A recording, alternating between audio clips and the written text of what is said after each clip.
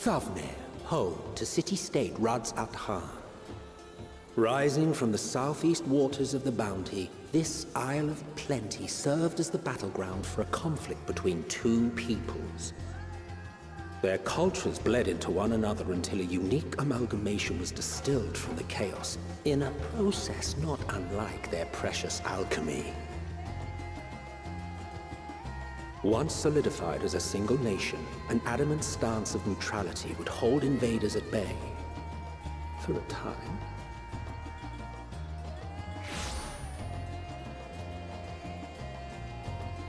Now across this vibrant isle creeps a fog of malice.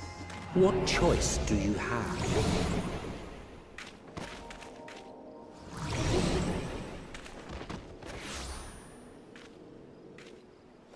What chance?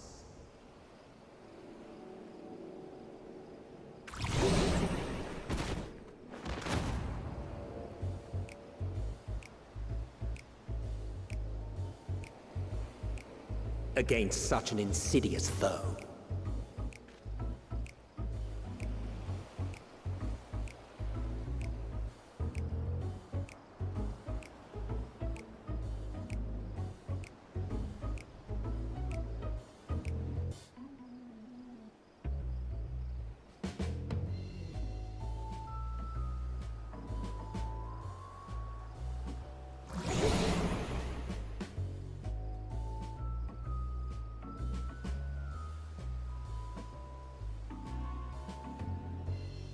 I've seen fairer faces after a bout of bad shellfish.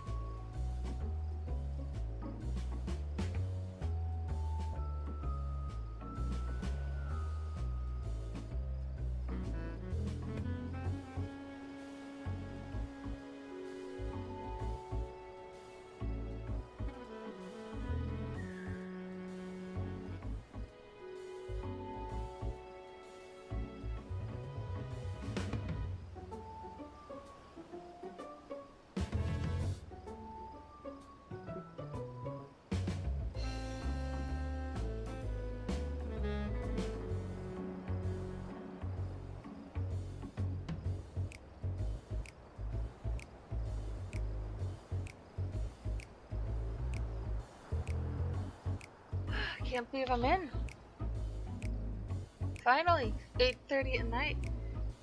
I got booted at. Let's pray I don't get booted again here.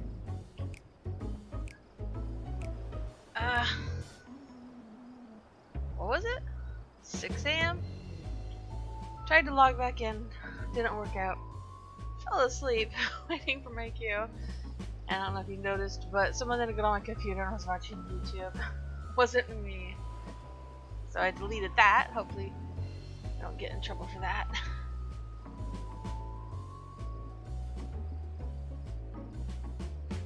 My sound is still off. I just don't have the time to try to fix it, I guess. My friends that help me with that are not available. So I was just playing with those widgets and stuff. It's funny I got booted right when they all fainted and passed out and threw up.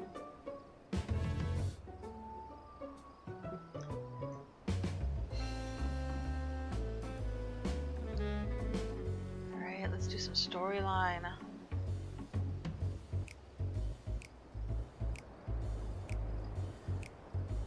I've seen fair faces after a bout of bad shellfish. Yeah.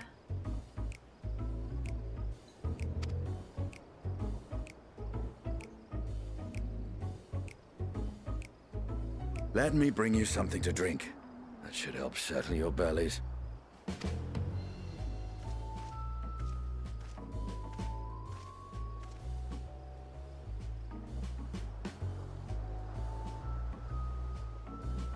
There was a note with Kryle's instructions. Helpful? Ugh. Don't let a Stinian roam the markets alone. He's alarmingly bad with coin.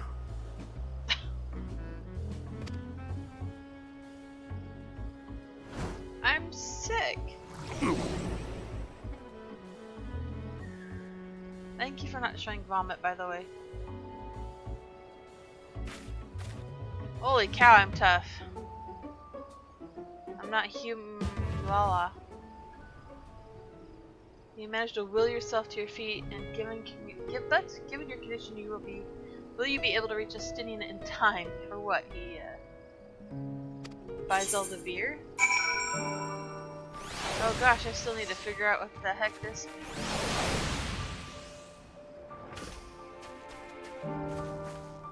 During the period covered by the current patch. It's before the patch. Whoa, these are different too. It's very old school. I don't like it. I don't want them to look like WoW. I want them to look like them. Not the cheesy, torn, cartoony book.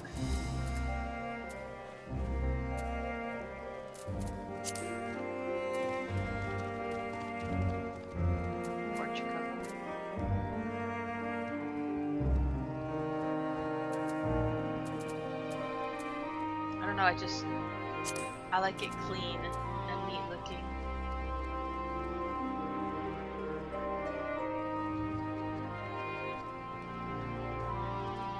Where is he? I mean, there's a reason I don't play WoW and I play Final Fantasy instead. And they need to be true to themselves.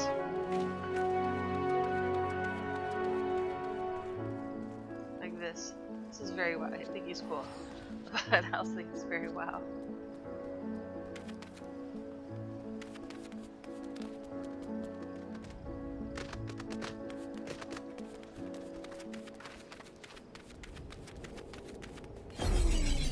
Oh.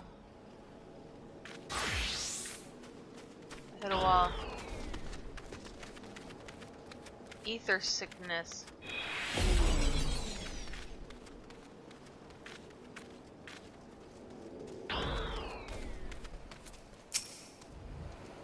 You there, I need 3 drinks. Something that helps with ether sickness. By the Manusia, a traveler. I mean, greetings and welcome. You are wise, good sir, to come to me.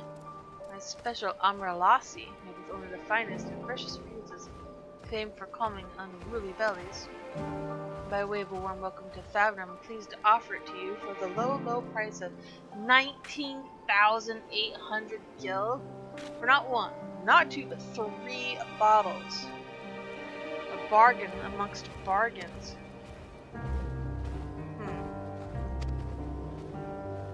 The price is high road robbery, and you want to say as much Justinian, but you realize any words of warning you cry out would be accompanied by your last meal. You must stand before Justinian and use gestures to deny that the deal is fair.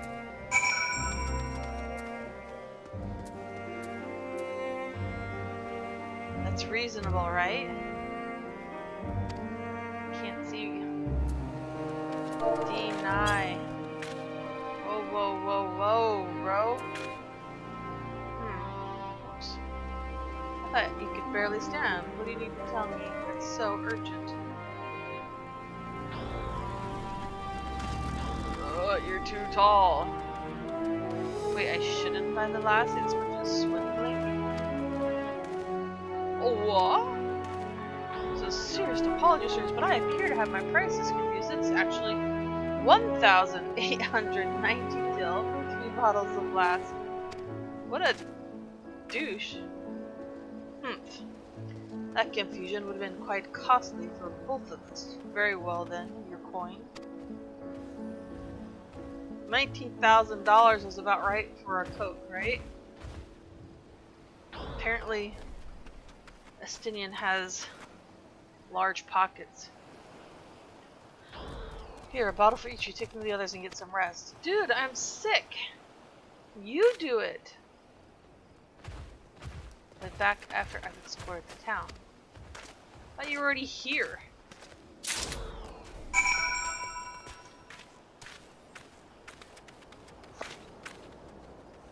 That's messed up.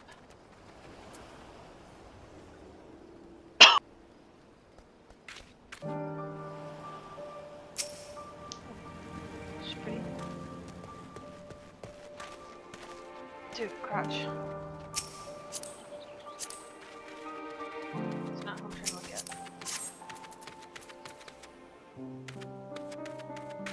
Pecos Bolero.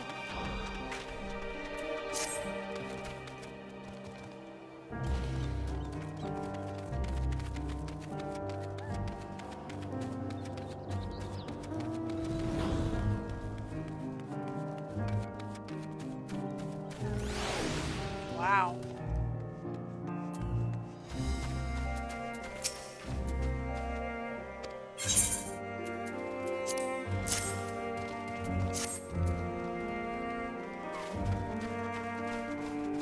Praise be to while my stomach doth loosen its death grip.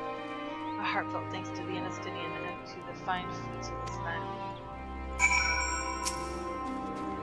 You were in time? Excellent, you spared us to Taro's wrath.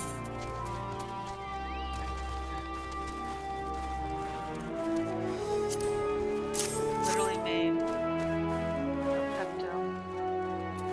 Sweet, sweet release. If you haven't already, you should have yours too.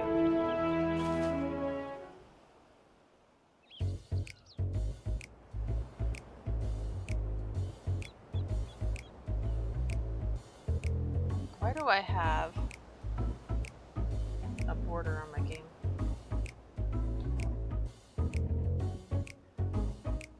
Right, I'm ready to get on with it. That last truly worked wonders. Dang. Back on your feet, I see.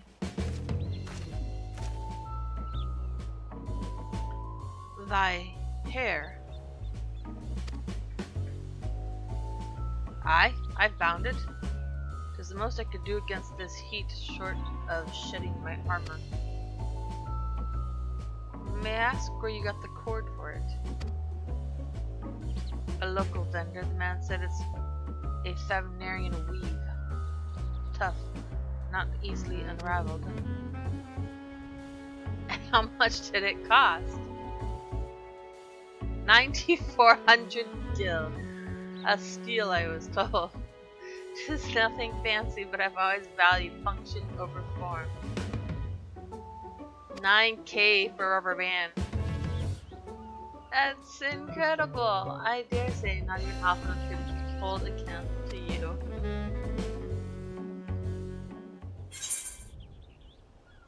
It's not uncommon for merchants to set their prices high, but doesn't it seem excessive here? Are all Hanish merchants so unscrupulous? I expected Azure Dragoon to put up more of a fight.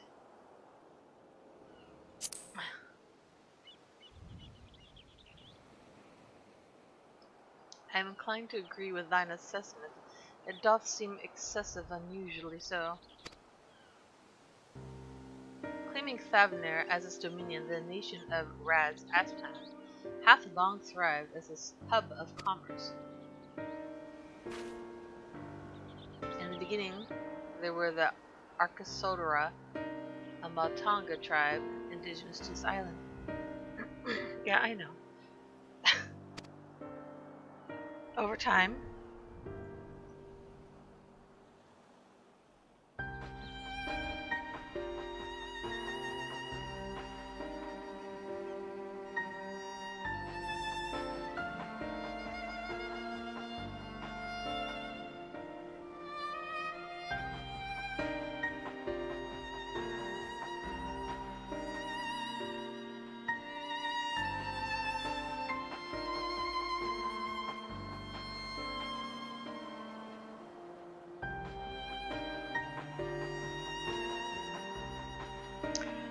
they came to be joined by other races, and through their intermingling, a culture rich and distinct did emerge. From alchemy to textiles, the products of Hanish culture have come to be celebrated and coveted the world over, a development only aided by the nation's prime location as a waypoint betwixt east and west. I feel like I should read really fast before I get kicked out and not able to log in again. Oh well. All this hath combined to make a trading power of Rad's at Han. Yet such a status cannot be taken for granted, nay, it must needs be maintained through judicious governance and stringent regulation. Neither of which I see any evidence, given that merchants at a gateway town are free to fleece hapless travelers and tarnish the reputation of the nation at large. Just so that opportunistic pricing is rampant doth suggest that oversight is much weakened, or mayhap that the people have fallen upon hard times. Could be that they just don't see a lot of people. Whatever the truth may be, 'twould be prudent to ascertain the current state of affairs. But what business is that of ours? Prudent and practical eye, we've not to lose by learning more. So ere we seek out Kral's equipment, shall we see what information we can gather here in Yedlamad? No! I need more sun! Excellent, we didn't exactly get off to a flying start, but we'll make it.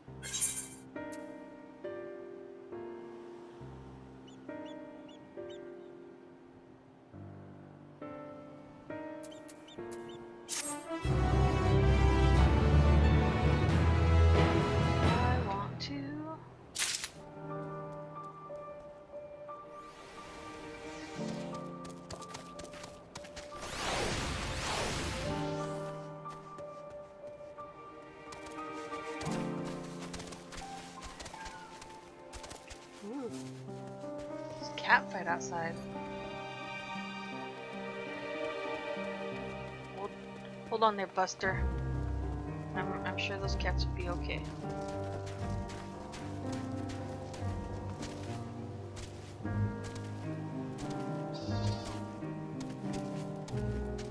I want to do this.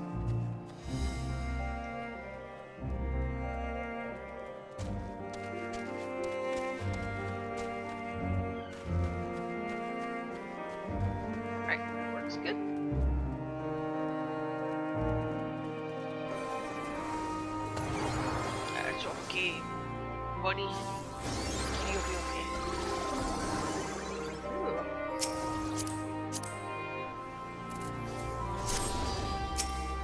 Ooh, I'm like doing over old things. I'm so funny. Ready to get to work. Let us split up. Make inquiries in town. Pier is yours. Once we have learned what we can, we regroup by finding Aetheryte. Off-putting though the mere sight of it may be. You want me to go to the pier where I'm probably going to get seasick.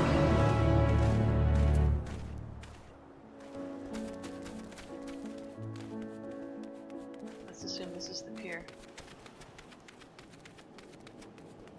Gemstone trader.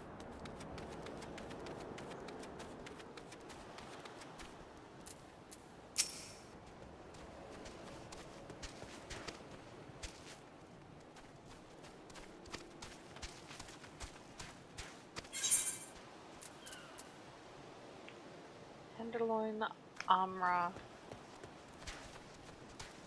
Gagahide, Gajahide, Gahahide.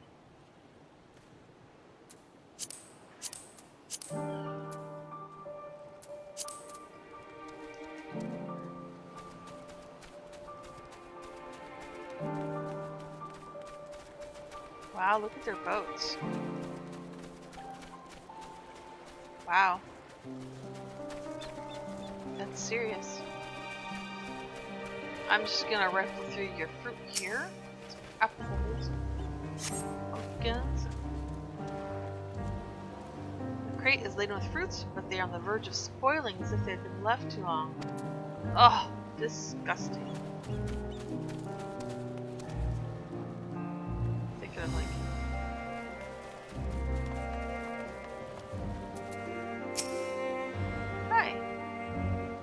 well enough, it isn't a traveler. Ffxiv. Your rare sight. In these unsettled times, people have been giving us a wide berth since that accursed tower suddenly appeared on Norunair. If it just stood there and loomed ominously, perhaps things would be fine after a fashion, but no. had to spawn fell fiends as well. We still have our lives thanks to the radiant host. But business is as good as dead. It'll become this, only the gods know. People are scared to come here. Our boats are beautiful though.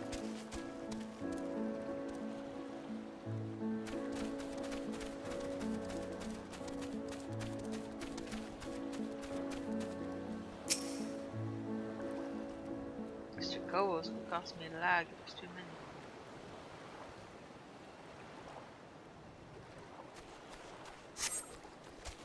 Gazing out from the pier, you spy boats moored off nearby isles. I do see that. If I jump in here, can I swim? The silhouettes of larger seafaring vessels further away.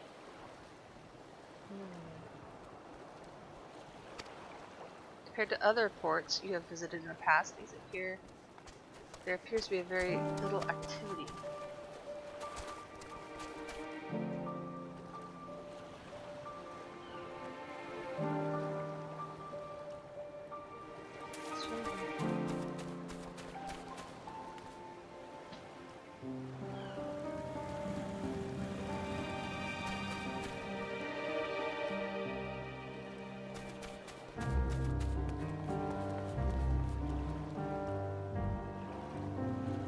This dome is like where you carry your stuff. They all have it. Seems very intricate.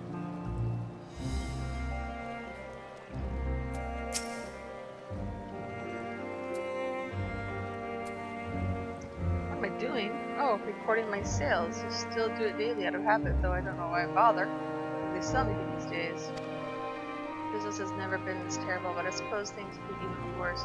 I could have a consortium to keep afloat like Calzel. Hey, that reminds me. I made a donate button. If anyone wants to donate to my baby channel. It might be in the description. It should be at the title of the channel. The very front page of the website. I don't envy his position. Better to be alone with my little operation, I've come to realize. You're a traveler by the looks of you. What, is it the crown? If you have a moment, perhaps you could pay Calzel a visit. He'd be glad for tidings from abroad. Like as not, you'll find him at the Salt Winds Sails, the harbor guild building across the water from here. Wow. Is this kitsch or cool? I think it's cool. Look, and with the painted mountains behind it. Inspired. This looks like the stairs for gnome. Get up.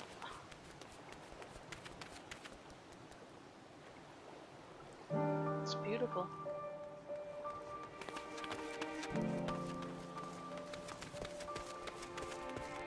Crap, someone painted the whole inside.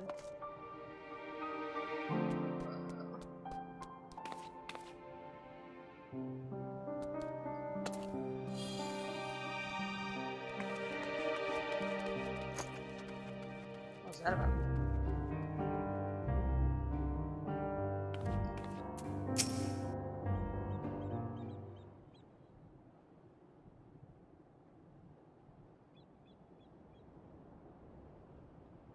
Those shoes look so uncomfortable.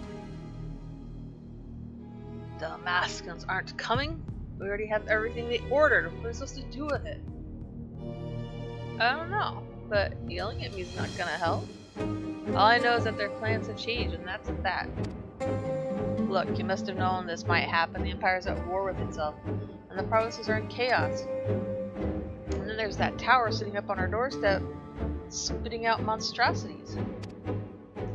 The city has its defenses, but we've been afforded no protection out here. Can't blame foreigners for not wanting to take the risk. Gah. This will be an enormous loss. Alright, forget about the Damascus. Surely some ships are still coming. We We have fresh produce, handicrafts, medicines, all the perennial Hanish favorites. Our consortium works closely with merchants and artisans to supply only the finest wares. Quality is guaranteed. Look at those bolts. I know all these things, Kazal, I do. Which is why I regret to say I have nothing for you. All voyages have been cancelled or indefinitely postponed. What if they hear about us fighting? We're students. Hey, what's up? Wait, you're a foreigner, are you not? A merchant? Please tell me you're a merchant. I see. That's a shame. I'm sorry, but we're discussing important matters. You need something, please talk to one of the others.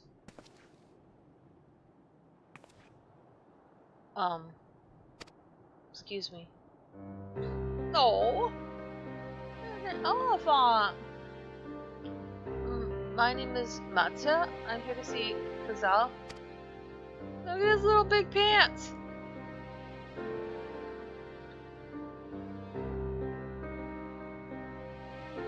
Oh, it seems he's busy. I'll come back later. And that's so me. I'll just like stand there for an hour and people just ignore me. And I'm like, okay, I'll just go home. I'll just buy this juice later. Oh, he's so cute. Look at his feet. Oh, no, no, no, no, no, no, no, no. I am not your mom.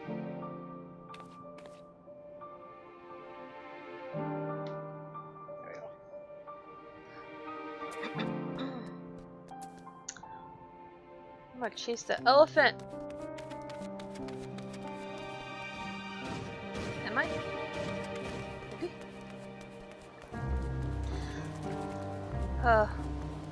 So many hours not able to get in this stupid game.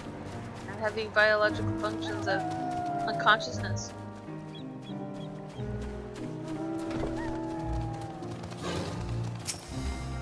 Hey, buddy. Can I help you? Look at his belly. Oh, I remember seeing you back at the guild. You want to speak with Kazal too, did you? I'm Matsya, a fisherman of Akyali, a nearby village. I sell my catch to Kazal, who offers it to foreign merchants, but he hasn't bought anything for a while now. He doesn't look agile enough to be a fisherman. When I heard of that the consortium had been struggling, I became worried and decided to come and see him. Just as soon as he's free anyway, he's a hard-working man. I dare not disturb him. No.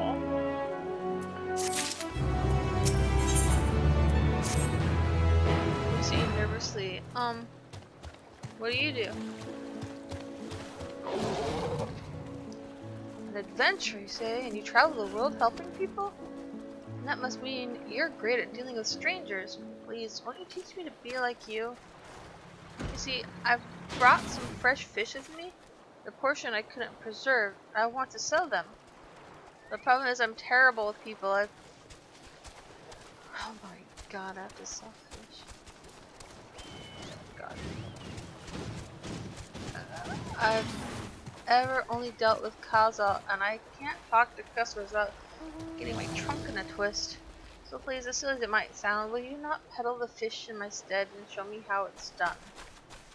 Do I look like a fish seller? Like I would know how to sell fish? If you're willing, let me know and you can begin at once. 440,000 experience points. The events to follow cannot be skipped. You may wish to cancel any pending duty finder registrations. Not duty findering. Oh, it's a baby shark. You'll do it. Show me how to deal with customers. I'm in your debt. I don't know.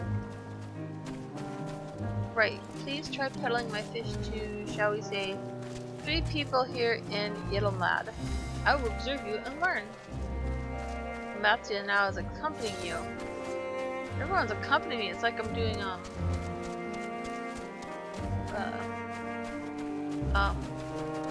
you know, them follow things.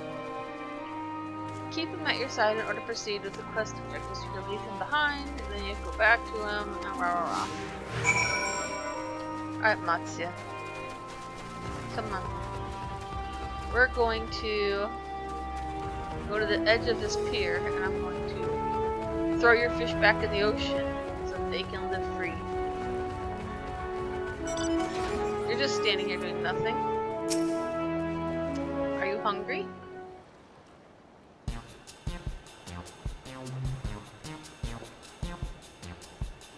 Yeah. Fish, fish! I got fish here! Fresh fish straight from the sea's bosom to your mouth! Greetings, friend. How fare you of late? What's up, bro? Greetings to you, too. I suppose I'm well enough given the circumstances. Things have settled down somewhat, but it was utter chaos when that tower first appeared. Everyone grabbing whatever they could, trampling over each other to get to the city. Many remained there for now, but I could not stay away. Had to come back, continue with my life. Such as it is. Whether or not it's the right choice, only time will tell. I feel you, bro. It's too risky here. Maybe you ought to move to the city. No place like home, but don't do anything dangerous. Oh, trust me, I don't. I make sure to keep well clear of the tower. And when more monsters emerge from it, I heed the Radiant Host's instructions. The Radiant Hosts. Sounds so culty.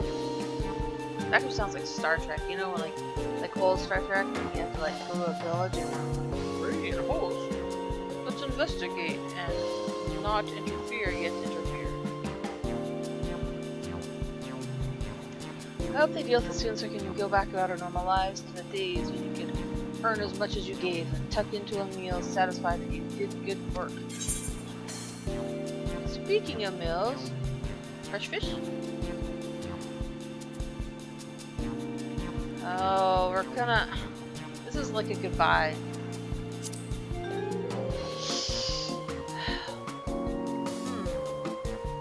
Fish, you say? Like they're literally fish at his feet.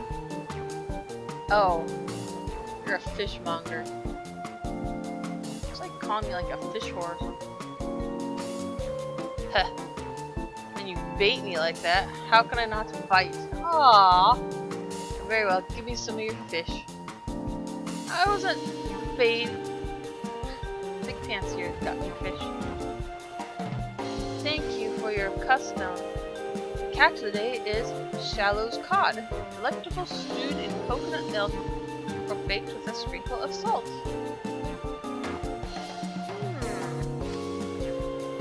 I had fish for lunch, my favorite fish joint.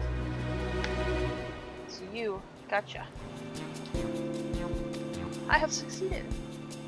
Huzzah! Come, Matsya. Shortcut! Ah! Oh, he swims. Good boy. How am I gonna walk in these soggy clothes? I'm gonna be like, bleh. Up, up, up, up, up, up. Oh my gosh, she was in the freaking stairs. Excuse me. Alright. Nashreen.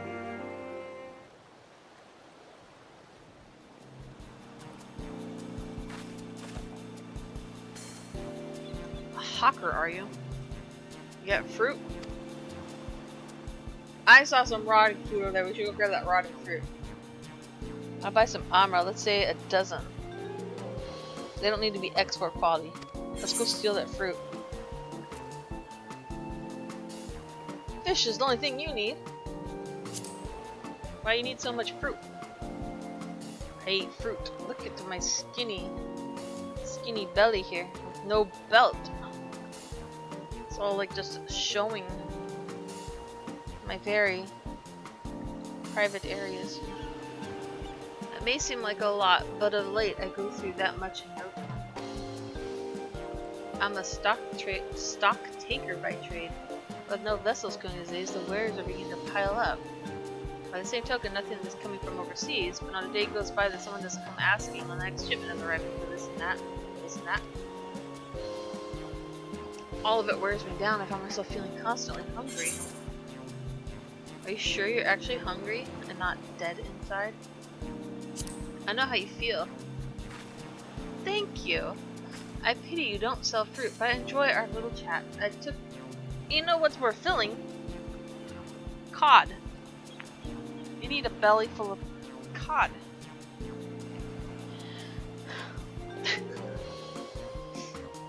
I enjoyed our little chat. Took my mind off my troubles. Oh no! Oh. Never mind. If nothing else, you left her with a positive impression. I can still sell her some fish. Oh my. Oh my, Matsu. Alright. This guy up these stairs looked really hungry. Come on, buddy.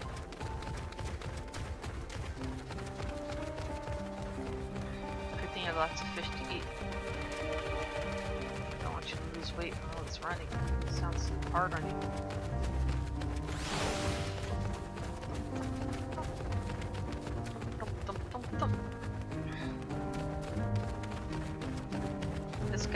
This guy I saw for no reason. Alright, I guess I have to, see, I was trying to ease into the conversation. Like, I can see his belly now too. Look at all this belt loss has done to us. So many bellies. I'm dizzy. Oh, my stomach. Ether sickness? No, no. Nothing so unusual. I left home too quickly and I forgot to eat. Eat slower. Some fresh fish will settle your stomach, and mine are the freshest of all. Ugh, food is the last thing I need right now. Go and sell your fish to someone else. Crap. Oh, maybe he didn't. Timing is everything, eh? Thank you for your demonstration. It's truly eye-opening experience. Come, let us return to the pier. Bro. Did I, touch the ether? I wish I could hop with my mouse. But I don't have a fancy mouse.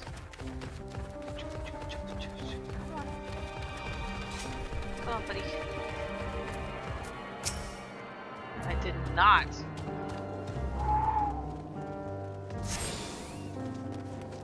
Where's that ether stick again?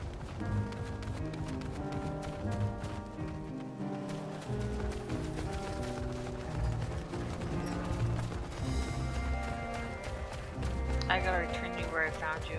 Watch those things.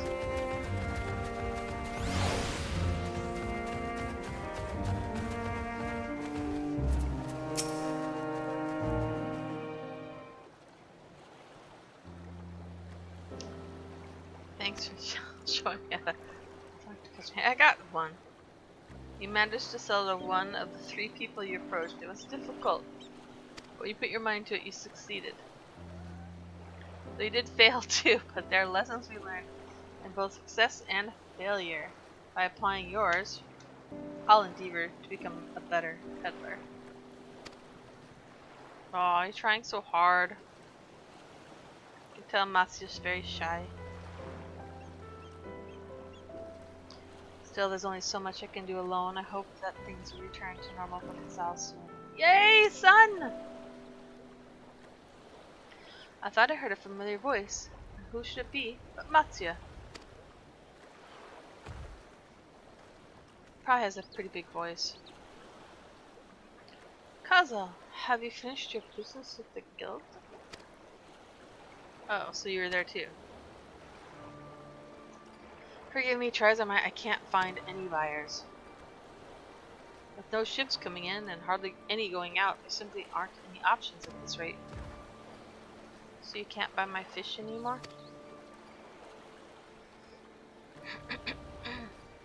I'm sorry, Matsuya. I truly am, but for now, you must peddle your own goods. But by myself? I can't.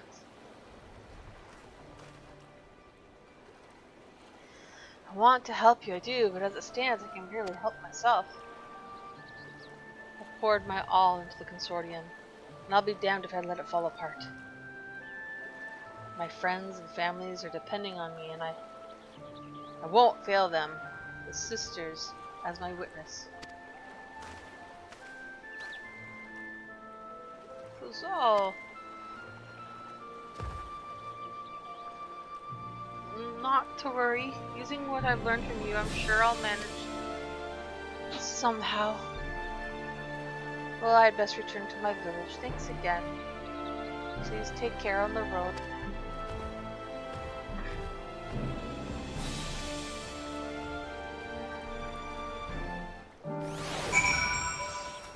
Sad times. This looks like a bad quest right here. Oh. He wants to give me a ring though. He's rubbing the small of his back and smiling at you through the pain. Oh, I thought you seemed creepy. You there! I take it by the hunger in your eyes that you're in search of work. As luck would have it, I'm in need of assistance. And have the coin to make it worth your while. Usually I'd haul these goods ashore myself, but today my back was amenable to the prospect. If you can help an old merchant out, I reckon we can both go to sleep today satisfied. You kind of creep me out.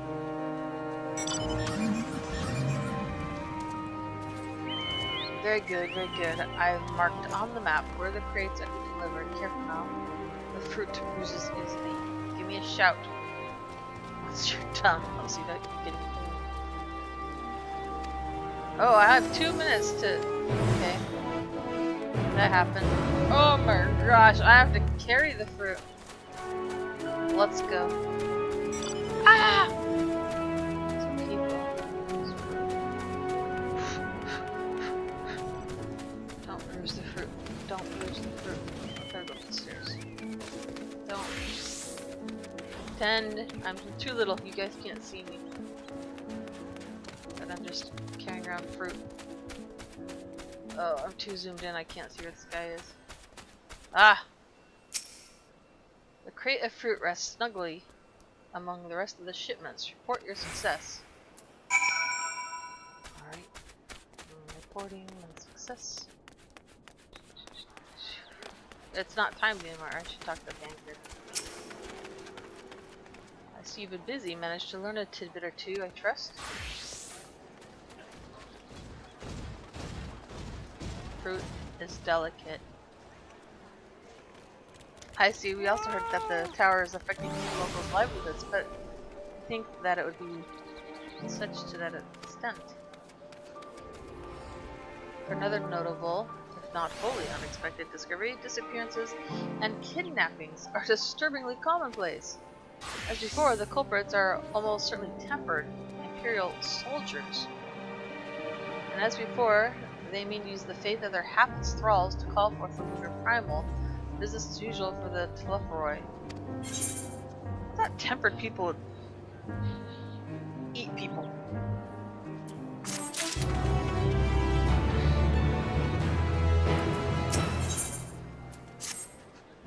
Right. That Matsuya fellow you were helping, he's Arkasodara, is he not? Apparently, it's almost exclusively his people that are being kidnapped. Aww, because of their tiny tusks. Should he be traveling alone? If summoning is this perpetrator's aim, it does stand to reason that Arkasodara will be their primary targets. For it is the faith of their ancestors prevaileth in this land, and many are devout adherents still.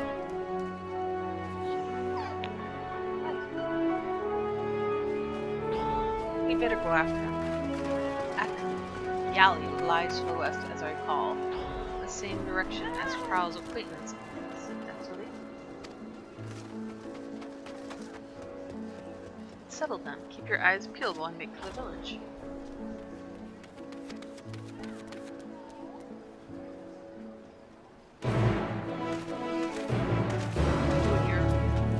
Kitty cat, you're right in my mouse area. There you go. Oh boy.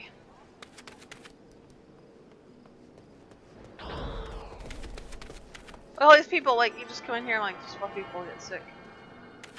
Oh, blah, blah.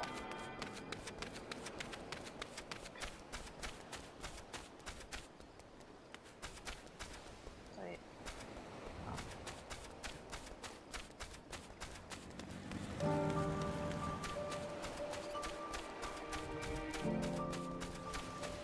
What's this? Oh, ghoul. It's just a trepidous ogle. Why, there are tongue everywhere. Has this town fallen? Oh, your face, it is known to me. You were the warrior who fought for the mole in the Daram. I am Ogle of the Katian. It was your bravery and skill which inspired me to embark upon my own hero's journey. I cannot remember all these tribes. Yet now I have foolishly blundered into a den of Mataga. Why do these others walk without fear? Do they not care if they are all slaughtered? Oh, yeah, these are not the same as the Ffxiv steppe elements. I do not doubt your word, but grandmother always warned me, if you ever encounter a Tongan, you to turn tail and flee as fast as you can. Her tales were awful and bloody. And so now the very sight of them, the terror rises unbidden. No, I cannot stay here. I must earn enough coin to buy passage from this nightmare island as soon as possible. I beg of you, stay at my side for a time, just until I meet with this Kankana person the sailors told me about. She said to have work that pays a fair wage, so I'll see what she has for me in Matanga. Matanga. I can't wait with you if you run away. Just FYI, lady.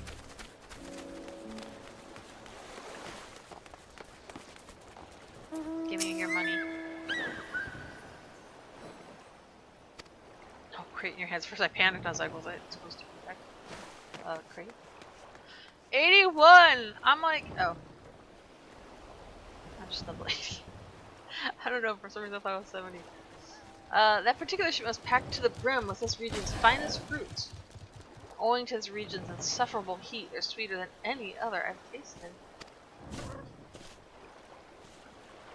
I was meant to deliver them to a client of mine in Windsor, but no sooner had I set sail than I received word that my goods are no longer needed.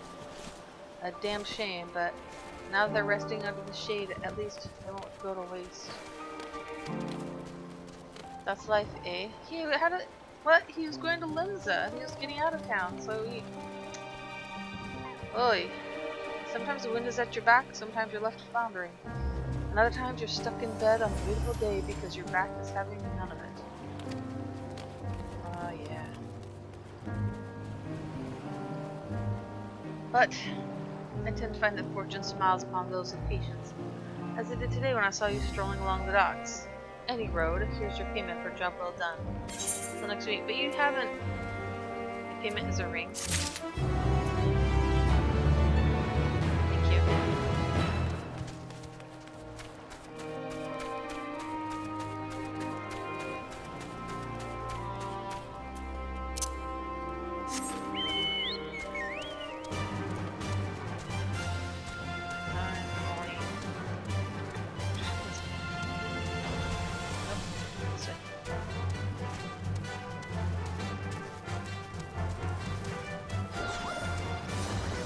Let's see if we can fly here. Of course I can't fly.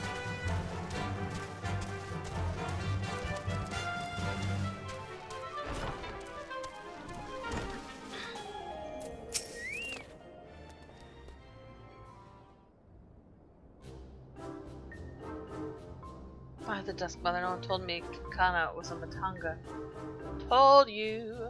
Could I ask you to speak to her in my stead? No, she's wearing a little dress. Or he. Welcome to Yeldamad, Traveler. I am Kankana, and it's my job to assign the right work to the right workers. Might I have your name? Bob. Bob Smith. Moon and Ogle was. That's not what I said. No one listens to me. Let me jot those down. I don't want work. I have to go outside. Oh, grandmother, why? Why did I have to be Matanga? Is she okay? She's... no. Understandable reaction. The Gajasura tribe have done so much to stain the reputation of our people. You are looking for work though, yes? Many have been forced to take what they can get since the troubles began, so I'm afraid all the simple jobs are gone. I love complicated jobs. Lots of running. As for what's left, I only have tasks fit for seasoned fighters. Does that sound like something to do? I thought I wasn't allowed to fight here. My reputation gets out. Fighting? I can fight, lest you doubt my skill. I don't think you can fight. You just cowered in a corner like a baby. My skill is likened to that of the Dragon Maiden, the legendary Chakra Zo herself. BS. I'm not familiar with that name, but you sound formidable indeed. Why don't we start you out on escort duty? That's the word I was looking for. A group of artisans set off to harvest materials, and I asked that I send any prospective protectors their way, should I happen to enlist any. Fighter of fruit. What? They're already set off? Is our duty not to escort them? There's to be a ritual dance performed in Kajaya's footsteps. They'll need incense and costumes for the dancers and such. The entire thing was decided rather suddenly, so there's no time to waste.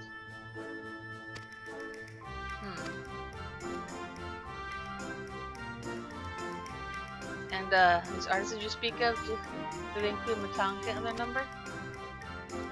It was an Arkasodara who submitted the request. I hope that won't be a problem. Not at all. I look forward to fainting at the feet of my most feared enemy. She's an odd fighter. I cannot do this alone. Pray lend me the strength of you can give me half the guilt of the victor of the Nadam and half the reward for this festival. She will give me half. I was just kidding. The artisans didn't plan to venture far. Leave Yeldamad to the west and you should come across your employer. Alright, I want to go west. And that's where we shall meet. You'll find me there? Yes? Yes? Do you not get comfortable, kitty? You keep flopping. I can't hold you up for the rest of your life. You're going to have to find gravity sooner or later. My bird. Where my bird at? Where my doors at? Oh, it's right there. They should have a gate. You know? That would, like, help immensely. No. The microphone is not a head scratcher. You must be our crap. I want to be us over there. God, that's such courageous. Is your companion not well? She seems a little shaky. Can I smack her? You warrior of whatever, wherever you're from. Stand up tall. Of course, I should have thought of it before. I shall harvest the necessary ingredients, while the artisans stay here. That way I have no need to fear him or being harmed. Perfect. You got big pants too. I must say, this is less than ideal. My people are already scattered across the wilds, and I wanted someone to roam around and ensure they're safe from attack. Your friend perhaps frightened by Arcasodora? I've met such travelers before. Well, no matter. If you can patrol the area as I asked, I must attend to my own harvesting.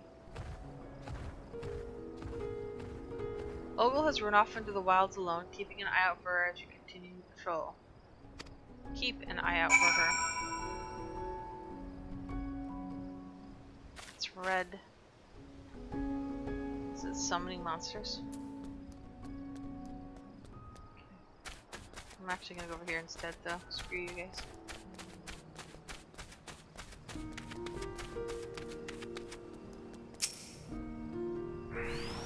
$26,000 just for walking here. You do not see Matsuya nearby, but the elevated ground up ahead may provide a better vantage point. Okay. Let's get on a horsey.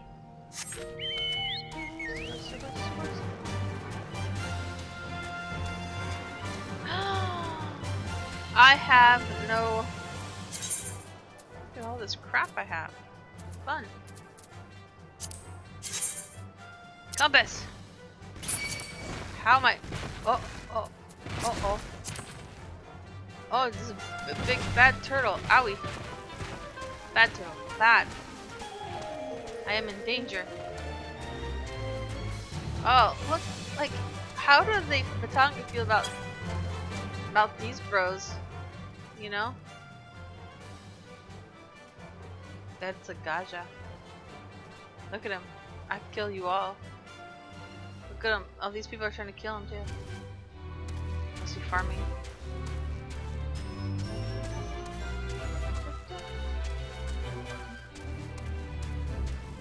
Hello? Hello?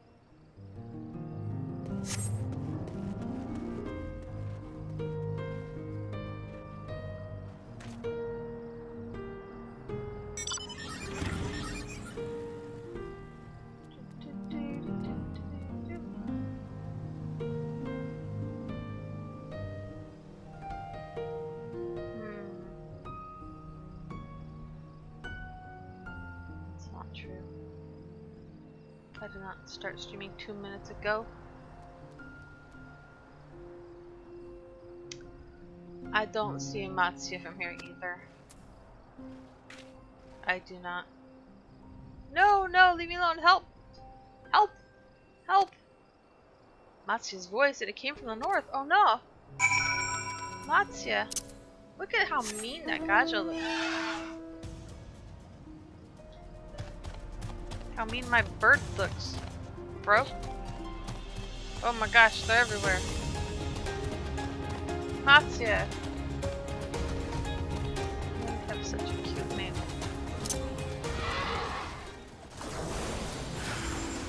Oh my, oh. I got scared I was a sage for a second.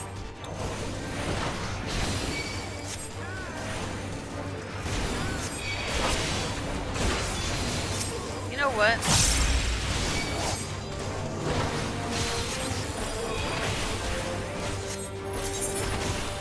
Cabbage.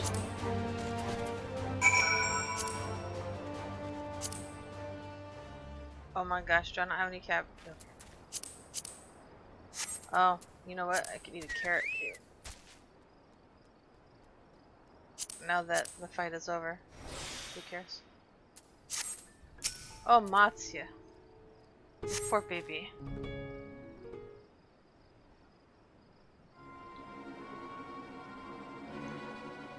Excuse me. I needed a drink. Where'd they go? Why are you here? Dude, you missed it all. I was fabulous. Yeah, I found him in time. Sort of. You and your friends came to look for me? I don't know how to thank you. On my way home, I took a moment to stop and rest.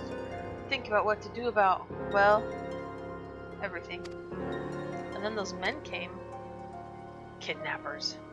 We'd heard that the Arcasodora were being targeted. Surely you have as well. Perhaps it's best if you took refuge in the city. We've considered it, me and the others, but fishing is all we know, the ocean, all we have. I see, that's your decision to make, but you should take care not to travel alone. I think it'd be hard to kidnap. A question, if I may. 'Tis our understanding that strange fiends have emerged from the tower. What canst thou tell us of these beings? I don't know. I've heard that some bear an unsettling resemblance to our divinities. Yeah?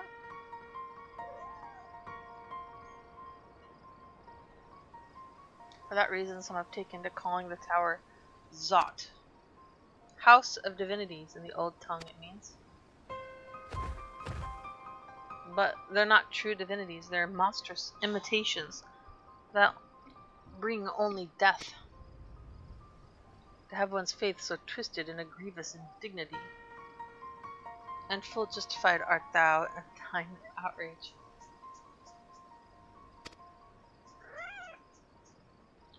Know that 'tis for no other purpose but to neutralize the tower that we have journeyed to this land.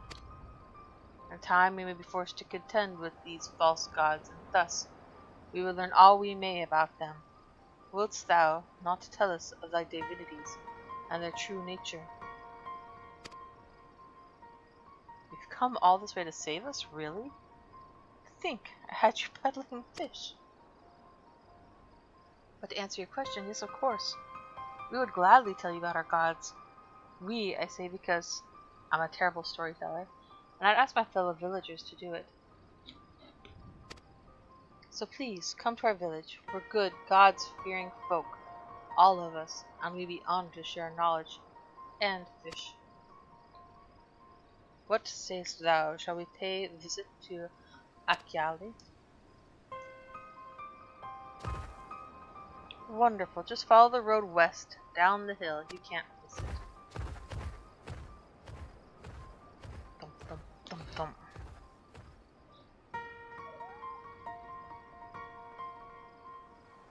So, 'tis the simulacra of Thavnarian gods that are being summoned. If any doubt existed before, there can be none now. The kidnapped Hanish are imprisoned in the tower. I pray that we'll be able to save them. Though indeed saving them will mean confronting their false gods, like as not. As you said, we will do well to study their religious traditions. To Akyali.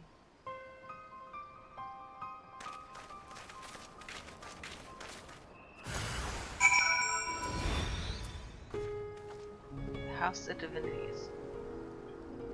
The steep child, get it? The stepchild? Lols. Hey, Fritz. Let's go do things. So are there etherware? Hey. Hey. Ether currents.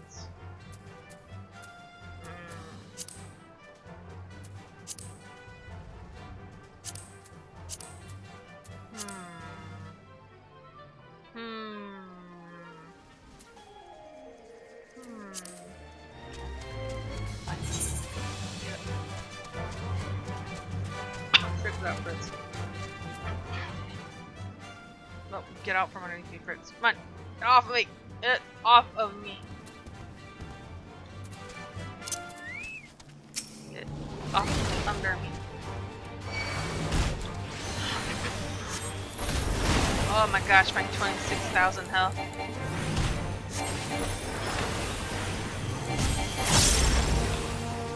Easy.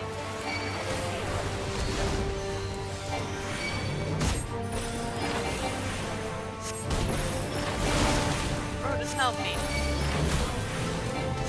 Just a little white mage. Shame on you.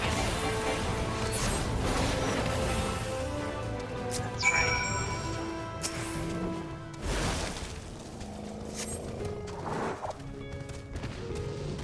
You must think me foolish. I was so absorbed in my task I failed to notice the ground shaking at their approach. Still, my injuries are light and my satchel is full. Thanks to you, I can speak. I think I can make it back to town in time to meet the others.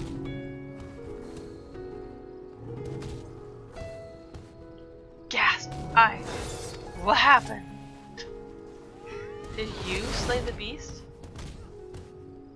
That was a near thing. I took the first one by surprise, but the second, knowing Matanga stood at my back, my mind froze and my body refused to obey. Grandmother taught that we should let fear wash over us like water. Wait, let fear wash over you like water? To my shame, I could not have failed her more thoroughly. Not to sound ungrateful, but why did you follow me? Because you're stupid and you asked me to. We were to patrol? Forgive me, I should have waited for orders instead of running off alone. Putting lives in peril. Come, return to our employer. I want to be sure that the wounded man reaches safety. I say she called him a man.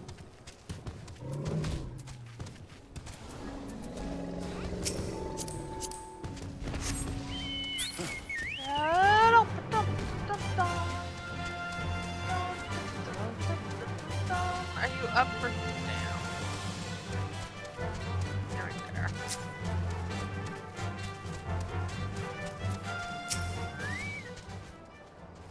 My colleague told me of his rescue, although we had hoped for an escort from the start. Imagine if you hadn't come at all. I've sent him and the others back to our workshop, so consider your to-do list complete. You have my thanks. As your payment, that you can collect from Quintana. Sorry? You're welcome? Right, I suppose you report to Quintana then. It was like a temporary, what do you call it? A temp service. No offense, Fritz, it's just this button.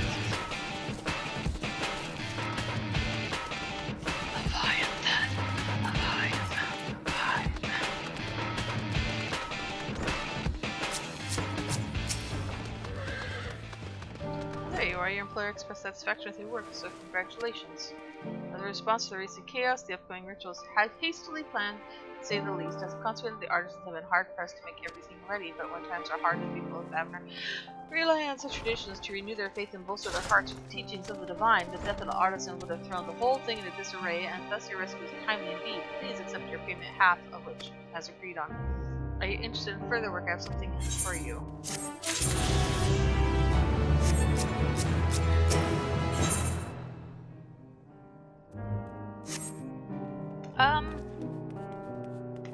Mañana, eh? Hey, it's you again. Cool.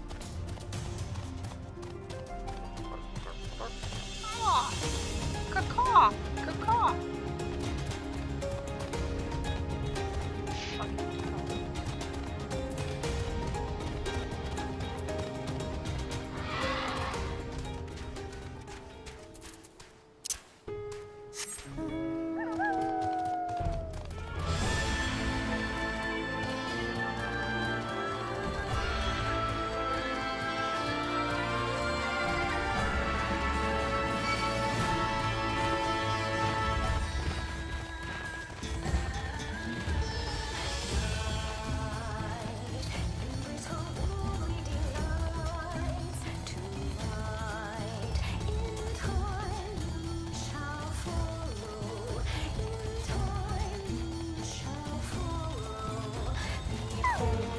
So I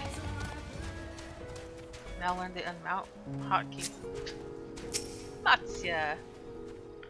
Welcome to Agyali. Cool. My friend, the name means white beach, and there isn't much here save, but please make yourself at home. Your companions have already begun talking to everyone. Feel free to show yourself around and do the same. Any one of us can tell you about our gods, but you could do worse than to start with Kanga. Old Hasavida. It's like a dream come true. Everyone loves talking about their god, and we are here to ask for some sermoning instead of just dodging it. They're free at the moment as it happens. Alright, Kanga. You wish to know about our gods. What a curious visitor you are. I most want to fish. In case, I'm happy to oblige. Now, I don't know how it is whence you hail. But our isle is home to many gods. They can be divided into two groups. The Manusya, being of wisdom, who assume the form of men, and the Murga, being of might, who assume the form of beasts. Together they are divinities, their forms and personalities many and varied.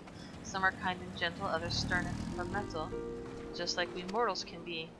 All are possessed of great insight and experience, and by heeding their teachings, we strive to be better people and live better lives.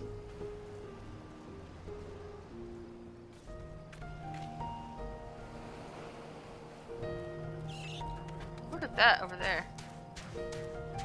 It's like a little... It's like high tide. That was a bad place to build that building.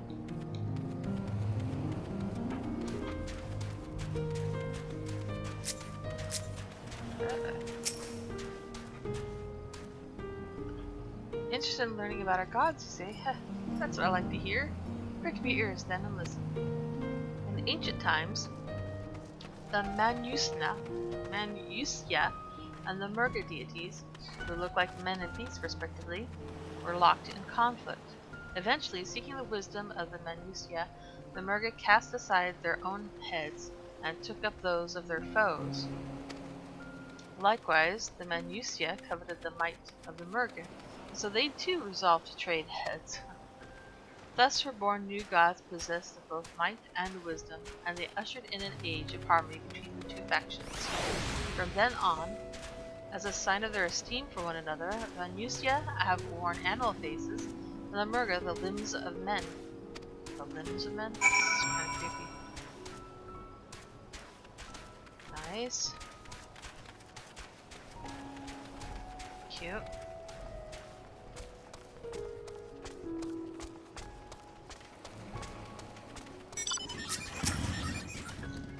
There you are. Learn to think or two about our gods, I trust.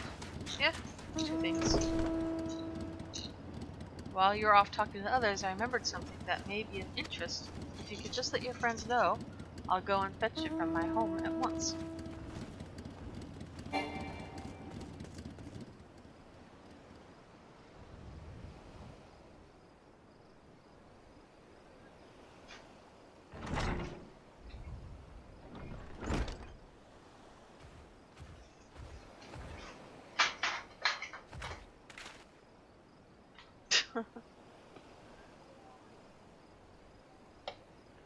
Apologies for the wait.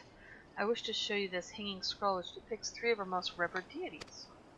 By all means, we should like to see it.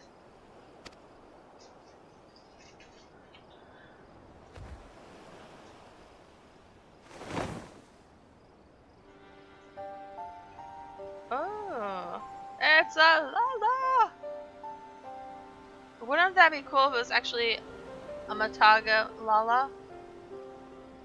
They are Manusya. You heard about them already. Yes, the 3 sisters. Oh, I love it.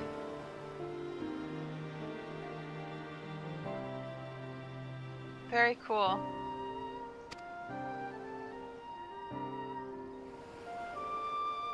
The center one is the eldest, Cinderuva, a goddess of wisdom, for this alchemist holder in the highest. To her right is the middle sister, Sandaruva. As a goddess of wealth, she counts many traders among her followers.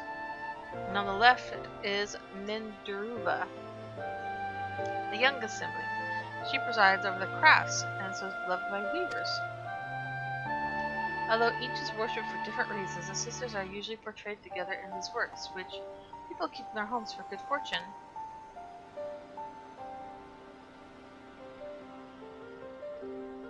In like fashion to the Manusya, the deities of Eorzea preside over myriad aspects of life. And what of the Murga, if I may ask? The Murga hold power over nature. In ages past, they were revered as guardian deities in times of conflict. If you have occasion to visit our temples and ruins, you'll find their images there. Among them is a god who possesses a Gaja's head, and he is venerated as the progenitor of the Arcosodora.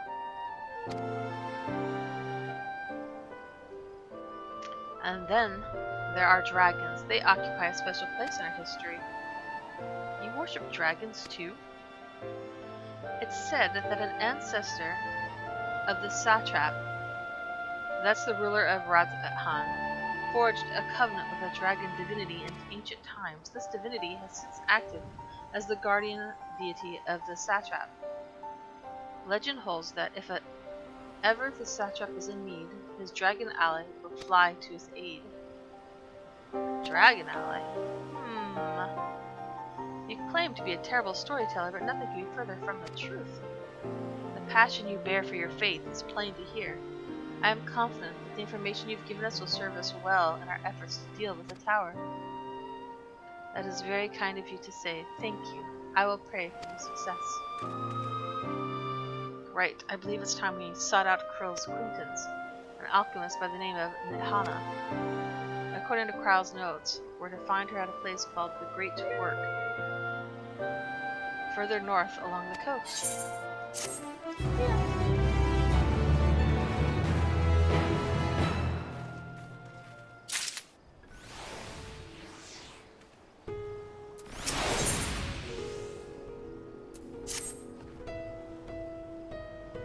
Did you say you were going to see Nidhana? Oh, how I envy you. She's brilliant and beautiful, kind and understanding. And did I say she's beautiful? I could stare at her dainty ears and adorable trunk all day, and those eyes. When you meet her, take care you don't drown in them. Aww.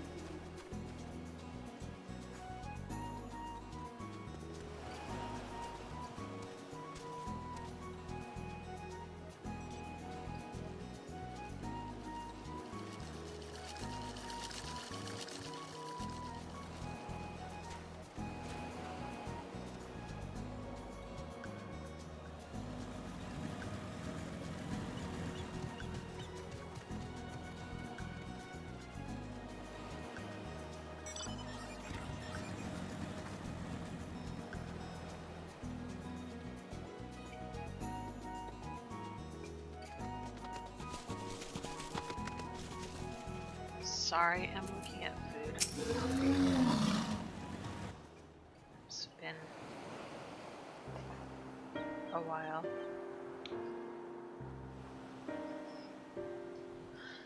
Oh no. Aww. Oh good, he's What happened here? sort of.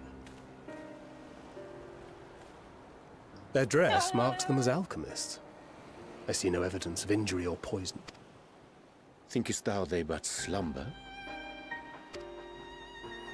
I believe so. Whether it is by choice is another question entirely.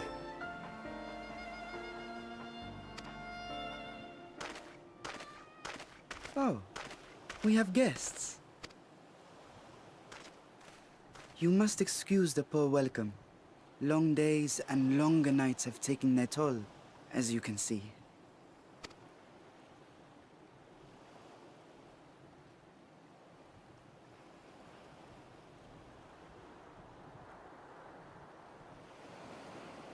I am Vashan, servant to the satrap. My task was, in fact, to wake these good men and women, if you will allow. This is only totally creepy and suspicious. People of the great work, I come bearing new scales. Scales? We have new scales?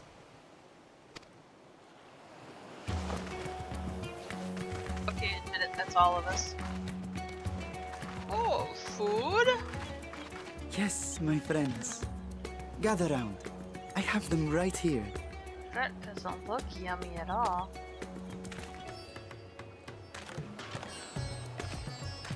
I'll just take this one from me. Now I can continue my experiment.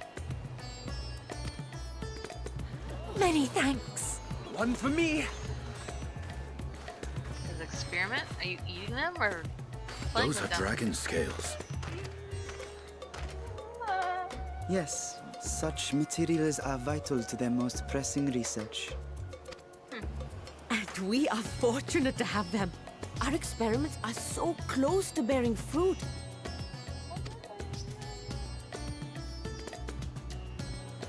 Soon we will have a talisman capable of nullifying the etheric emissions from that accursed tower. Did I say something wrong? Are you not here with Varshan? Wait, who are you people? Who are you people? Of course! You're the one Kryl sent.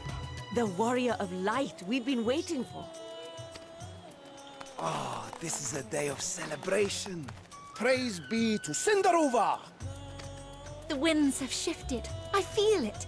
The end to our toil is near. I feel it too. My head hasn't been this clear in days. Tell me, how did you acquire those scales? Curious that it concerns you so. But worry not. They were freely given by the dragon with whom our satrap has forged a lawful pact.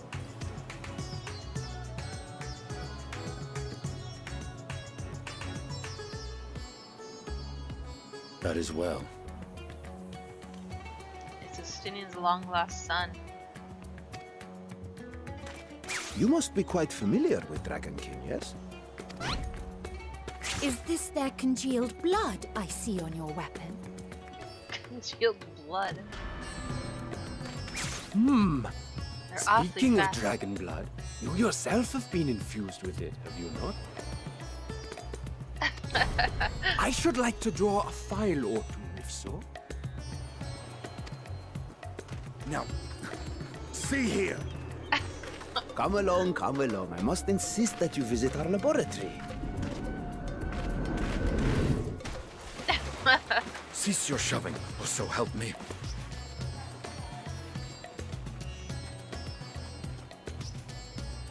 Oranje.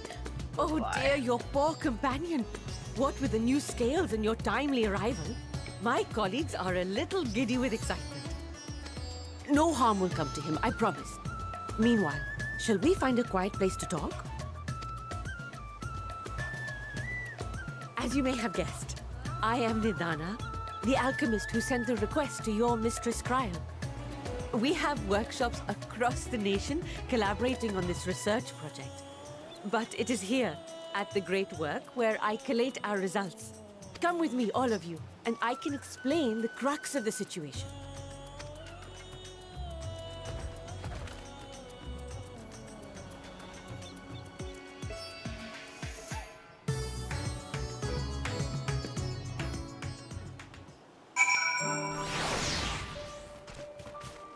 Alright, be right back. Beat.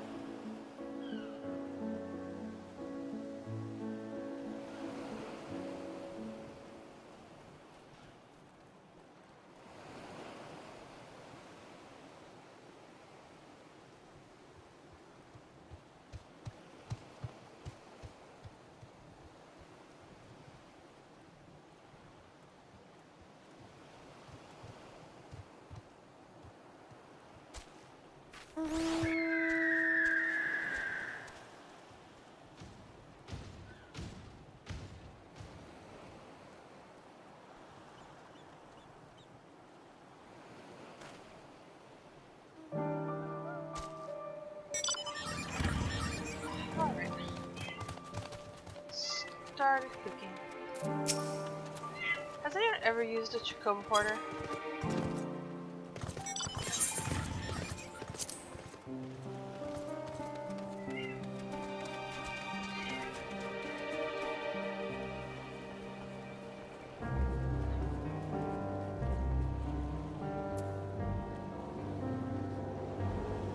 I think I've used a Chocobo Porter like once.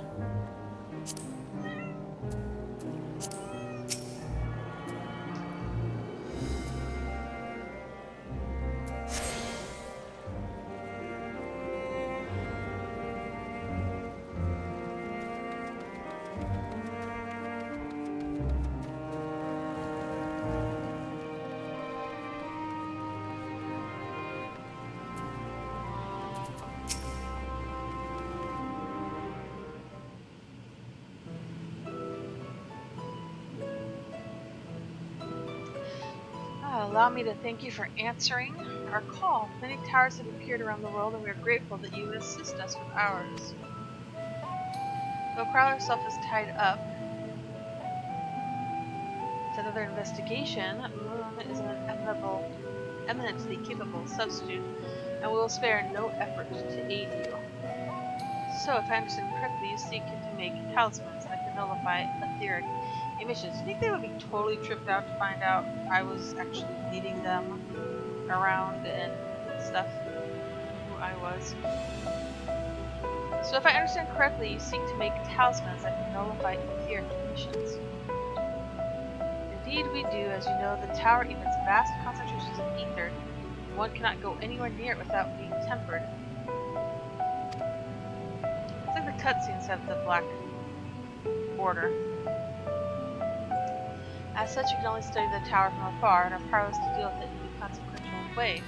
In order to strike back, the Citrite Veda's alchemists create enchanted talismans that will allow our soldiers to venture into the tower, even should they lack innate protection. Could such a thing be possible?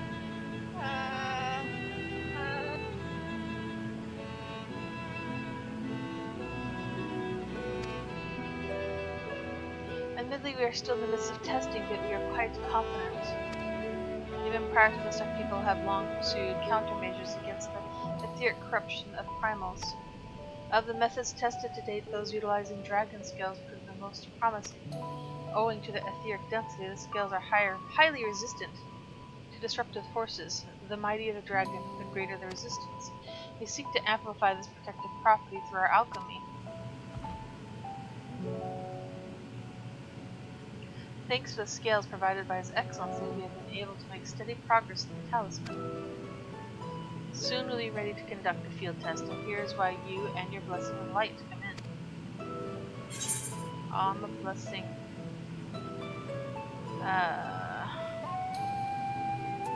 Better than having my blood drawn. Haha, perhaps so. And knowing my colleagues, they won't be satisfied with blood alone. As for your task, we ask only that you serve as an escort. I will explain in greater detail later, but you will be venturing into the tower's field of influence. And so, for your safety, for your own safety, I would first test how well your blessing shields do. With your permission, of course. Are you gonna hit me with something?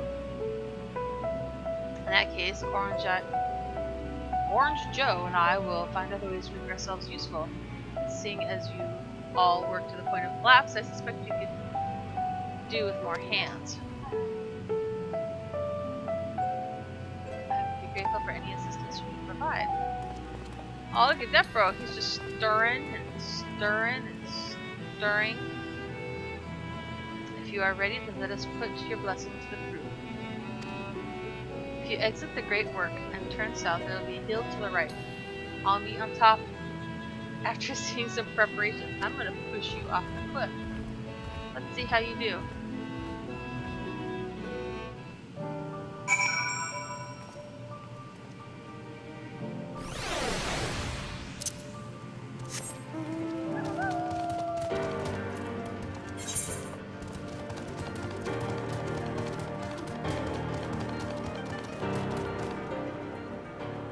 feels like the wrong way.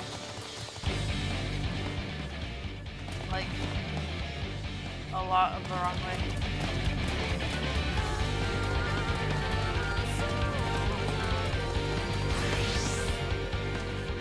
Life's hard.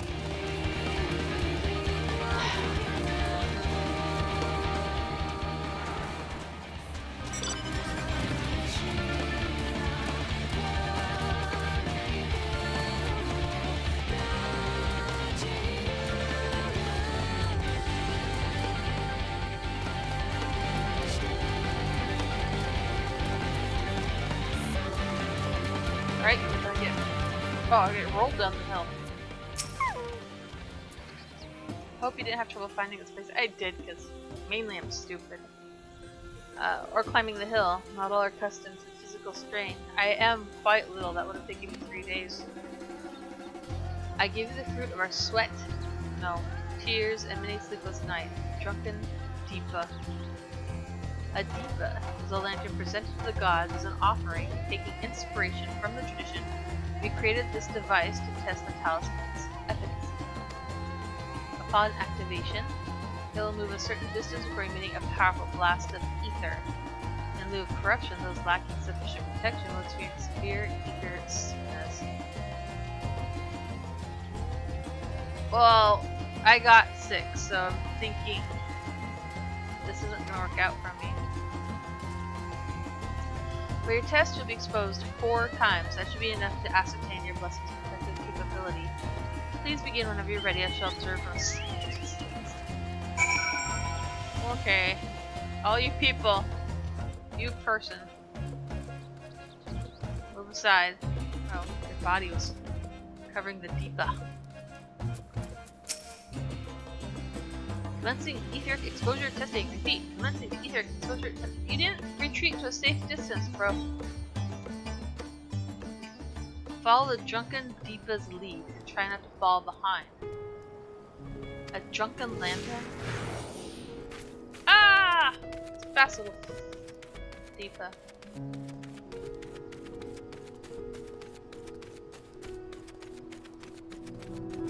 Yeah, I'm not running you though, bro.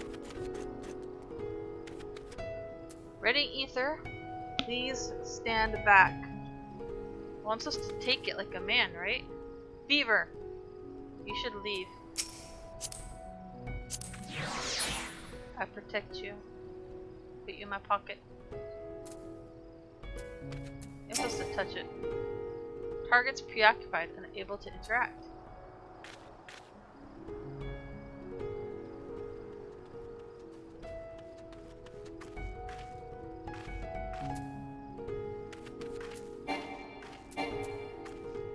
It says speak with it and follow it. Maybe I need to be in front of it. Sir?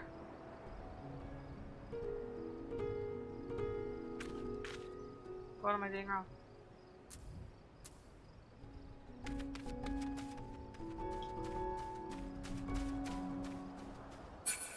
Oh. Oh my.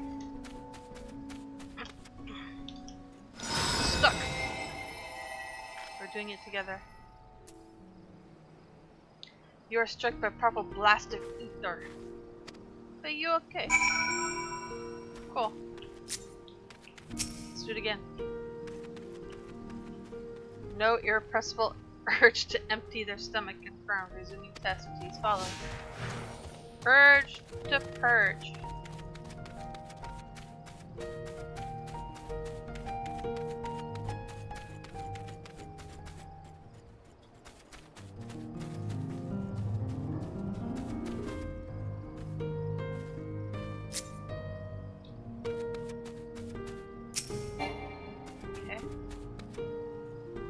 It doesn't even want to get the sickness.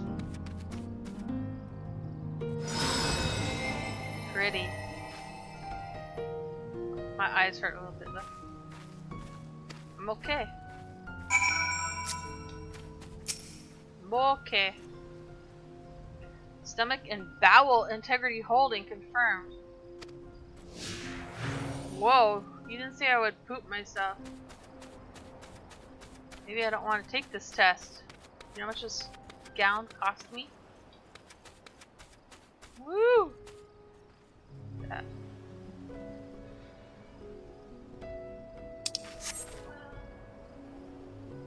Great.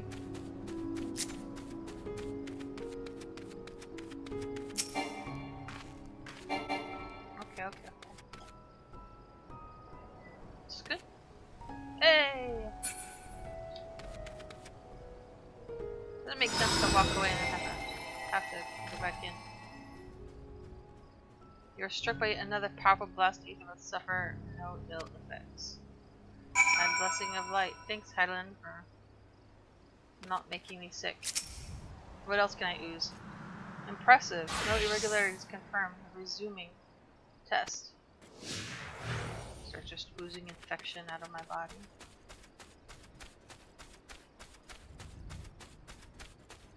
Squeezing cheese. Okay. Enhanced harp.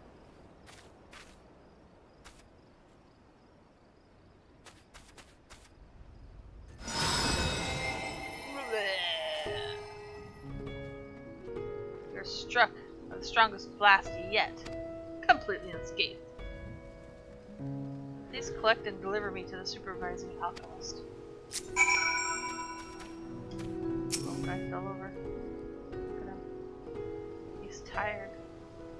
Congratulations on retaining your composure and your humorous.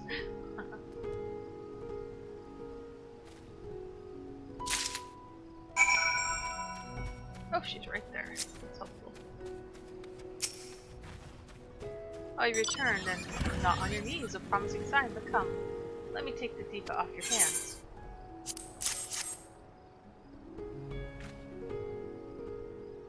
Thank you. I should replenish its ether for when we test the talisman. So no dizziness, nausea, anything of the sort. You're feeling perfectly fine? Oh, right up in our belly. Then the strength of your blessing is beyond doubt. There is no risk that the tower will corrupt your ether. With this, we can request your aid in the task ahead with easy hearts.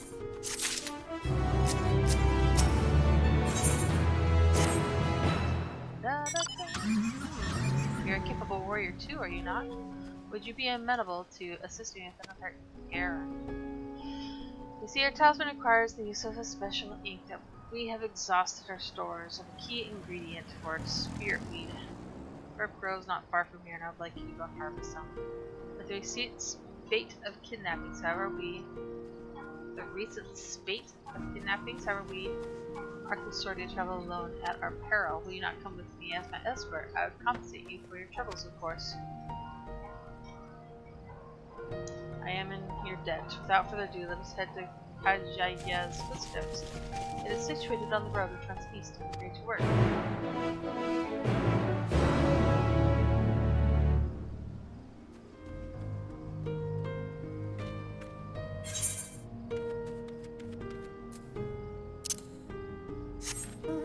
Check. Go put my goo here.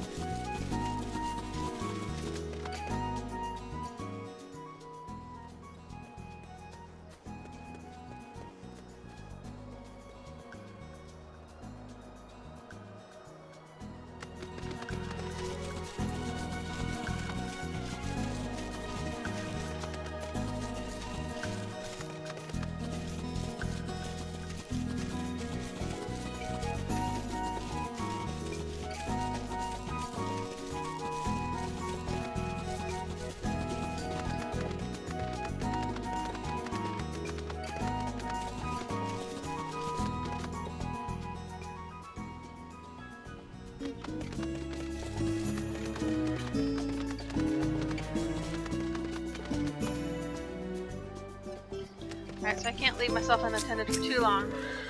I made a very mishmash thing.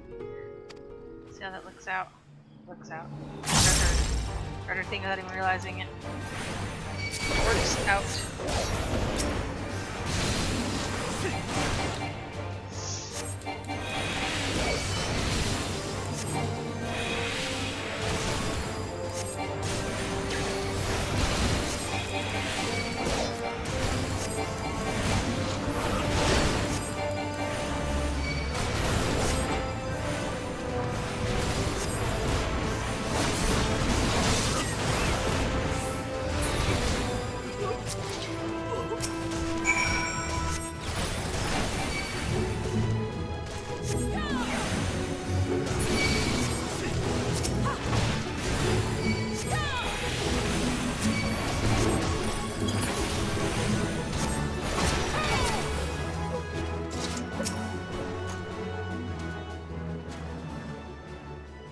Gods, but that gave me a fright to think that the moment I ventured outside, safety would work. Think the sisters asked you to come with me. You alright, I hope? Yeah. Good, let's continue on then. It isn't far now. Just through these pillars and up the rise.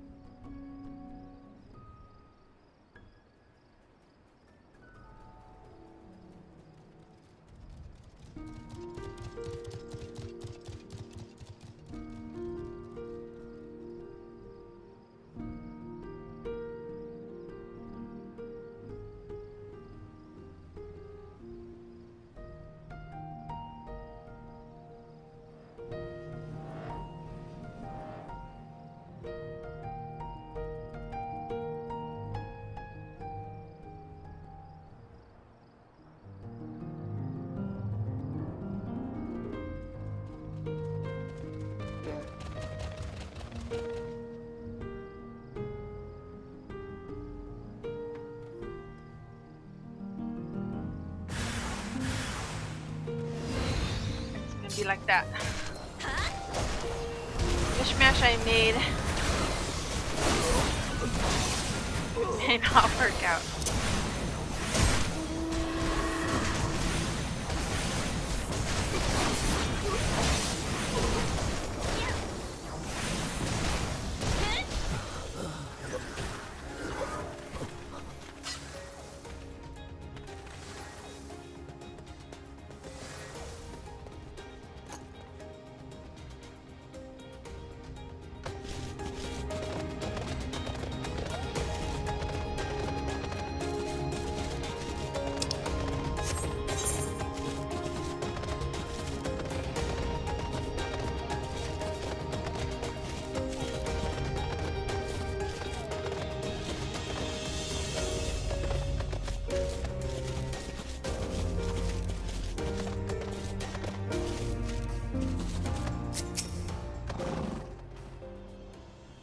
And here we are at Kajaya's footsteps.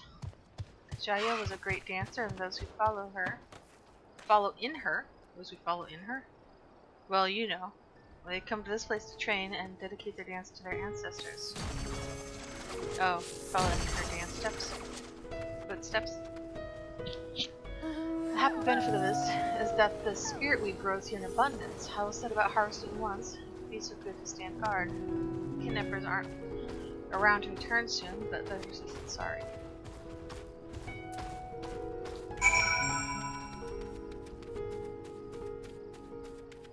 This is a nice place. If you want to put on a show, I'll need some seating.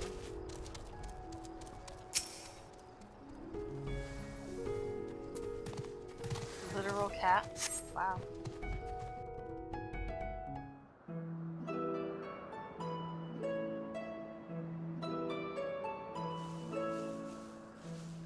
It's tough.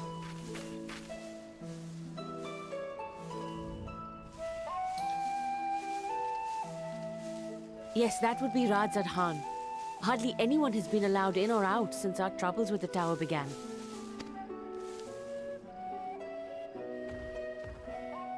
The faithful citizens huddle inside the city walls, and commerce has all but ground to a standstill.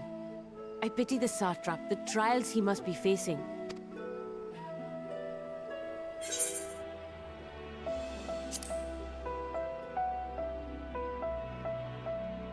Well, he is the most important person in Radzad Khan.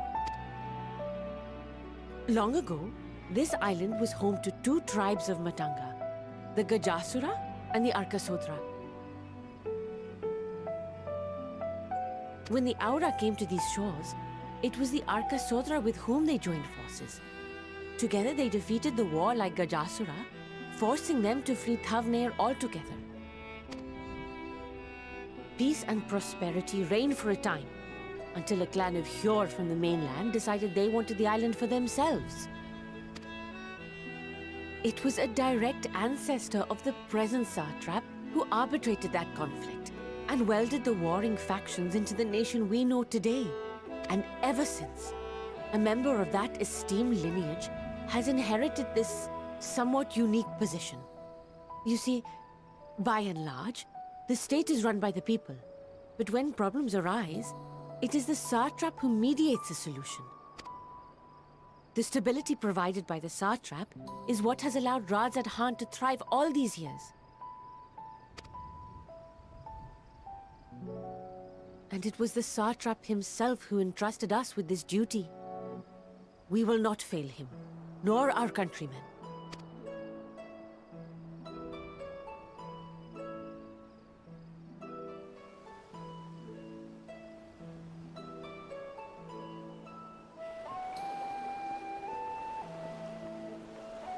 What is the delay with the vessel? I told you I need to adjust those ratios.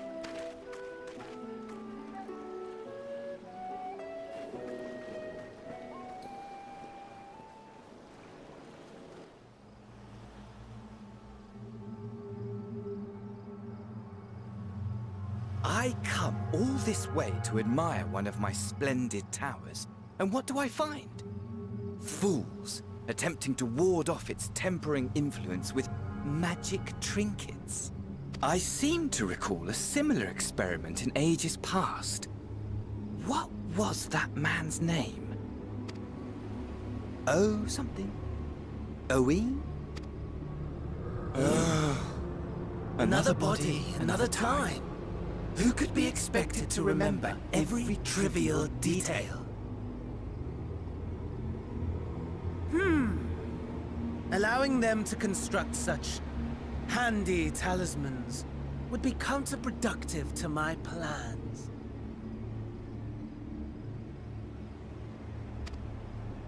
And yet, I find myself deathly curious. How will they manage this feat with the limited knowledge and resources at their disposal? Complications be damned, for we cannot escape the nature of our souls. And I, as ever, am my own worst enemy.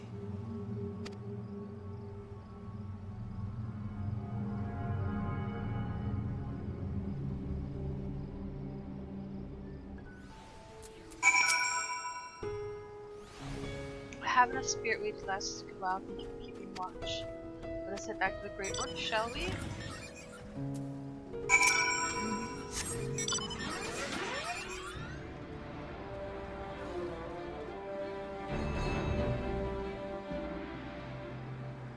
That looks like death.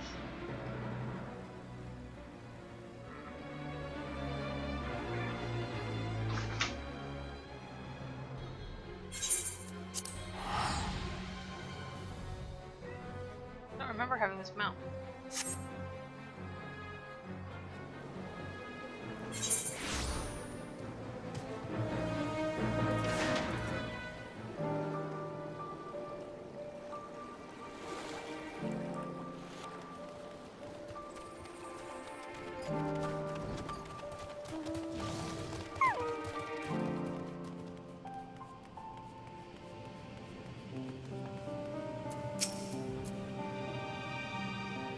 Thanks again for your assistance and your help. We're that little bit closer to completing our talisman. This isn't much, but please accept this as a token of my gratitude. Experience? 1,000 gil.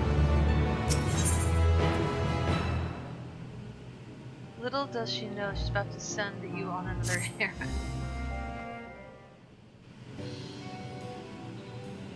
Please excuse me as I return to my work on the talisman. Oh, you're both back. Excellent. I have a message for you, Mistress Nadana. We don't call them slaves, we call them apprentices. It would seem the stores of Giant's Gall are running low. What? But when I last looked, there was still plenty. I suspect that was before Oranger told everyone about the temporary cure, and Estinian shared his knowledge of dragons. Your peers have since been inspired to fashion a number of new talisman prototypes. I see. Well, if it leads to new possibilities, then far be it from me to complain, but we will need to replenish our stores. I should be happy to tend to this task if you like. Why? We have the Warrior of Light here, who loves to do errands. I appreciate the offer, my dear boy. I can't in good conscience send you out there alone while kidnappers are at large. I'll send this tinier person. Loath though I am to press another task on you so soon, might I ask you to fetch the Giant Skull. In case you're not familiar, Giant Skull is a type of ore found on the island. Owing to its hardness and ethereal conductivity, it has applications in many disciplines, alchemy not least of all. The quarry, where it is found, aptly named Giant Skull Grounds, isn't far away, so it shouldn't take much of your time. May we impose on you once more? I don't have a choice. Thank you. Upon arriving at the grounds, please seek out a man named Zenuyaha. He will furnish you with the ore. At the very least, permit me to accompany you. And so happens I have an errand of my own that will take me to the outpost nearby. May we borrow a pair of Hamsa, Mistress Nadana? By all means, do try to be patient with them. Those that survived are still in training. I'll bring the hamster to the entrance. Meet me when you are ready. The birds are the hamsters.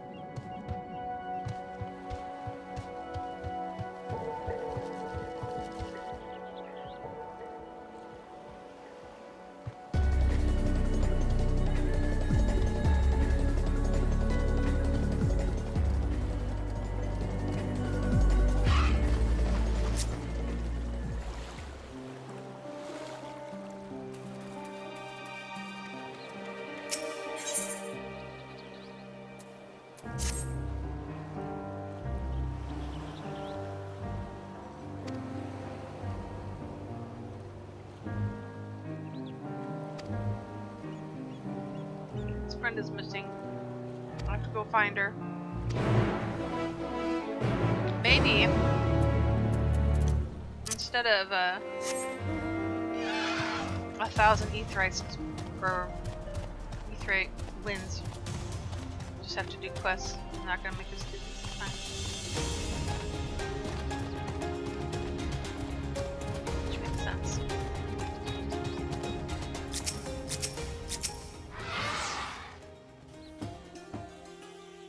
Here are hamsters.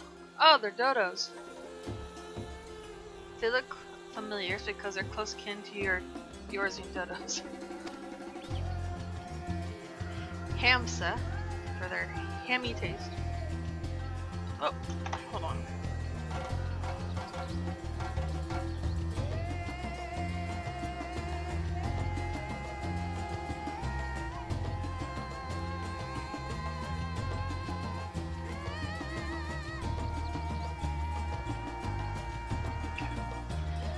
Hamsa have long been kept as livestock in Ffxiv, and many a hatchery may be found here. Alas, the largest of these is recently raised by monsters from the tower. On account of said hatchery being situated near the tower, the Radiant Host repurposed its remnants as an outpost. This is where my errand takes me, and your own destination is but a stone's throw away. I just don't trust him for some reason. If you have no objections, let us first make for the outpost we set forth at your word. If you're ready, then let us depart. You will only ride and relax. My bird and I will take the lead for yours to follow. You want me to get on it? What if I was a big boy? Holy hell. Let us be off. If you haven't ridden dodos before, be warned that they have a wobbling gait. Hilarious.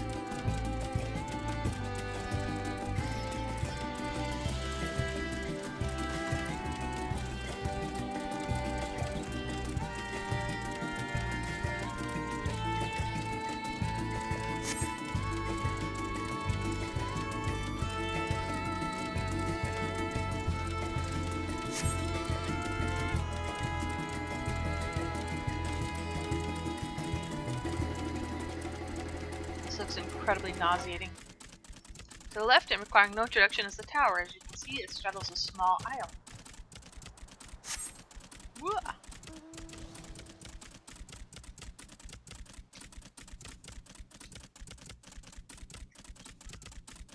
Almost there, so the main part of the hatchery is atop the cliff. The outpost itself is on the beach.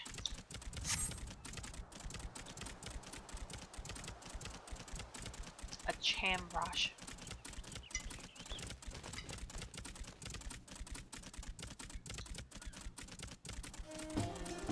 I like this, I can just eat, which is okay, whatever I made. It's sort of like a hamburger helper mishmash.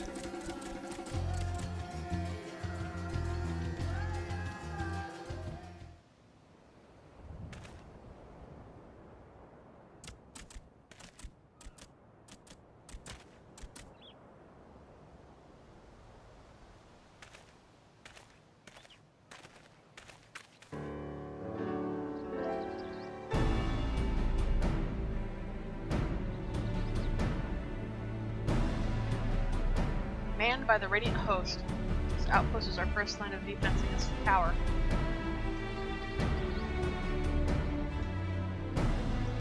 Pretty close.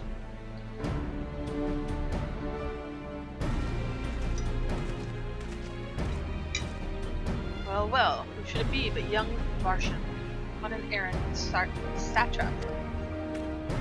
These guys look pretty serious. I am. His Excellency bade me come to collect your report. I also wish to express his heartfelt gratitude to the brave men and women of the Radiant Host for their unflagging dedication. We must first suck up. We simply do our duty, but we are honored to receive His Excellency's regard. And yet, for his boundless benevolence, his treatment of one so young could be regarded as callous. Though we have enjoyed relative peace and calm these past few days, this remains the front line of battle, no place for children.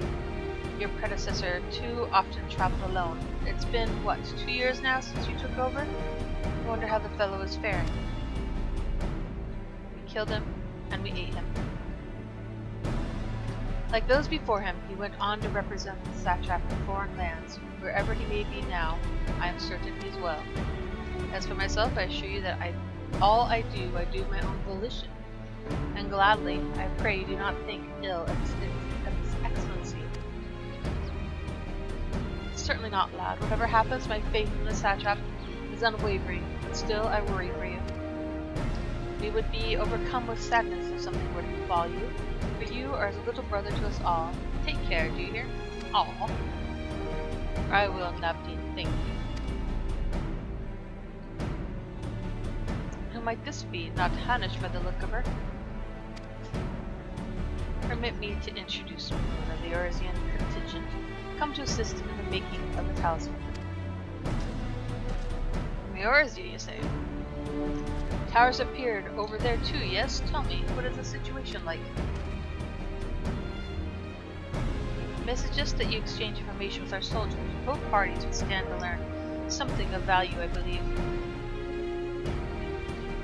Excellent idea, given the unprecedented nature of the threat. Some of ours are understandably anxious. We'll be glad of any tidings you can share. You two, bring Varshan the latest report and answer any questions you may have.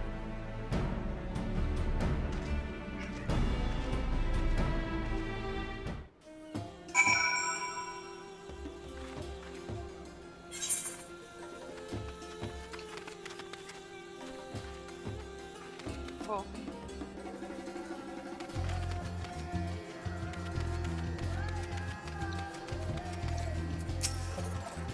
It occurs to me I've yet to properly introduce our community. We are the Radiant Host. Oh, I thought it was a person, not a military group. A military order under the Satrap's command. Our duty is to preserve peace in the land, be it patrolling the streets or dealing with heretofore unknown threats, such as now. We train hard and admit only capable warriors to our ranks. Even so, we struggle to contend with the fiends from the towers.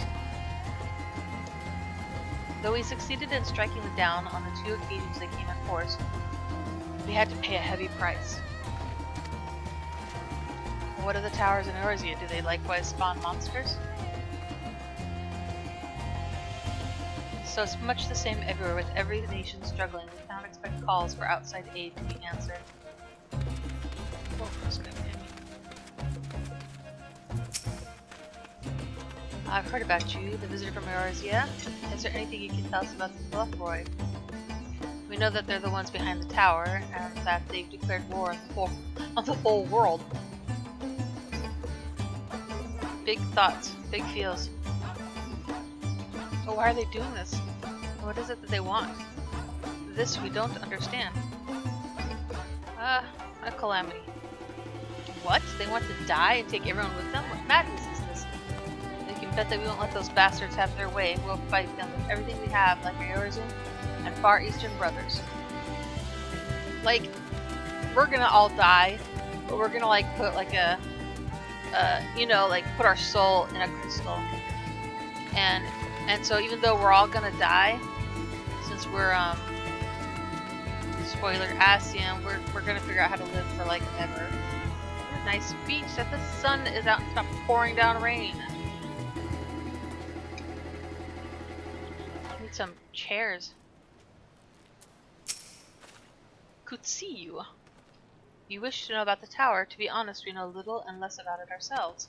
This Tower of Zot, as folks have taken to calling it, suddenly appeared where... This has got to be a dungeon, huh? It suddenly appeared where it did on the Isle of Anunar. We're safe from its influence at this distance, but go too far into the water and expose yourself to its corrupting ether. You're a foreigner, aren't you? How are they dealing with the tower in your homeland? I left. Our struggles are not unique. And our oaks still alive with the talismans. We must keep the monsters contained until they're ready.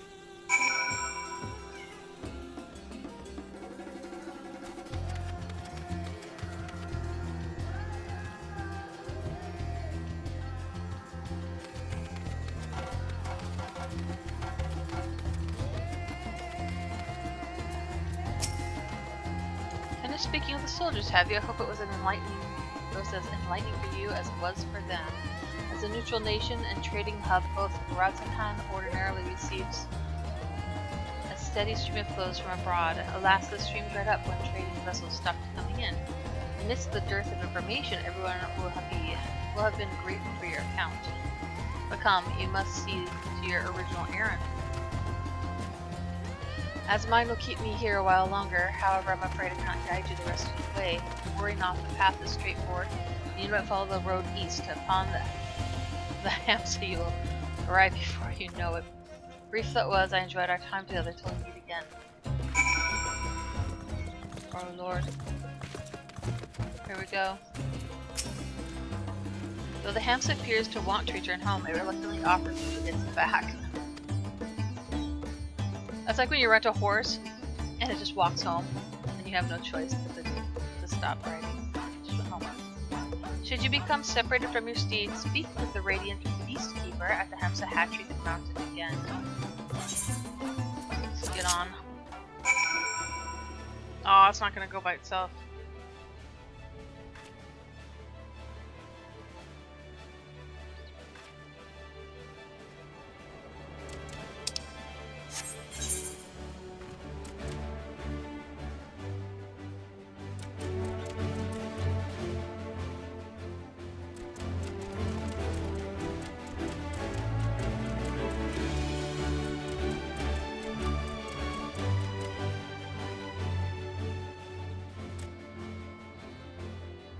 This has to be horrible for anyone bigger than me to get on.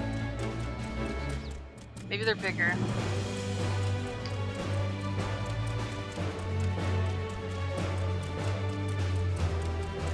Where's the dang road?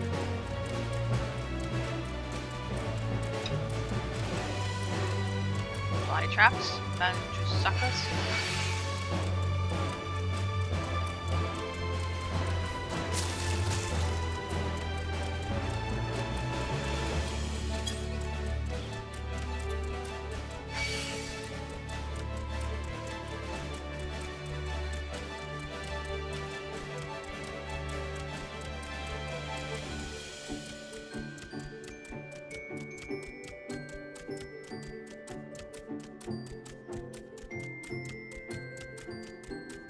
Definitely taking a different take on the game than last time.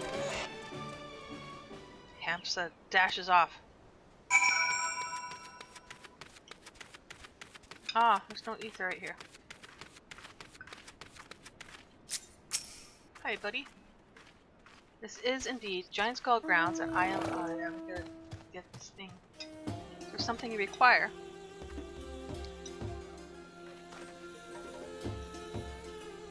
Giant skull for the alchemists, they say, but of course they shall have it. They labor tirelessly to deal with the tower. It is the least we can do to provide them with the materials they need. It's got some gall for you.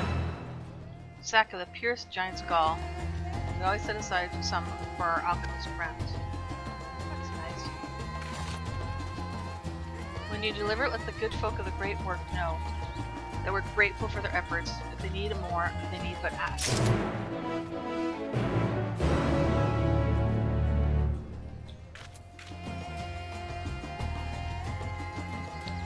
Deliver it to Nipana.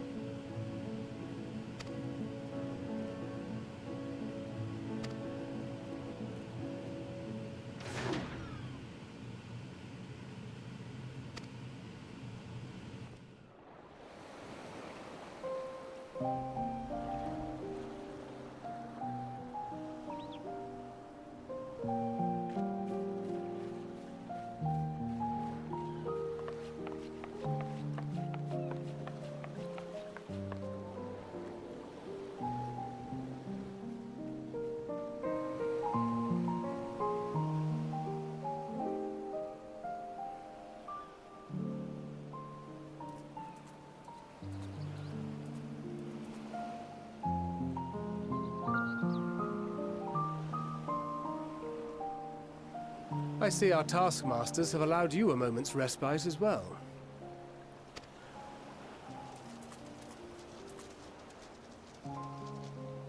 You have to hand it to these alchemists. They are determined to see this endeavor of theirs succeed. I've never been one for blind optimism, but I sincerely get the sense they're close to a breakthrough. They had better be, or all this effort was for naught.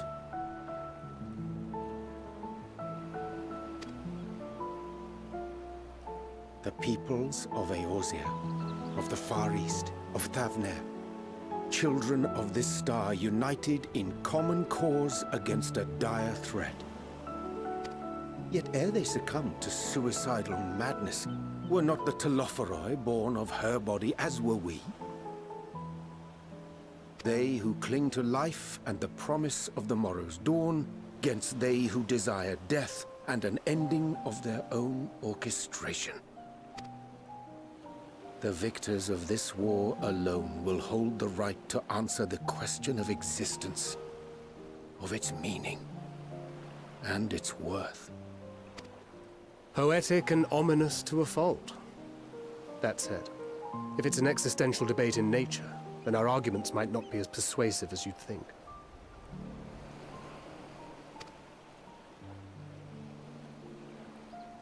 Fandaniel wants to die and take everyone with him in an orgy of pain and suffering. An utterly vile and unforgivable idea. And yet, when spat upon by fate and wailing in the deepest pit of despair, who among us can say they have not entertained similar thoughts? Whoa. There are nights black as pitch, bereft of hope, and no words of comfort can reach you. And it's all you can do to grit your teeth and choke back the bile. Wow. The more you see and suffer life's injustices, the more difficult they become to bear. Vengeance is nurtured in similar soil. Though your anger has a broader focus, the sentiment is much the same. A fervent desire to destroy others, to see them drown in torment, as you have. That about sums it up. The will to endure is not always as strong as the urge to burn it all down and salt the earth. Survival be damned. It's a struggle, often close and brutal. Indeed. Well, I, for one, shall pray survival proveth more appealing in the end. As will I. Besides, our chances are much improved when we've the company of others committed to the cause of life. Our vengeful dragoon here is proof of that.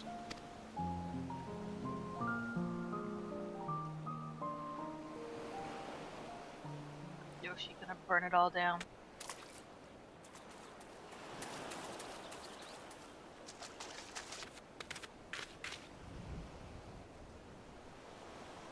What is it? What did you see?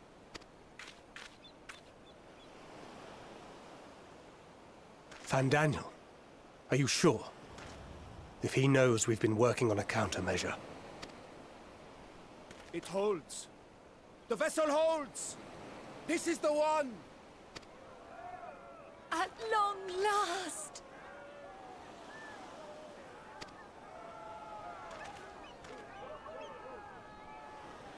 Happy Alchemist. Pretty stoked.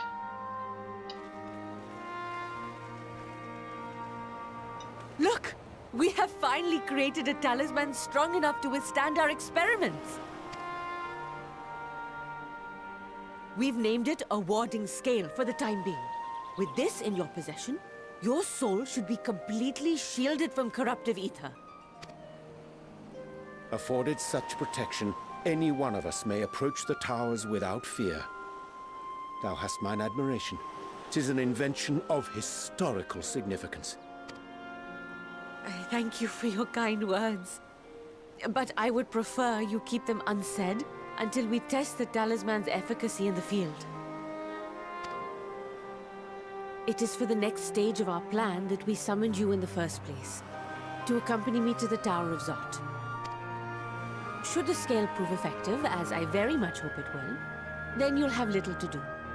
But should the effect be weaker than anticipated, I must ask that you restrain me, or knock me senseless. I want to compare. Oh, you need an axe. Compare my size to your size. Either way, we are fortunate to have She you with ignored us. me. Nidana, are you certain you wish to do this? Yeah, maybe we shouldn't, like, put our lead alchemist out there.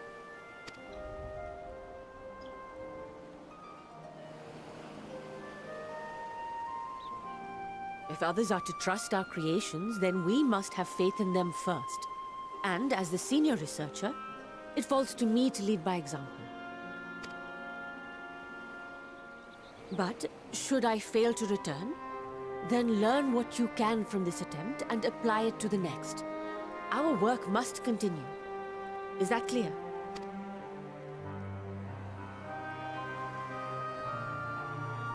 We'll keep an eye on the place while you're away. Assuming Fandaniel is lurking about, there's no telling what mischief he has in mind for us, or you. Be on your guard.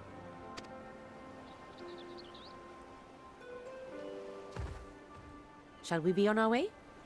I'll have one of the soldiers at the hatchery prepare us a boat, and we can set out from the northern shore. I'll see you then.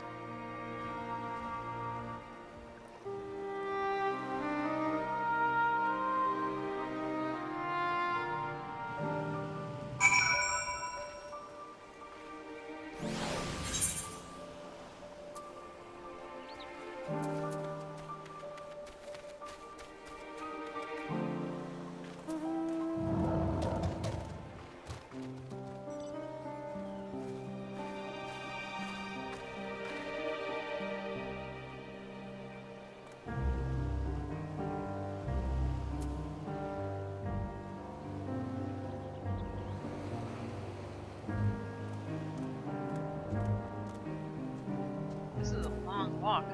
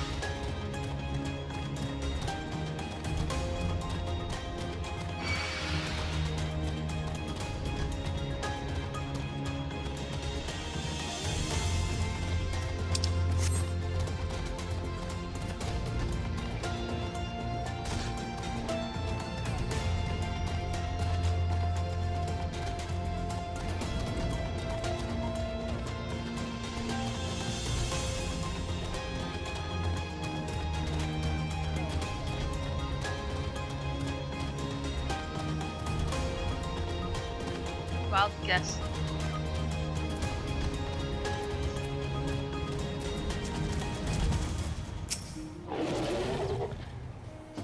This is a rather finer boat than expected, but I won't complain. All that remains is to board and be on our way. Oh, and if I should become corrupted, do not stay your hand. Pimp slapped me across the river. Of course, I pray it does not come to that, but you must protect yourself. Other alchemists can fulfill my role, but you and your blessing are one of a kind, and perhaps our only hope for toppling this tower. It's true. For all our sakes, do not hesitate to do what must be done, whatever that may be. Do not make me kill a elephant person. Do not make me kill this chick. Well, the longer I draw this out, the more nervous I become. Let's be honest.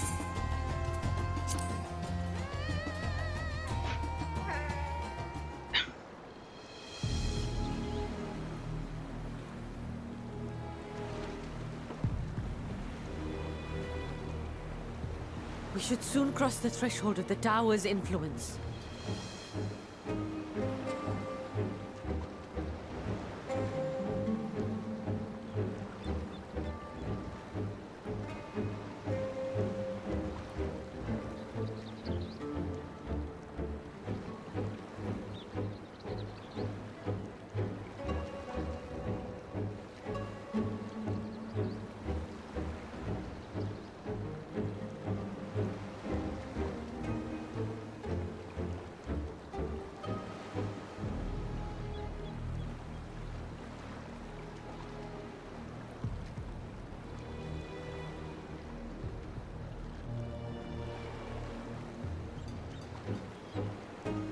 It's a pretty talisman. She looks scared, in my opinion.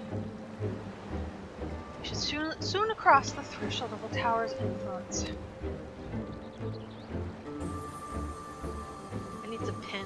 Any moment now.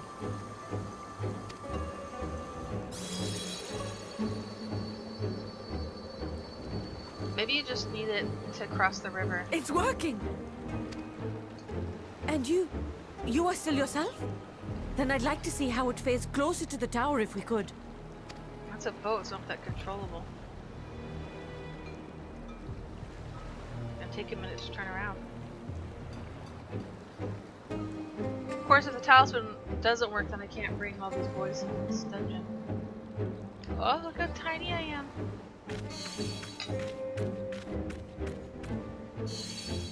So far, so good. The scale's protection appears to be holding. If we can just make it to the tower's entrance. So what's the goal? Lock the doors? Kill everything inside?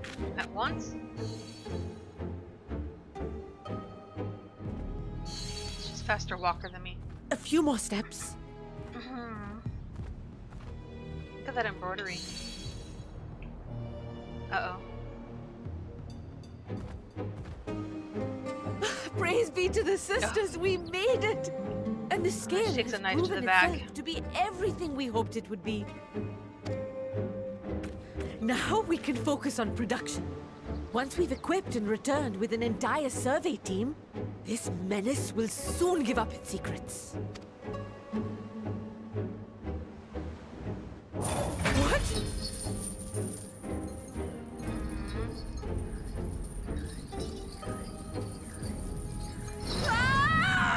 Oh no! Run!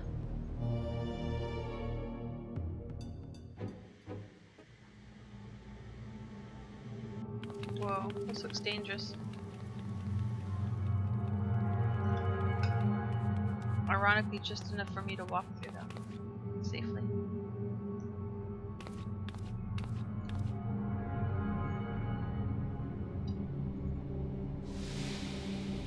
Little baby elephants everywhere. No! Ben Daniel. Don't drop your talisman. Let me go! Oh, do calm down. You'll only hurt yourself thrashing about like that. Stop! Oh, you can't do this! Please!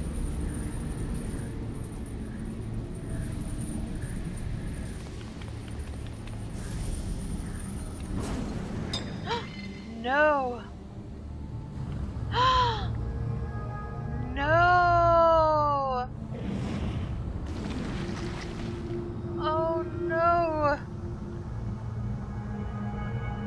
okay. She's not just a trophy head. A little late for heroics, I'm afraid. The similarities are striking. My! Such hostility! Never before has my artistry so displeased. My patrons of old would have positively squealed in delight, though, between you and me, I find gushing praise exhausting.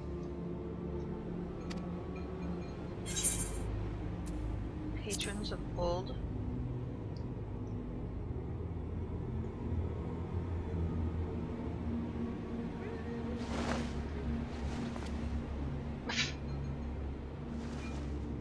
Allow me to tell you a story.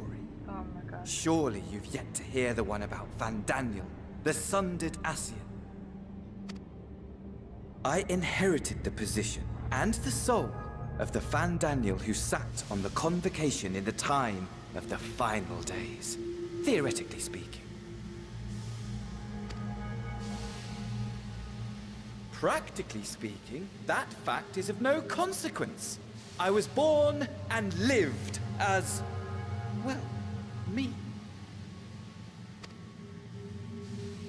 Eventually, I was recruited into the Ascians and imbued with the former Van Daniel's knowledge and memories, but I never felt that they were truly a part of who I am.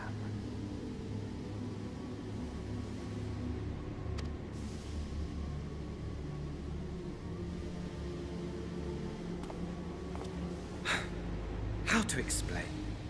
Perhaps if I told you who I was before my Ascian embrace, although that chapter too is a past I've long since discarded. I have it on good authority you've poked your nose into an Allegan ruin or two. Yes? Then I expect you've heard of me. The old me.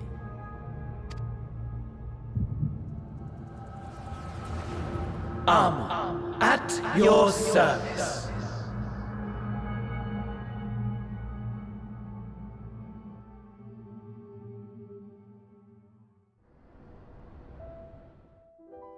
Imagine a nation of unbridled prosperity. Every need met, day after day of unbroken, unshakable peace. Existence fulfilled and ripe for decay. You are a genius without peer, Amon. However do you conceive of such delightful experiments? That fool was beside himself with panic when he awoke with the head of a bull. Even his cries for help emerged as so much guttural lowing. Type of people that exists is just might actually get off on that in real life. If this were a thing, just my mind can't wrap around it. The lack of empathy. The memory of it. My poor sides. My friends and I were so consumed by laughter we struggled to breathe.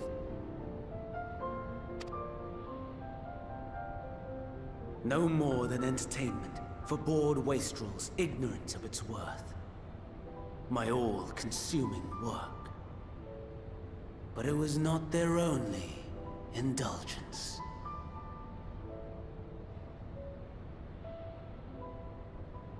For they were ever hungry for stimulation.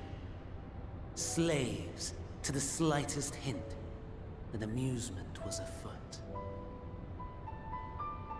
Our nation was ailing, but I would see the poison purged. I resurrected a legend, our first and greatest emperor.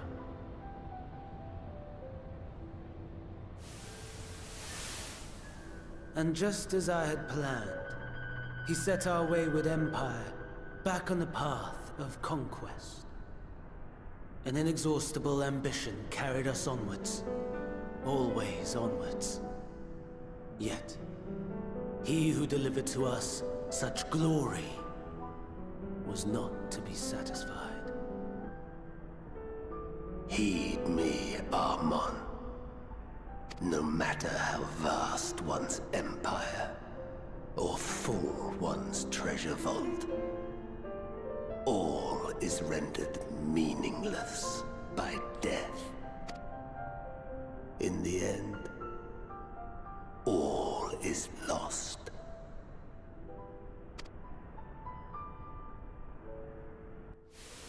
You know as well as I that the Emperor stands to lose this war, and so I have come to claim you. For while your methods leave something to be desired, we cannot deny the results of your work. And as fortune would have it, the seat of Fandaniel, your rightful seat, lies vacant and waiting. Take your place amongst your peers, rather than die a pointless death amidst the ashes of your doomed nation.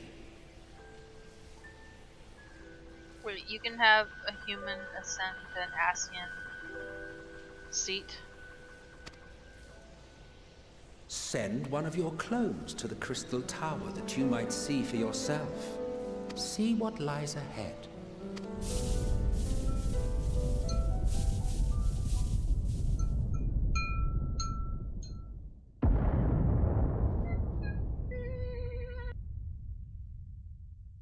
The fall of the Empire affirmed the truth. Majestic and tragic, as the Emperor foresaw. Scheme as you like, build as you will, nothing endures. What is life but a brief jaunt ending in emptiness?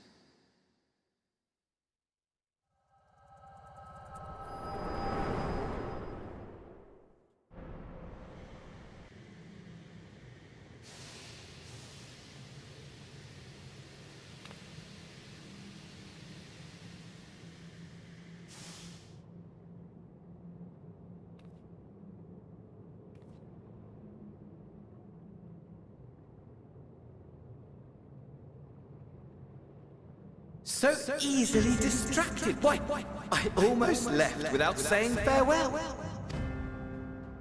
As for your friend, you needn't worry. These pawns are far more useful to me alive as fuel for the primals. If you attempt to pull them free, they will die. So, enjoy tackling that conundrum with your comrades. We shall meet again! Not in one of these minor spires, oh no, but somewhere more suitably grandiose. Your favorite playmate is ever so eager to see.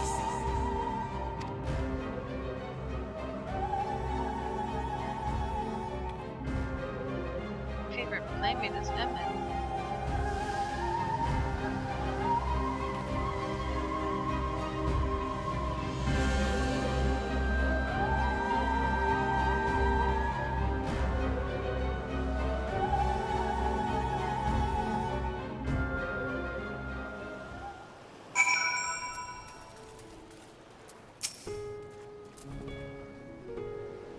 Well, I'm back without the elephant. Oh, you returned, but where's Mistress Nadana? Roadkill. Produced preserved just when we had succeeded in making the talisman. Oh yeah, I lost that too. I must report this at once. Meanwhile, please return to the great work.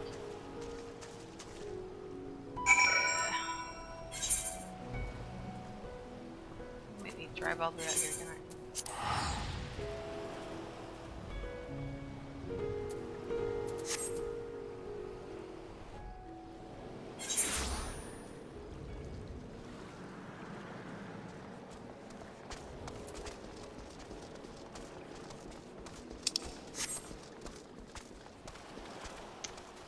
Well, oops.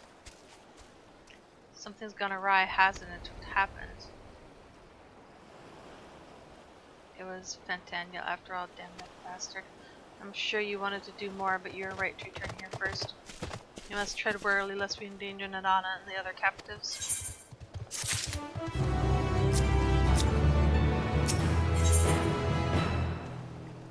I'm not even 81. That tells you how much story is left.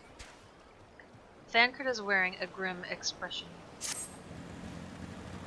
First, we must inform everyone of the situation, Nidhana's colleagues included. I'll call them together for a gathering, but I think it'd be best if you were the one to explain. Ugh.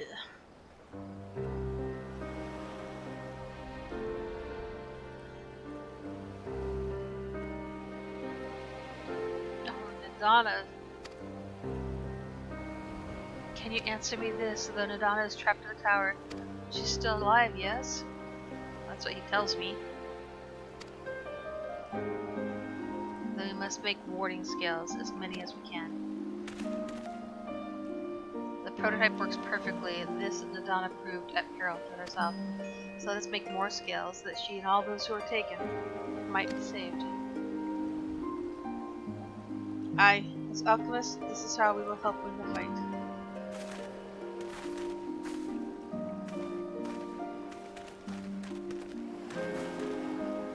Friends, the satrap has been made aware of the tragedy. That was fast.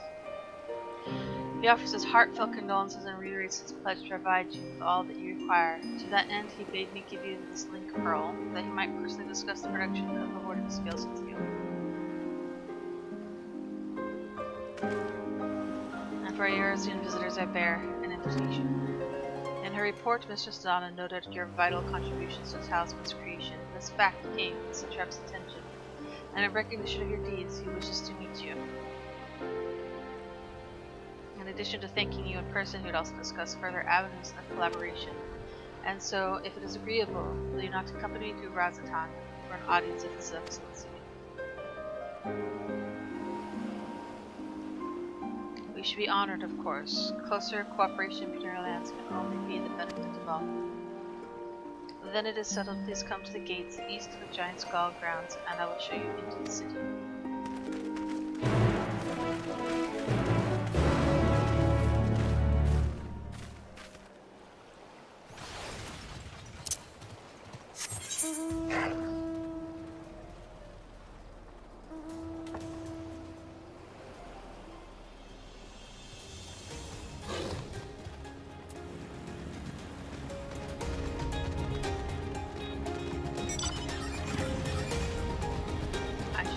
Frolic there. Post haste.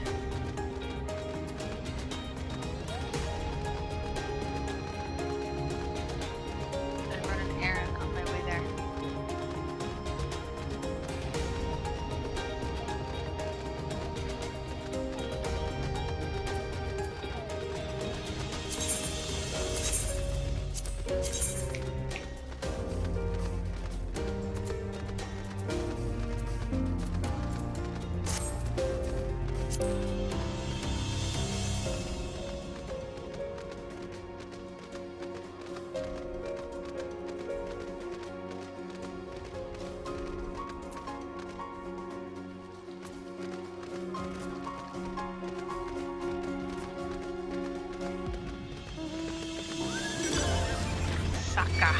Ah!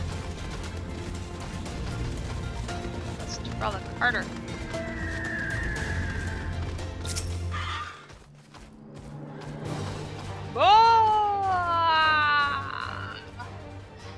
What do you mean I need to get back to work? Oh, I've really been out that long, I really should go. I'm sure you're busy, but can you assist me? Thank you, I'll inspect the walls, so could you make sure the stage is in order? Okay. Or maybe we could just sit up here and look down at the audio, or at the stage. Okay, didn't fall down. Guess it's okay. Could use a fresh coat of paint. Can't we all? Whoa.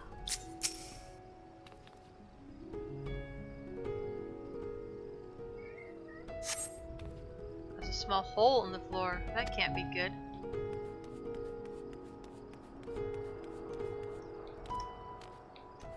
Can I reach this?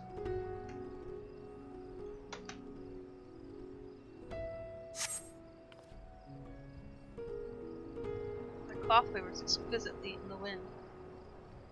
No problems here. Hey! Hello?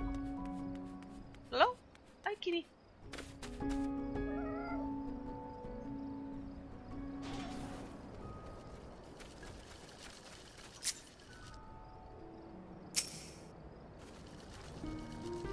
Any problems with the floor and the paint? I'll fix them next time I come by. Thank you for checking. You know, it seems odd that I've never met you until now. You would happen to be the adventurer sent by the students of Valdesian, would you? Yeah? You are? And here I was delegating your menial tasks. If I had known, I've always admired travelers like you. You see, I was studying to be a dancer under Mistress Nashmir at one time. Ah, I wanted to see the realm as I traveled for performances. Or maybe I still can, not as a dancer, but as an alchemist. Oh, but we should hurry back to the great work. I don't want to cause any more trouble than I already have. I don't think...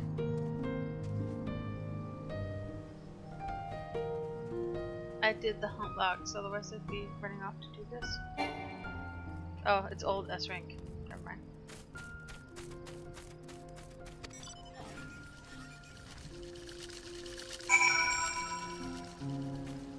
Okay, I'm sure we'll be back.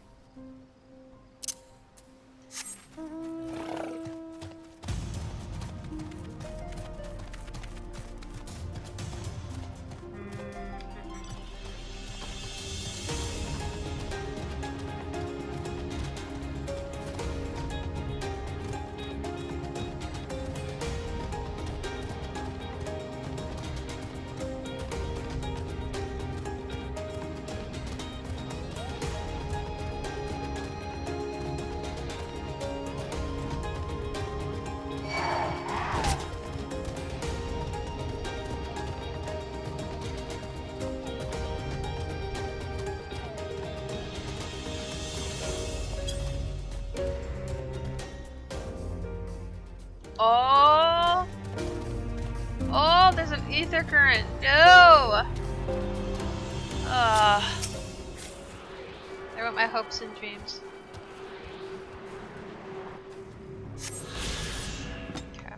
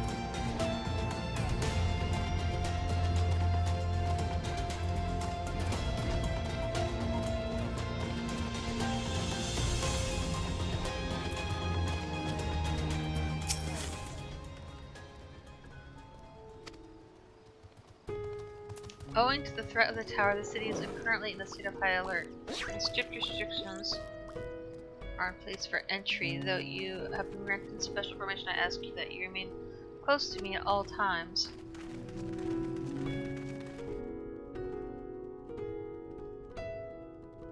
You're escorting me? If you lose me, you'll have to return to the beginning.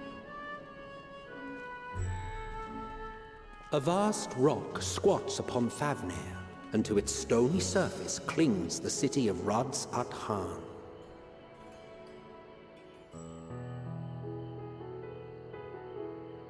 Dramatic slow walk.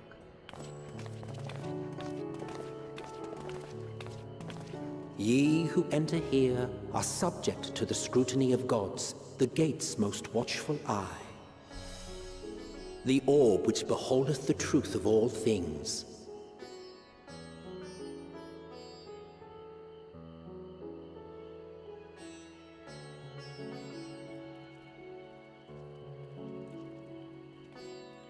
Pass beneath its hot and piercing gaze, bearing down like a second midday sun.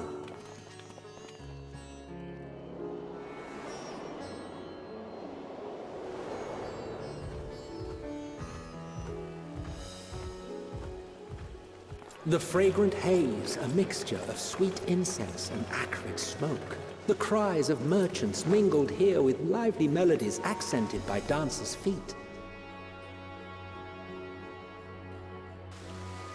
Travelers seduced by vivid sound and colors were once swallowed up by patchwork streets.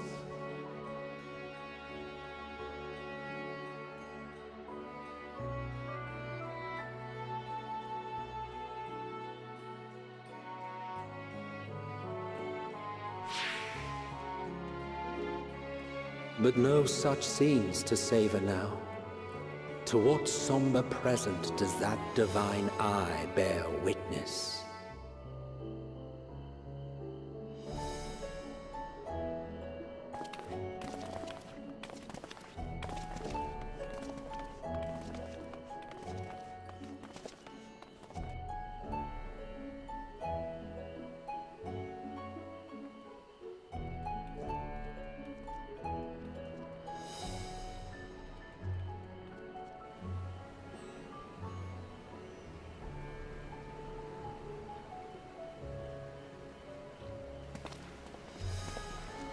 Here we are, Megadota.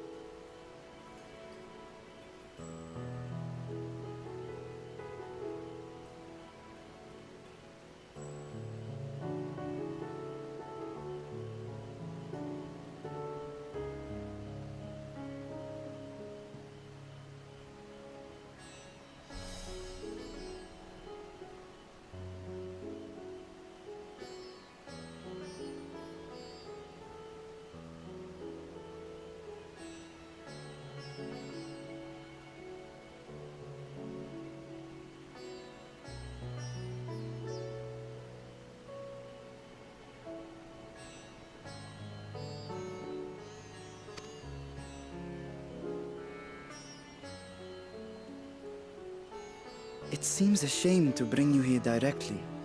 Under normal circumstances, it would have been my pleasure to show you the sights. And it would have been our pleasure to see them. Alas, it seems our tour of the city will have to wait. I'm afraid so. Come, we should head inside.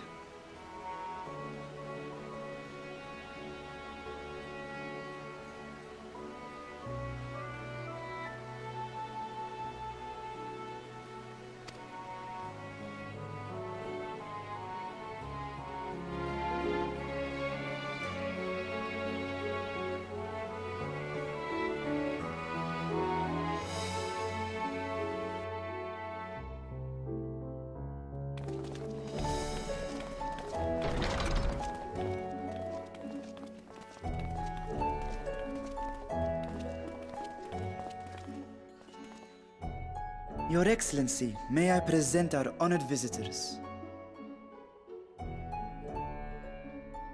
Ah, splendid. Most splendid. Allow me to introduce myself. I am Ahawan, satrap of Radzatan.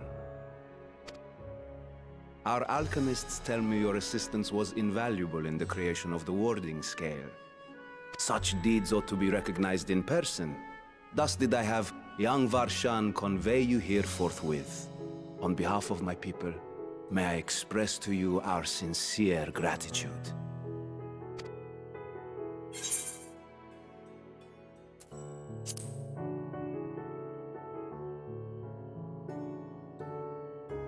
I assume you speak of Nidana. A regrettable incident indeed. Her colleagues insist that we honor her wishes and trust in the talisman, that it will be instrumental in saving Nidana and the others. I am eager to hear your opinion on the matter, so let us not stand on ceremony. Come, sit.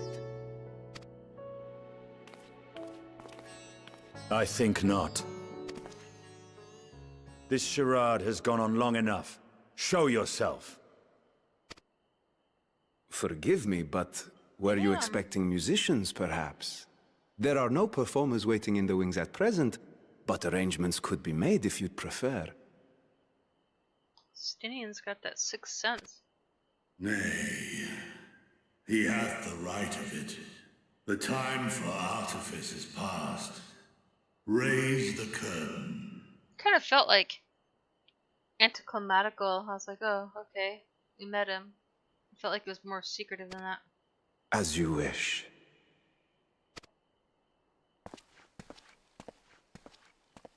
Guess the boy knows too. You travel as a big-ass citizens to the students of Valdesian, but you are known to me.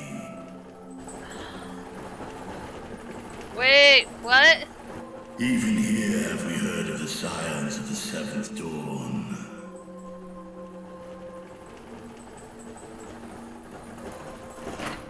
I am Vritra.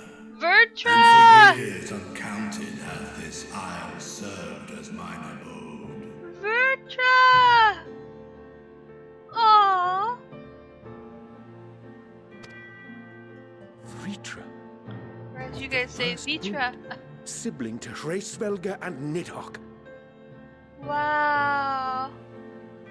I, mine elder brothers, of Midgard's former's spawn, I was last to hatch. Baby Vitra. Well, isn't this a surprise? We were told Rads at Han had an alliance with a dragon. Not that a great worm sat in the satrap's own hall. A necessary subterfuge, as the true tale of our nation history illustrates most effectively. In the beginning, the rock upon which our city is built was home to Vitra, and Vitra alone. In time, the ancestors of the Matanga came to the island and established a foothold. But never did they dare disturb the worm's lair. Next to arrive were the Aura. Adopting the example of their Akasodra allies, they too treated Vitra with reverence and respect. And for many years, an understanding between our forefathers and the Great Worm endured. Can they grow their scales back? Until marauding heroes from the mainland came, threatening to shatter our peace and tranquility. When it seemed all would be drowned in blood, Vitra himself came forth and quelled the rising conflict. A peaceful accord was reached, and oaths sworn in Vitra's name. Thus began the dragon's governance of the fledgling state, which was to grow into Rads at Han. But if Vritra is still here, then your position as satrap is just... A charade, yes. And one which my family has performed faithfully for generations. Many envy the great worms their power. Were it known that I ruled here, then the fires of war would burn without end. I would not be the flame which consumeth my people. Those few who join me in laying our country's foundations were, perforce, sworn to secrecy. Your eye. It was taken. That's why Stinian knew. He's got that dragon sense. We don't need to zoom in on that. 'Tis here, buried within the semblance of flesh. Oh, The body before thee is but a simulacrum, constructed by the finest artisans Told of you something Razatan. fishy about him. With mine eye nestled within, it doth serve as an inconspicuous vessel for my will. Why not just make him the emperor then? Of course, this way he can actually walk amongst the people. That would explain why I felt the presence of a dragon upon our first meeting. I am woven with words fashioned to deceive such arcane senses. Though 'twas short-lived, it seemeth thy I kinda fusion with popped my your brother and brother sister's hath eyeballs left out. thee much altered. Estinian warm blood. It seemeth thy fusion with my brother hath left thee much altered. Awkward.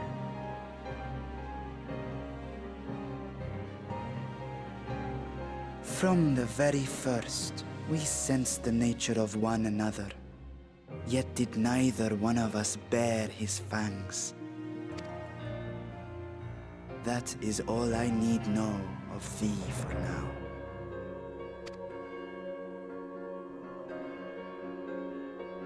It's like too With much my information. secret thus revealed, I have for you a proposal. Not as a worm of the first brood, but as the ruler of Rad's Adan. With all haste must we take in hand the finished talismans and breach this foul spire.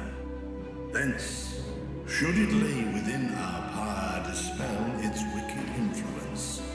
Yet even with the assurance of the warding scales, the narrow confines of the tower doth limit the size of our force.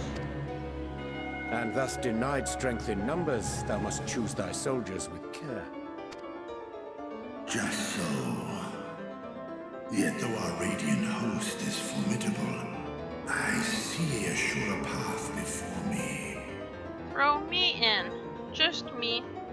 And maybe a few of my friends. Save your warriors. And thy comrades have contended with a multitude of primal beings. Most recently, thou didst cast down false gods in Pagalthan and Cartanau, I am told. 'Tis upon that strength I would call. The Scions have proven themselves the most capable, and I ask that you serve as the tip of our spear. Talismans would, of course, be provided for each of thy companions.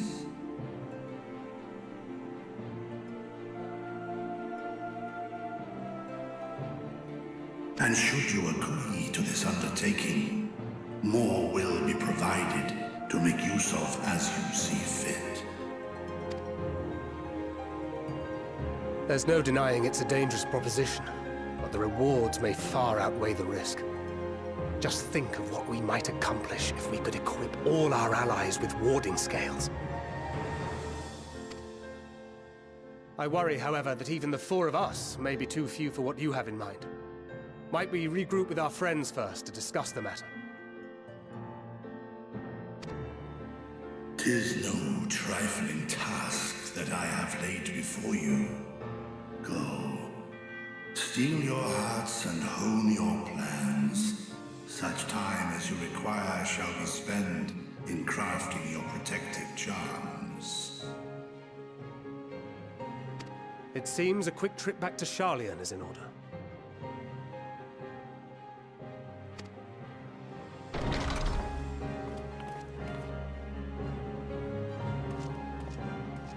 Wilt thou not lend thine aid?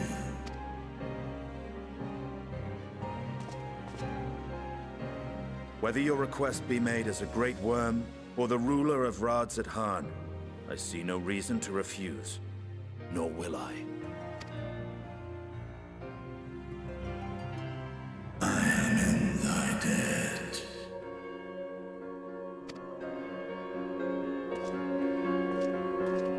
He wasn't leaving soon, soldier.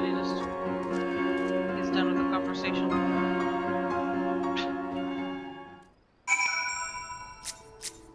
Crazy. That meeting took a rather unexpected turn, but we now have our clear objective ahead of us. Let us rejoin our comrades in Charlian and muster full crew for our foray into the Tower of Zot. Oh, and if you haven't already done so, be sure to attune to the Aetheryte here before departing unless you enjoy the violent nausea.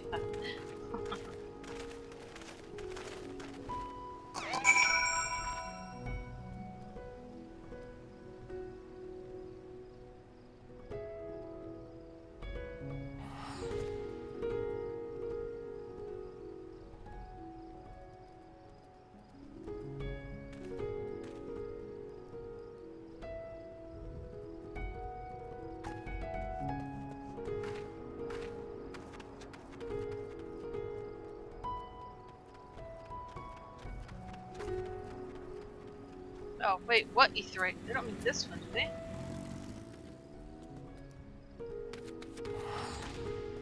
What Aetheryte? They gonna let me... Do I have to... Well, I can't go in. What Aetheryte?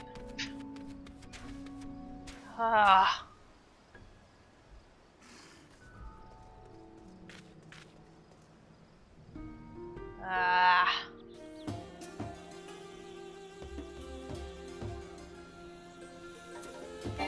How do I get to the Rosette land?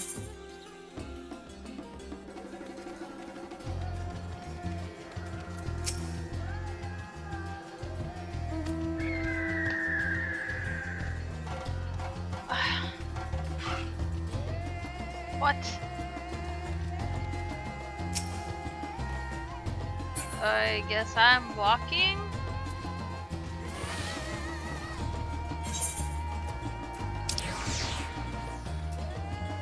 Wait, what?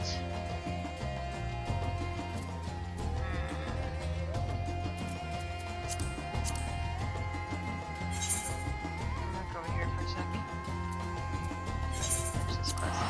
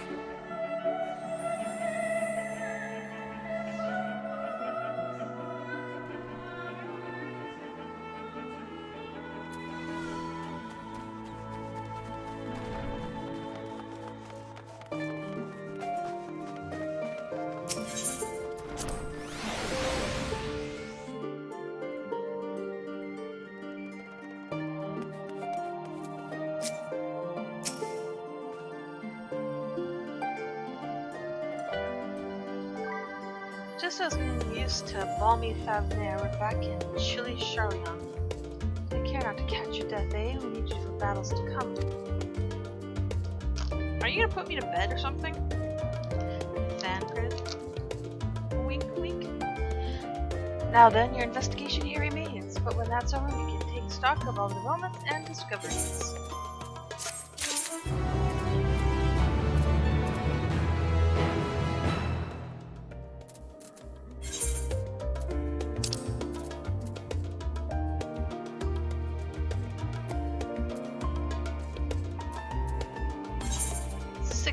Skill.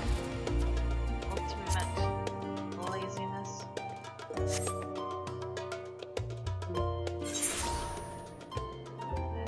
We got some mochi, but it's too cold.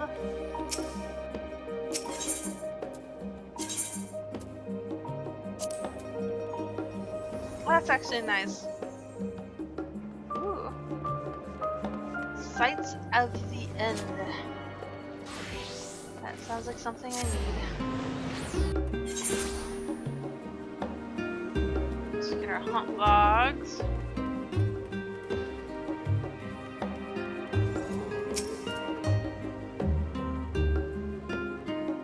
Yes, I want to kill beasts. Narsata. By the skull, your Moraz has captured this and sent the others an impossible task asking to find you. Guild ship has begun posting hunt bills to see in the hopes that people individuals take up arms to later ever increase in load. Unfortunately, capable individuals remain the sticking point. Few hailing from our fair polis are willing to take up arms that are not able to stand against the more fearsome specimens. Few, however, have the experience and the grit that we need. When I heard that you have arrived on our shores, it was music to my ears. We needed work for free, of course. We've done our research and the rewards we offer as fine as any you'll find abroad. The currency we employ is a relic of times when a gleaner was a great deal less figurative. So you may find it somewhat eccentric, but it's as good as guild beer. Speaking of eccentric, it should be noted that the majority of our clients are scholars. You probably won't have heard of half the creatures they send you after, but I find it's best not to worry about that too much. Slay beasts, collect samples, try to think about the long-term effects of hunting, send samples, and get paid. Simple, no? That being said, I wouldn't dream of throwing you in the deep end just yet. Let's say you should have some major marks, some junior marks rather, so you can get your feet wet.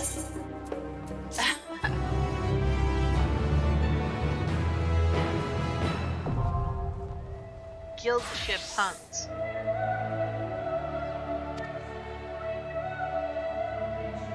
Defeat the monsters on the bills. Reorder tokens. Speak of Jakash Jilakshai, Old Charlian, or with Bonetta and Rust. New quest. Blah, blah, blah, blah, blah. Once you reach level 83. Woo! Level 81!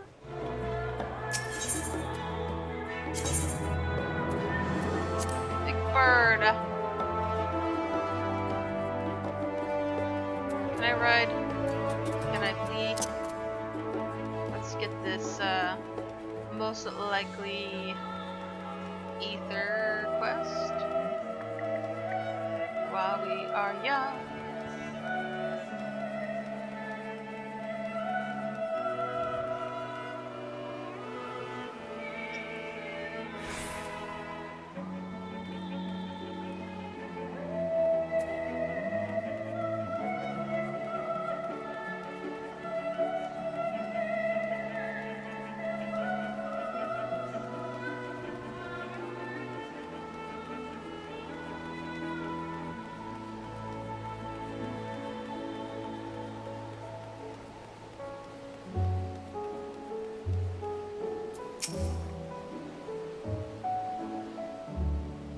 Could scarce help but notice that sightseeing log. Oh. Sightseeing log.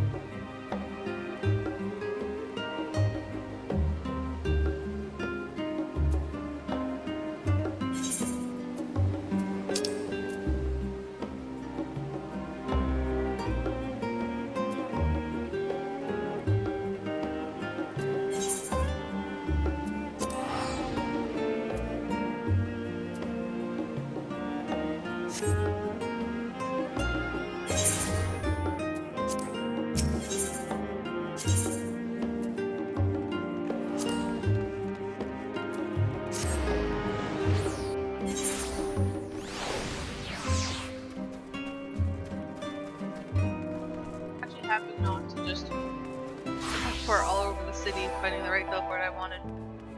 So it's not a bad idea at all.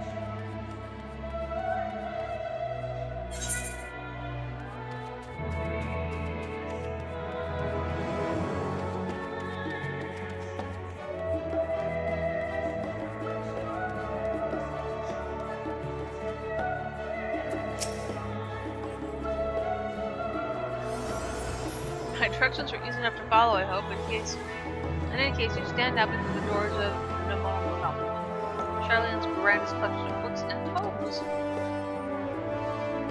This building is actually only an entrance and one of many at that, for the archives of Nomenon extend deep beneath the surface like the roots of a tree. The vast halls of the great Google Library pale in comparison to Nomenon's endless maze of subterranean chambers. Hope they don't get musty and moldy. Is it frickin' snowing? It is December. As a rabbit runs by. Any citizen of Charlene is free to enter and peruse its shelves. Well, most of its shelves. Only Archons are afforded the access to certain restricted vaults. I've dispatched Ishtola and Raha to investigate those. Meanwhile, Alize and Afron will help me continue the search through the stacks open to the general public. Your status represents more of a problem. As a non-citizen, you are only permitted to browse the first floor here at the entrance. Even so, there should be a number of books upon which touch upon Charlene history or foreign policy.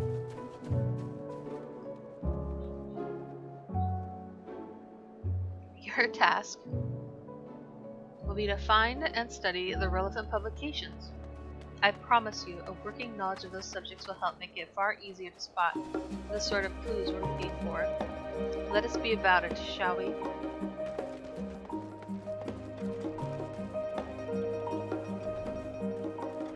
I've told the others to meet us at the stone dungeons over there once they've found some promising tomes. Happy to meet.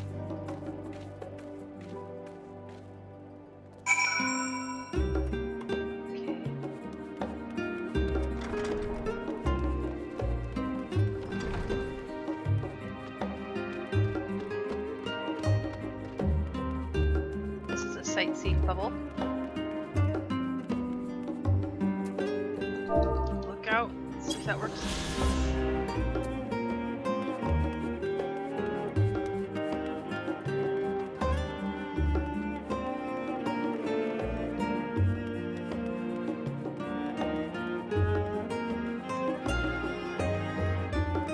Wow.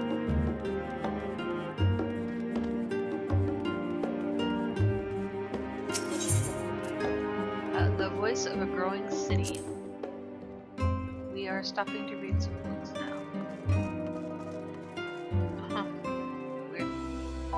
In the years which followed the founding of Charlene, civic policy and other matters of the court were decided at the Ecclesia, a public forum at which every citizen was eligible to speak. As the city's population grew, however, the format became increasingly impractical. The larger number of participants gave rise to ever longer debates, resulting in significant delays of vital resolutions and also silencing people that had opinions. Various measures were introduced in an attempt to curtail protracted discussions. But in the year 201 of the 6th Pastoral Era, it was ultimately decreed that Charlene would transition to a new form of governance. The nation will now be led by a body of 99 members. What if when they blow us up, we have to start back at level 1, and new levels from 250, instead of going to like level 120 or something?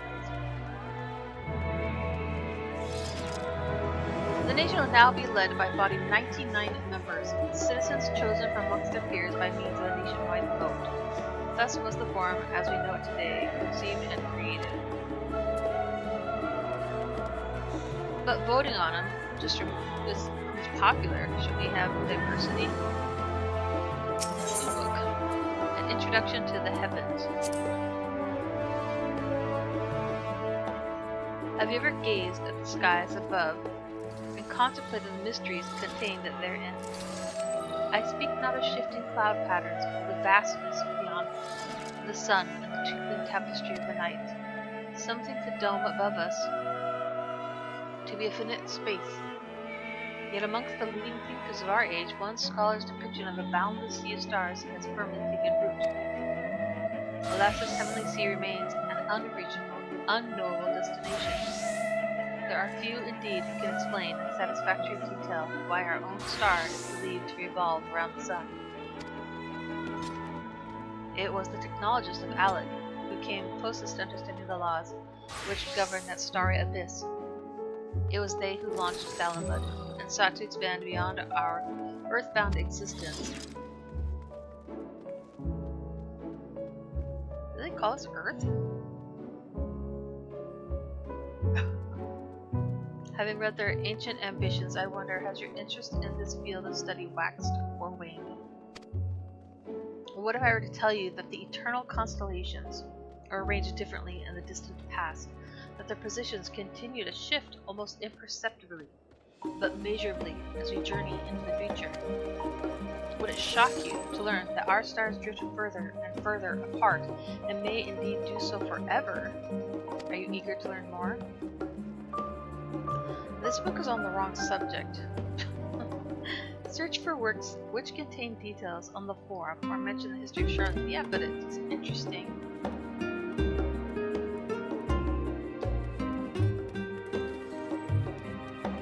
There's a worn manual.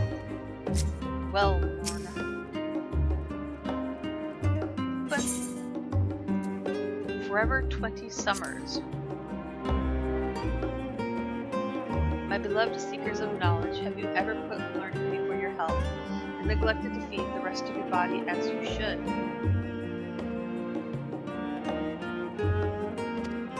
I too was engaged in such foolish practices, but one night, engrossed in philosophical study, I had an epiphany. For all the world's mysteries that drive us to reckless abandon, we have so very few years of life in which to achieve our goals. Thus do I share with you this mantra. I am forever 20 summers young. The number itself is unimportant.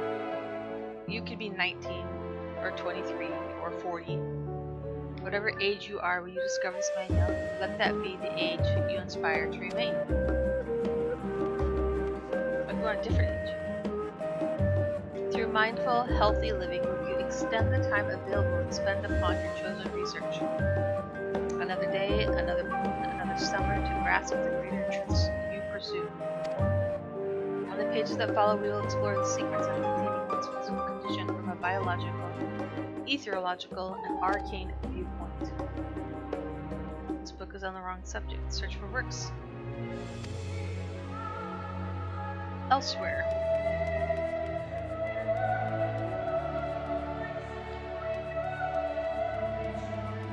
You knew I'd be going in a circle. Stewards of Wisdom.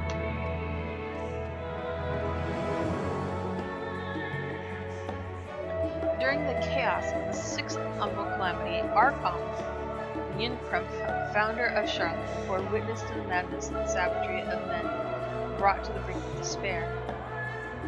Upon raising a settlement on an island and leaving it empty, he instructed his people thus: renounce the ways of war and pursue enlightenment through knowledge and reason. The Charlians took to heart the words of their Savior, and thenceforth served as stewards of wisdom. Upon a foundation of accumulated learning, they built a homeland, unlike any other, a nation born from strength of minds rather than strength of arms. With knowledge of economics came shrewd trading. With knowledge of agriculture came bountiful crops. Engineering brought wells and sewers, ending squabbles over water. Wealth of expertise could be bartered for wealth in coin. And the more their wisdom spread throughout the world, the more mankind as a whole would thrive. And so it was that no matter the trials and tribulations of the age, the citizens of Charlian would live by their founders' teachings. For the sake of a better tomorrow, for the sake of a brighter star, they would eschew the tools of war, and with knowledge deliver the world.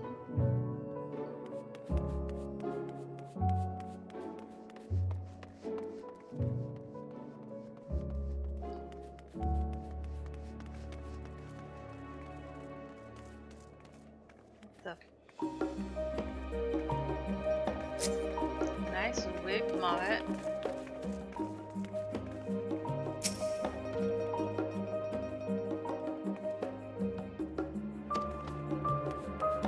Did I look at these books? I thought I went directly around. The roads of the old colony. Many years ago, on the banks of the Thaliac in the Dravenian hinterlands, the Charlian colony once thrived. This settlement was originally established as a mere outpost to study the ethereal sea in the year 1311 of the 6th astral era. Scholars dispatched to Eorzea found the facilities wanting, and their demands encouraged a gradual expansion of its structures and services. As rumors spread of a growing community of academics, the area is further inundated with Eorzean students hoping to share in the renowned wisdom of Assurance. It kind of sounds like, you know, how Ascians really love to study. So they're not like far from those people. Except for, you know, destruction.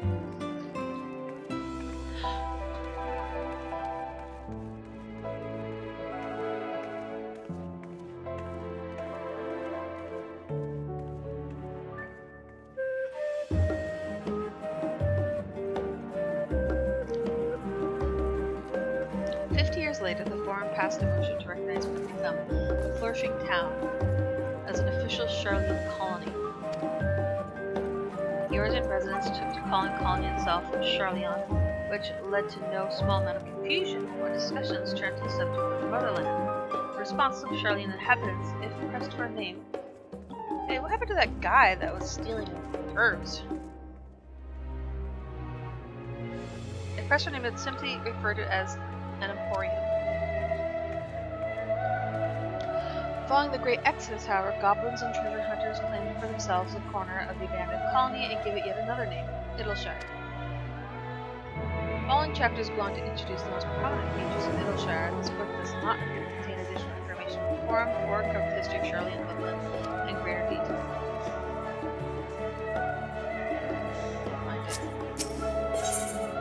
The story is Charlian. Did I already read this one?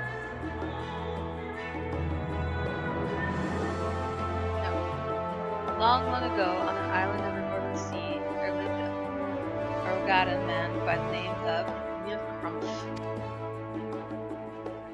Niancrumph was a student of astrology, and he divined that a flood of terrifying proportions would sweep over the lands of Eorzea. So it was that he built a gigantic ship, assembled a crew, and set sail for that imperiled realm. The flood arrived, as foretold, and to their horror, the strangely churning waters drove the people towards the ocean. It was there, however, that Niancrump's crew hauled them aboard his ark. But the danger had not passed. A towering wave approached, threatening to smash the vessel to pieces. With only moments to spare, Niancrump's wove a mighty spell of teleportation and shifted the entire ship to safety atop Abelathi's spine. Refugees from the surrounding regions huddled there alongside them. But it was not long before the disputes over the dwindling supply of food led to violence and bloodshed. Saddened by the sight, Niancrumph gathered to him his crew and his grateful passengers, and abandoned the ark to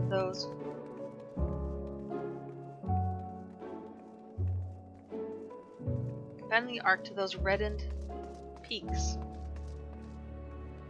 They journeyed to the coast where they built a new ship, intent upon returning to the northern seas. They landed on the beach of an island and settled upon that very spot.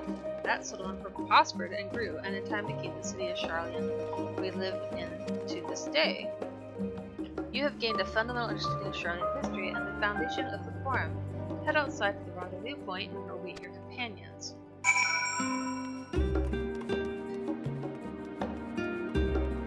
There's like eyes everywhere. Symbolic eyes.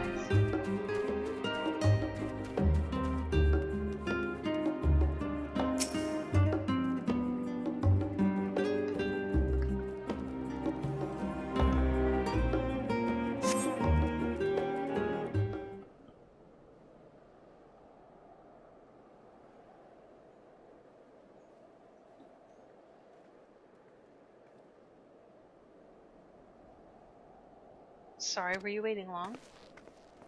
Seems like it should be spoken. I wanted to make sure I'd borrowed at least a few promising volumes. Alphanode and Crow should be along shortly. I was delayed in similar fashion as far as I could see. No titles in the Archon stacks mentioned the final days specifically, so we had no choice but to start with the tangentially relevant tomes, if they're even that. At present, the plan is to skim through as quickly as we dare and share discoveries as we make them. It would have been nice to invite everyone onto the estate. Plenty of comfortable places to read and ready supply of hot tea. You okay? Yeah? Alright. Oh, I was quite fond of reading outside. You're back? You okay, kitty?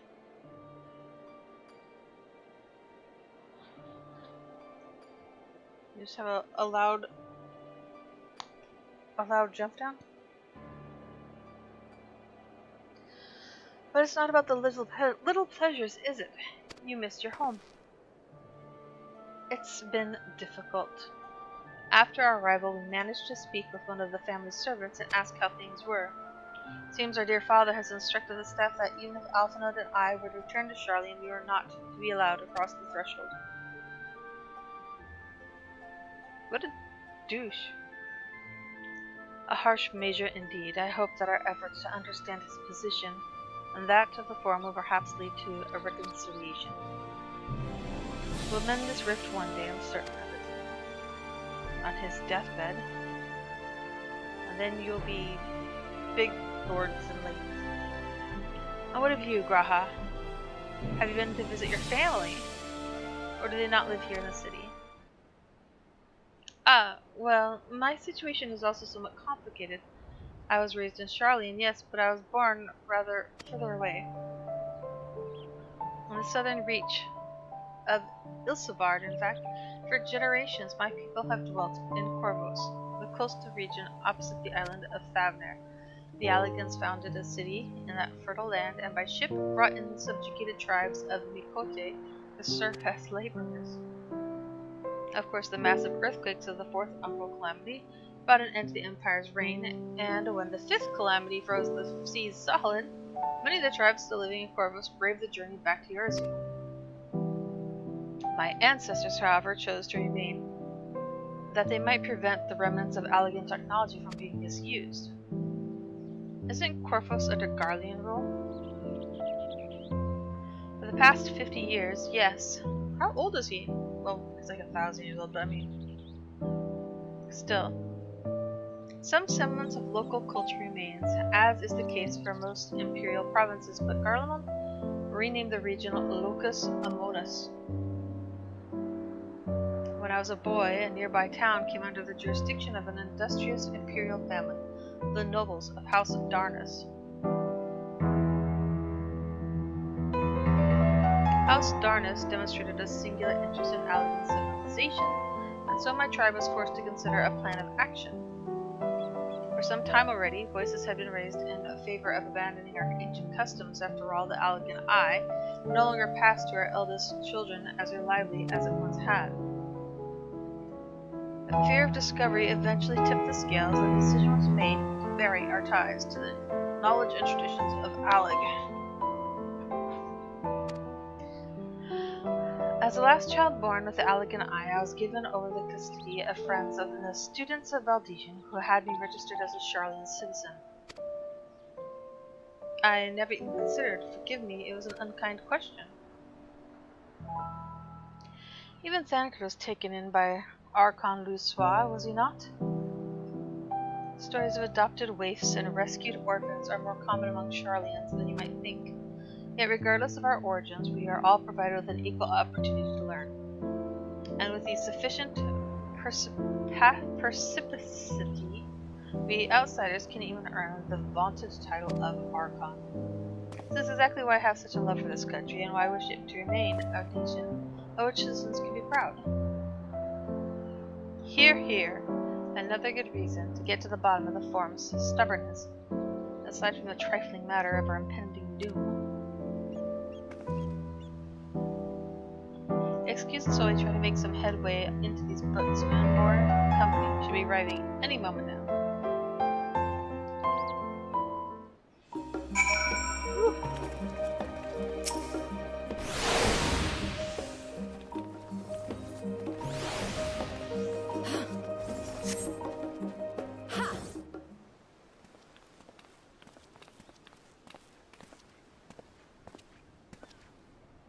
We've returned with our selections. Okay. Although I must say, the pickings were quite slim indeed. Mistress Cryle has already flicked through every history book devoted to disasters, and more than a few which barely made mention of them. As such, we'll be looking into research papers on the Umbral calamities. as well as articles written by prominent forum members. Perhaps their knowledge of the final days comes from an unexpected source. Speaking of which, might I ask you a few questions related to the final days? I'm the only one here who didn't witness the events of Amarok's firsthand, and fear I may overlook critical details. My thanks. Now, where to begin? First things first, what kind of phenomena did the ancients encounter as the final days drew nigh? Complete destabilization of creation magics, primals of unrivaled power summoned from the ether, the worst kind of phenomena you can imagine.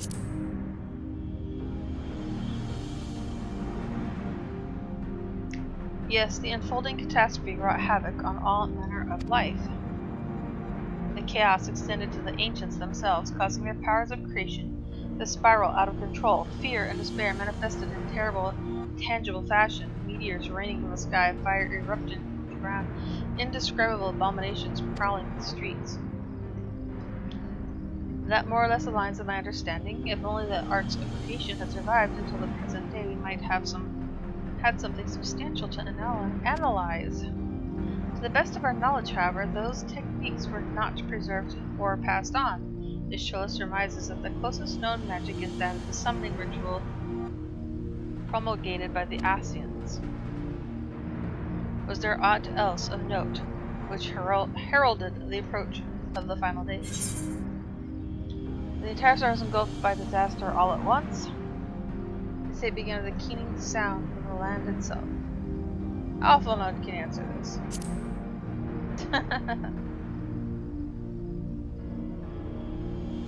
I think you may be misremembering, as I thought it was more of a gradual spread.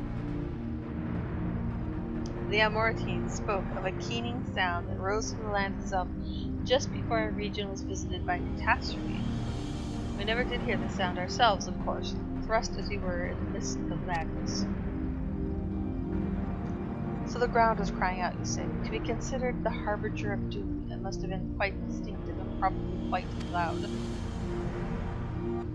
I'll have to speak with one of the Nominon's mammoths and ask after any books which make mention of such a sound. Last but not least, would you describe how the ancients sought to quell this unprecedented calamity? What definitive action did they take?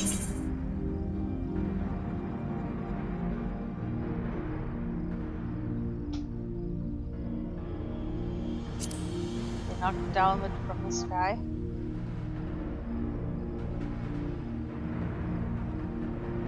Yes, with Elizabeth serving as his heart. So many gave themselves in sacrifice to bring him into being. We do not know exactly how Zodiac brought salvation to the star, only that by his godlike will were the laws of nature set right. Then, once the balance was redressed, the ancients offered up a further sacrifice to heal the ravages of the final days.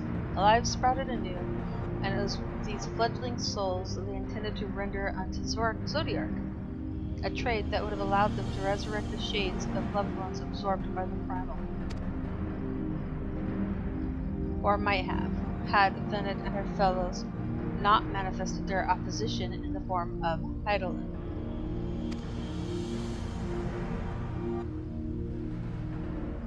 Thank you, both of you, for the detailed review. I feel much more confident now in my understanding of events. With all that freshly in mind, it does make me wonder what the Telephoroi truly mean when they speak of bringing back the final days. We've seen what they're doing with those towers of theirs.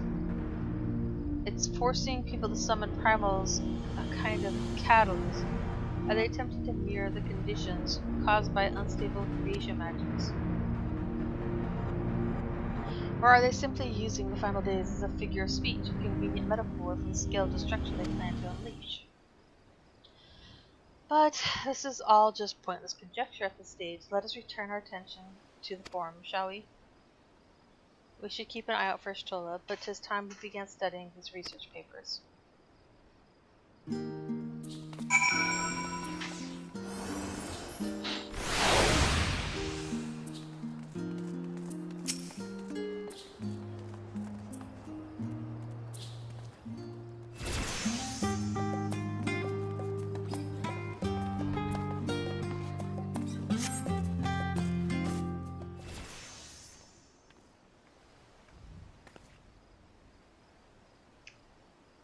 I'm the last, am I? Well, my extended research of the Archon stacks produced one or two possibly useful books. But I wouldn't get your hopes up. If you recall, Orangé learned of the source's reflections from the Jiran oracles. For its potential to cause panic and confusion, that tome was deemed an apocrypha and sealed away in the Great Google Library. It is even less likely that knowledge of the unsundered world, not to mention the horrors of the final days, will be left sitting on a shelf for any curious scholar to find. It stands to reason that my colleagues, be the Archons or the Counselors, should perforce be largely ignorant of the subject. Yet when you confronted Master Farshinolt with knowledge of the Telephorai and their machinations, he scoffed at the suggestion that they posed a threat. He seemed adamant that the Forum would know if the final days were truly upon us, which only supports the conclusion that whatever privileged wisdom is guiding the Forum's behavior, it is being kept secret from the rest of the nation. Maybe the Forum is the Telephorai, because since they must know the final days are coming, and they must want the final days to come. Not that I mean to excuse myself from reading Duty, whether they contain mention of the final days or no, these books could hold something yet of value. You weren't thinking of leaving, were you? There's plenty of work for everyone.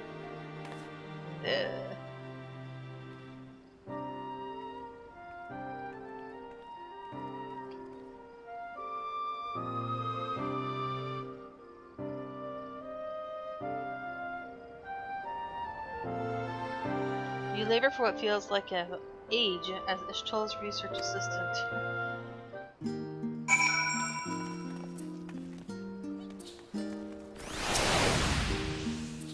Oh dear, you look exhausted. But what about your studies? Were you able to find any books on subject I mentioned? Then the day was well spent. Should we wish to read them again, a moment at the reference desk will point you in the right direction. For the moment, though, I suggest you take a well-deserved rest. We might be occupied with the research for quite some time.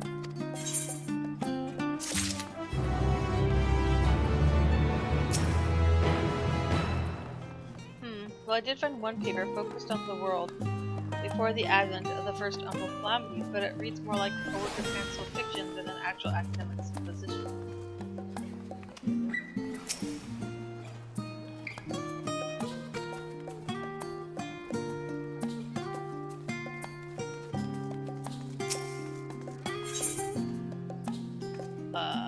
Well, the lady, a seat at the last stand. Ready for a tea break? I know I am. I would like some tea. Honestly, my neck and shoulders are going to calcify if I don't stretch my legs and walk around for a bit. You know, last stand down in the harbor, don't you? Come and meet me near the outside tables and I'll treat you to your coffee and spicy bit. Nom. Coffee. Nom nom nom.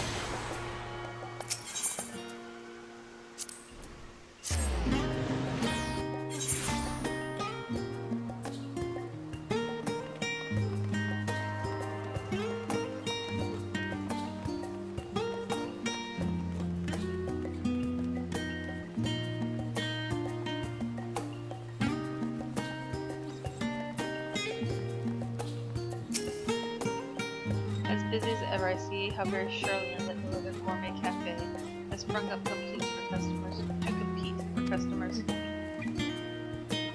Actually, this crowd gives me an idea. Before we place an order, why don't we ask a few questions and gauge the mood of the city? I'm interested to hear what the average citizen has to say about the Telephorai. You might even learn something new, worth a try, don't you think? Alize is now accompanying you. Okay.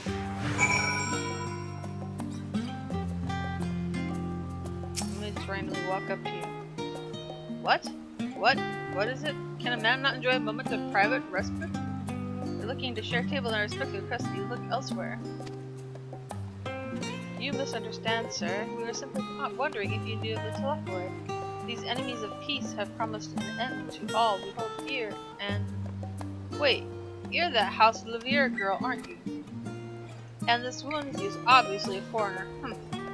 I'd heard you were disowned for helping outsiders indulge their barbaric whims.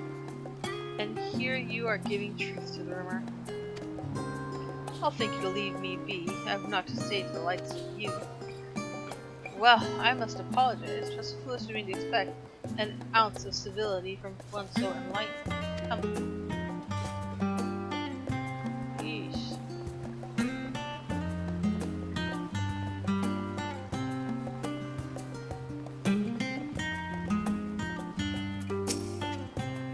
Yes, I don't believe I've had the pleasure. Pray excuse the interruption, but we were hoping you might share your thoughts of the Telephoroi and their unconscionable plans. My goodness, if it isn't young Miss Olivier. My apologies, but I worked in the offices of the Forum. If word reached Master Ffxiv, who I was helping. I see. We're sorry to bother you. Damn.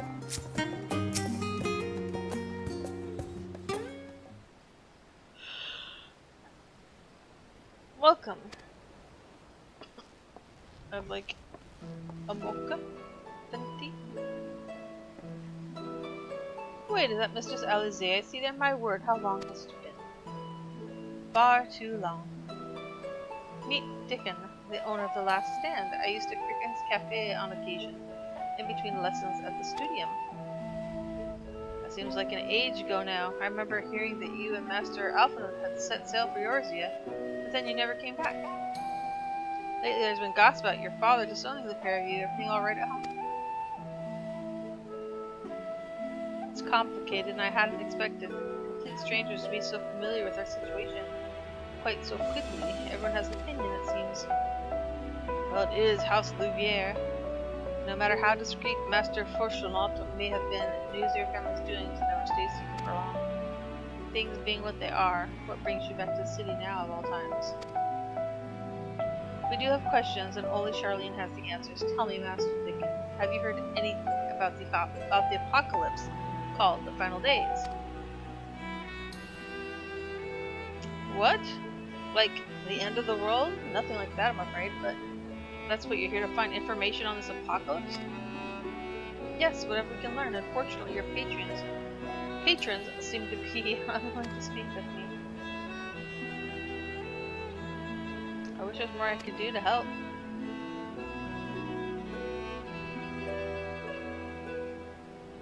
But maybe there is. You're a visitor, You're a visitor, aren't you?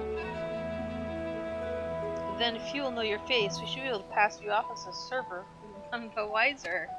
We just finished preparing a few orders. Strike up some friendly conversation. Hey, do you know about the end of the days? That doesn't sound weird at all. While you're setting down the food, you might get the answers you're looking for. Not a bad idea. I hate to ask, but what do you think?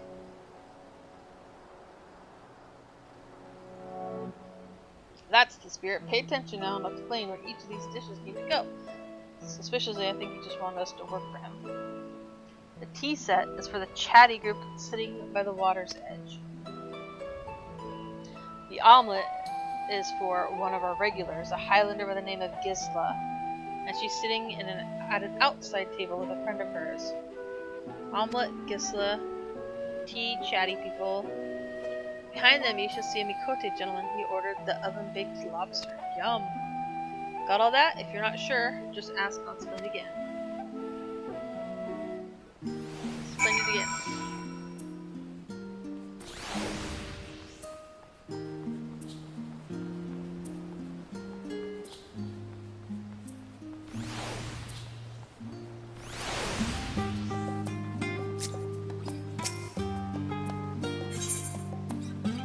Have some tea. Oh, lovely, thank you. So, have you heard about the end days? Our savior? Telefa who? I'm sorry, I've never heard of them. for their final days. Friends are and I are somewhat uninformed when it comes to current events. Now, if you wanted to hear about ritual arcane practices of the 6th Astral Era, common or esoteric, I'd be happy to talk your ear off. Okay. Okay, it's Kisla. Wow. That's a setup.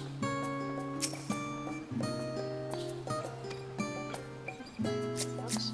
Let's just talk to you. Let's talk to the table. You like lobster, right? Is this on the house? Because I'm not paying for other big lobster I didn't order. Now where's my olive oil? Fudge nuts.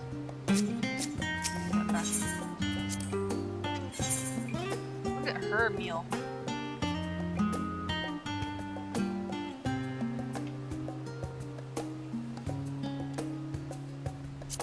Sorry about that.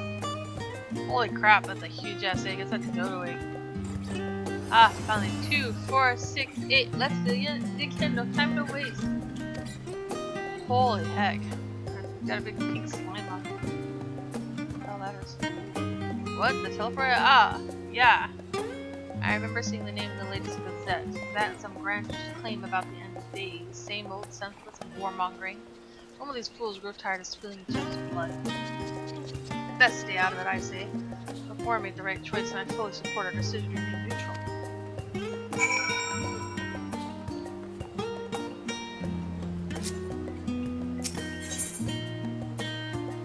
Urban banter with a smile. At last, the oven-baked lobster is mine. You have no idea how long I've scrimped and saved and suffered to afford this heavenly dish.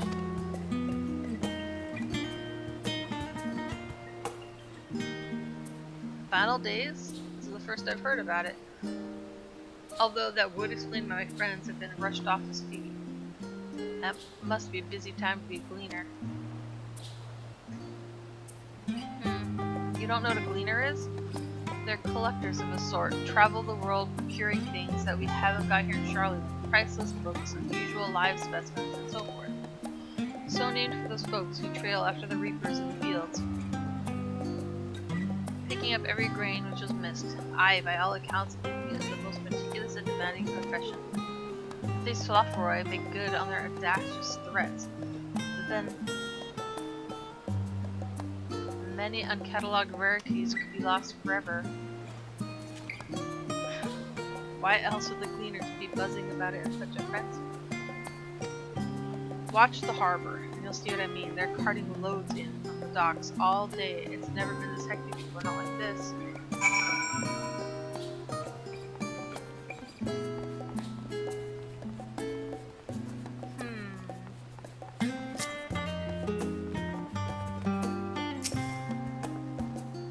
Any trouble with the customers? Were you able to get anyone talking?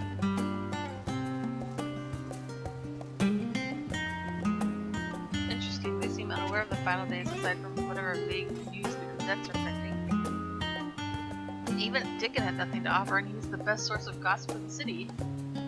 The forum does have secret knowledge, and they've done an impressive job of ensuring no one whispers it to the wrong ear.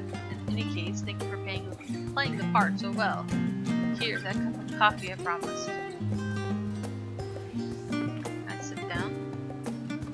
Let's enjoy our drinks somewhere else, shall we? Maybe behind the peristyle, where we can hear gossips and their wagging tongues.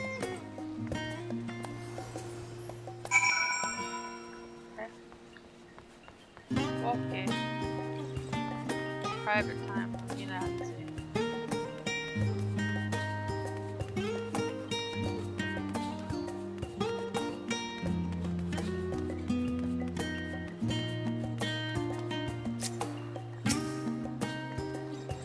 Yeah, this should do nicely. There's people, you're like literally, look at this Lala. He's literally staring at you.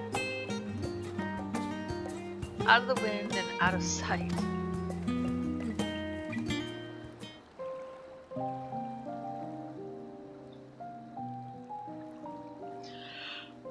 Oh.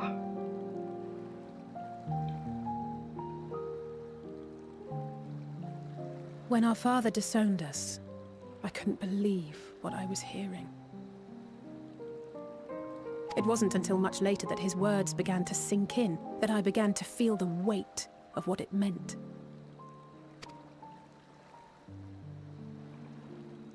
Do you remember when the decision was made to come to Charlian? Grahas said that the Forum was determined to keep us in the dark, and that Father's venomous performance was part of that strategy, to keep us at arm's length. Perhaps it was. Father argued with Grandfather on many occasions, but never with such dismissive contempt.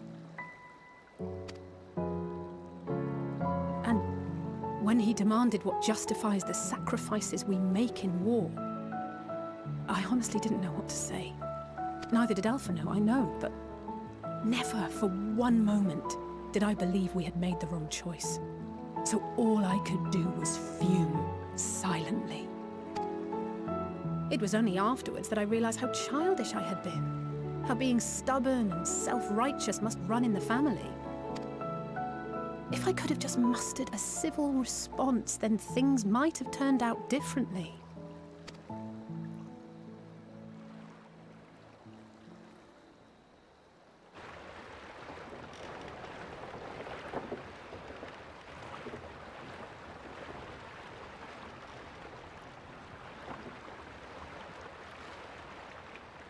Coincidence.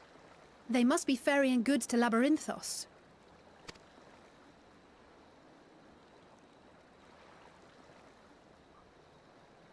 A vast complex beneath the island. Charlian is famous for archiving knowledge from around the world. Well, that knowledge is not preserved exclusively in dusty tomes and desiccated samples. Our living library, comprised of all manner of flora and fauna, is housed and studied within that underground facility. Still, that did seem to be an unusually large shipment. When I lived here, it was rare to even see such cargo transported by boat.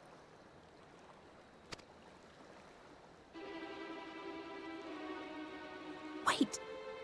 Didn't you hear something in the last stand about the gleaners coming and going more than usual? Well, I think they're the ones we saw manning those boats. And gleaners answer to the Forum.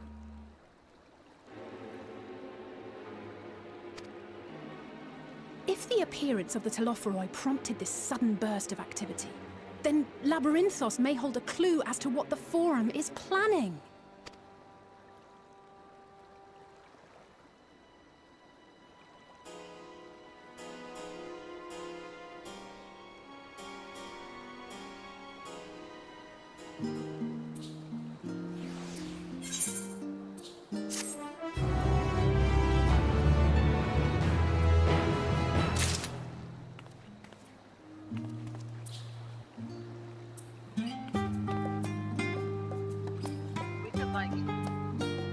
Borrow a boat and a box and pretend we're cleaners.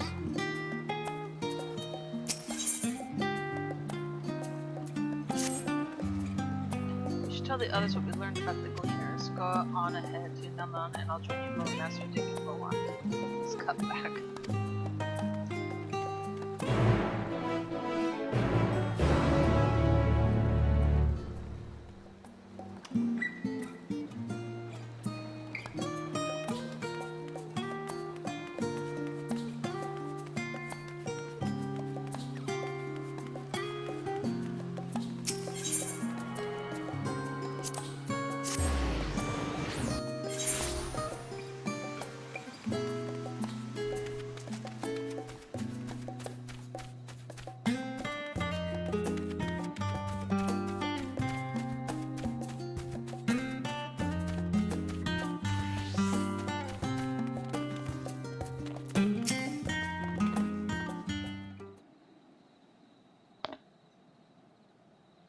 Welcome back. Been for a walk and cleared your head, have you?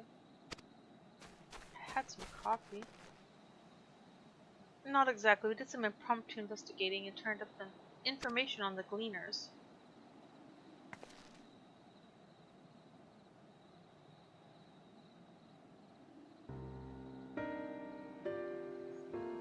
We have a gleaners club here with they do is gather old food and pass it out to poor people, though. I guess it's gathering, gleaning, huh?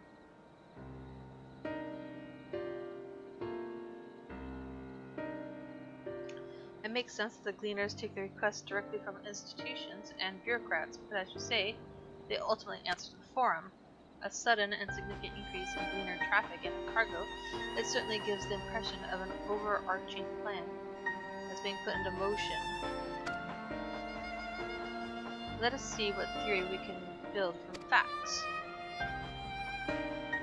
As Y'shtola observed earlier, Numenon's archives appear to contain no information concerning the final days. Coupled with what Moon and Alisaie learned at the last stand, we can be reasonably sure that most Sharlayans know nothing of that particular period of ancient history.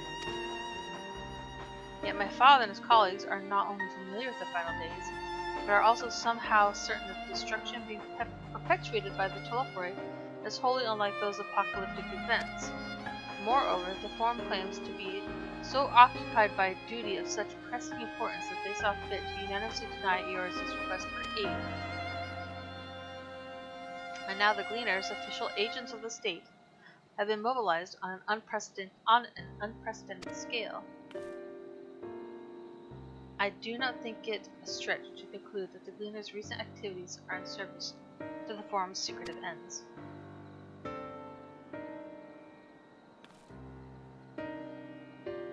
In which case, our next course of action seems obvious. We visit Labyrinthos and assess the situation for ourselves. And if we're lucky, the Gleaners will be far more receptive to our questions.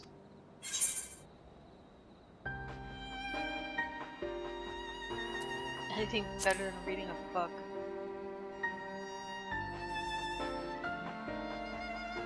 Oh, I would hate to spoil the surprise. I asked, what should I expect down there? As for myself, there are a few more subjects I should like to research. I may join you later, but feel free to leave behind your borrowed books and be on your way. I'll see to it that each return to its proper place. Great help, Raha.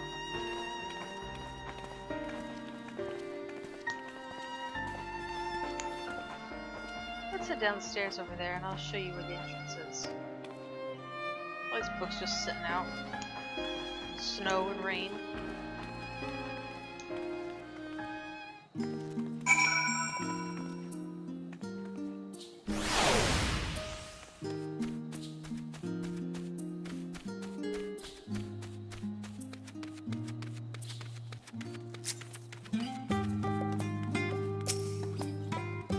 Ready? Labyrinthos is not too far from it. You may find the path a bit disoriented. I'll take the lead, so stay close.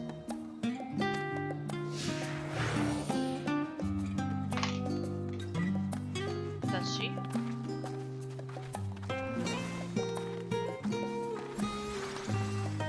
We're briskly walking. I can't walk. Broken knob. Walk! Don't run, walk. We should move along. I'm right here. Come on, walk. Hey, there we go. Look at this. This is your brisk walk. Your long legs, how are you letting me outwalk you? Son of a... woman? Just messing with me.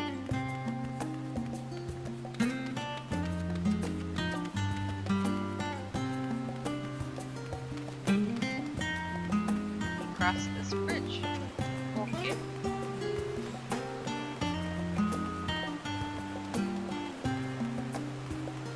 Rostra.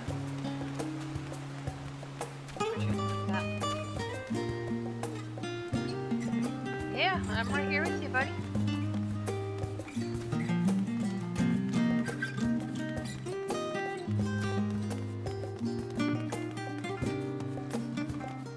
Remember we were here the other day? Vaguely?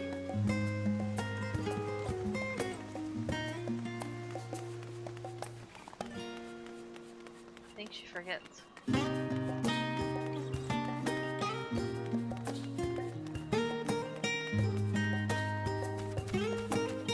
Oh, getting so sleepy.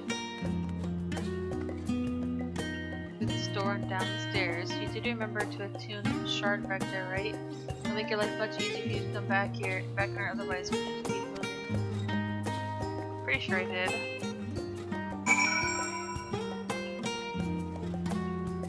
Pretty sure I did. Making me a little bit nervous though. Coffee fizzle pop. Cute. Ooh. Back door. Do I hear dripping water?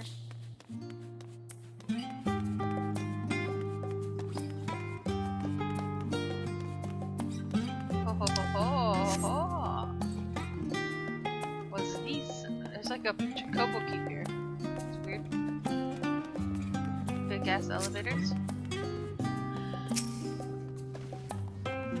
We're all here now, yes? I've taken the liberty of securing permission for our group's descent. Right, everyone onto the lift and down we go. I thought this was like Archon only area.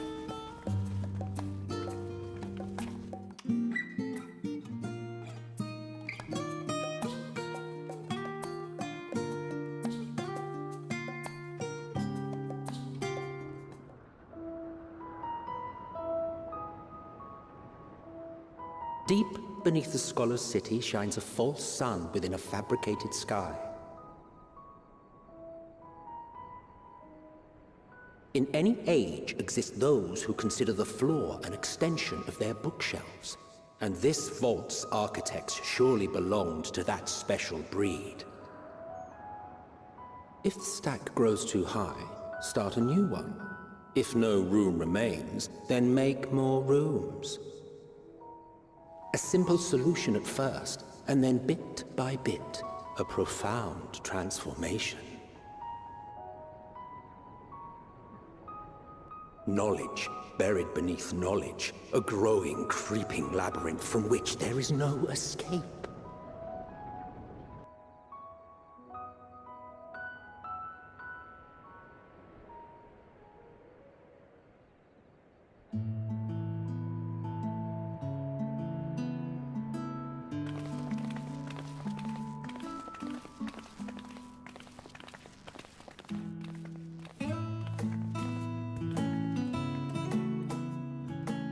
Not what you expected. I must admit, the artifice is very convincing. But I assure you that we are beneath Sharlayan itself. The breeze you feel, the flowing waters you hear, all created by the hand of man. The island is volcanic, you see, and once upon a time this great hollow must have been a reservoir for magma. It was discovered some 400 years ago, at which point it was repurposed as a storage facility for scrolls and samples and such. Renovations have continued, with nigh on no interruption to this day, with the lower levels still undergoing expansion. I'm not sure the best place to hoard all your paperwork is the center of a volcano where magma used to sit. Aren't those people gleaners?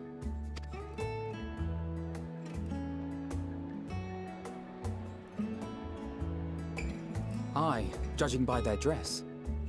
They are said to work alone as a rule, but 'twould seem that rule is being enthusiastically broken today. It may be as you suspected, but they are engaged in a task apart from the norm.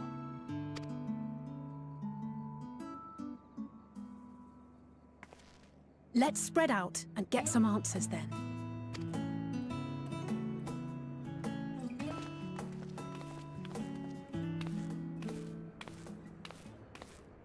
Ugh.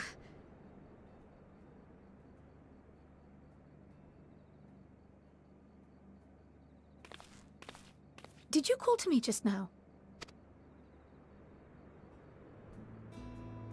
No. How odd. I must be a bit dizzy from the descent. I'll be fine, I'm sure. Let's get to work, shall we?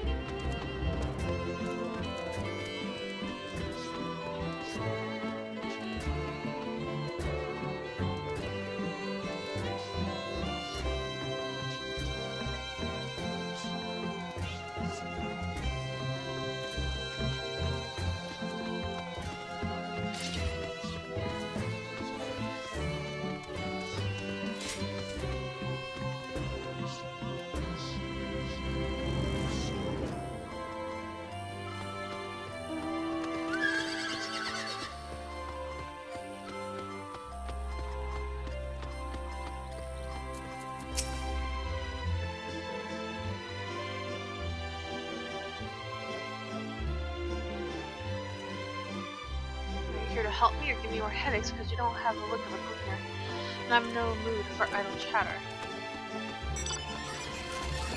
One of my colleagues is so exhausted he took a tumble and crashed into a pile of crates. Now I have a pack of marmots running loose. The exchange with Anvil has taught you about exhausted lunars.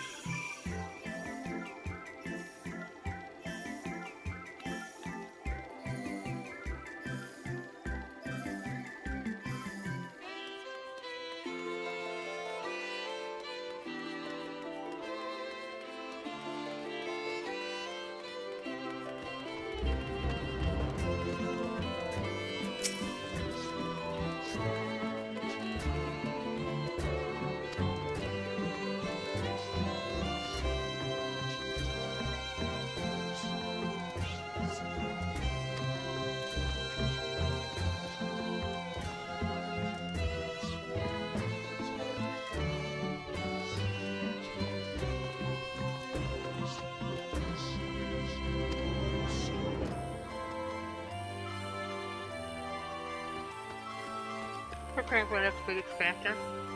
With my mouth full. Funny.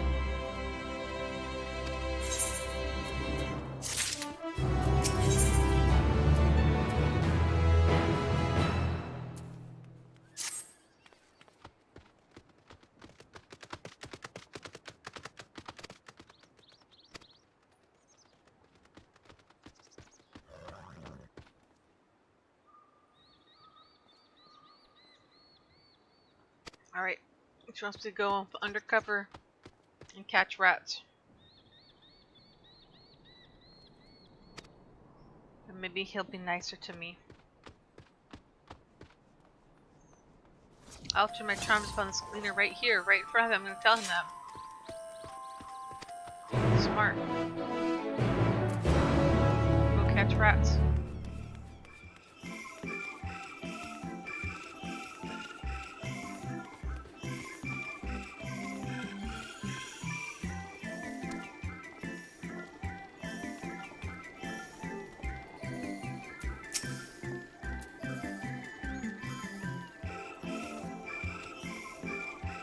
What's up, boy bunny? You want to help me find marmots? I have nothing suitable to pay you for your services, but your offering of please your heart. I'll welcome the assistance. My name is Aaronville, friend, a specialist in the collection of live specimens. Gaia. That said, the capture of these Naxian marmots is a trial I've no desire to repeat. Grizzled mice, they call them. For mercy, there are no other marmot species on this tier at present. So there should be no mistaking our little fugitives. If you happen to catch any, stuff them in a sack, gently of course.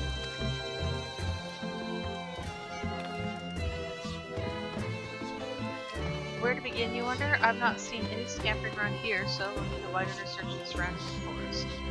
Be on your guard, there are beasts out there that wants to prey on a marmot for you. Underneath the castle? I'll search the trees to the west.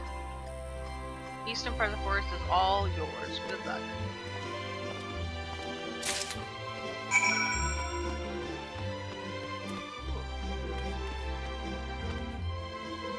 He was ready to Fantasia.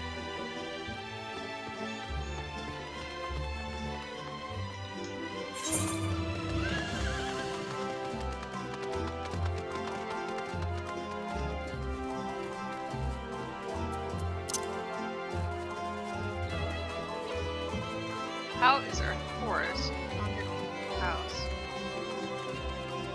Is that a Gubu? It's a sort of Gubu. It's a troll with lizard legs.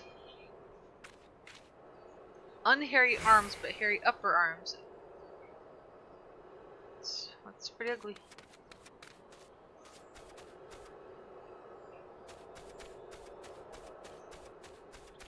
Those look like they would kick my arse.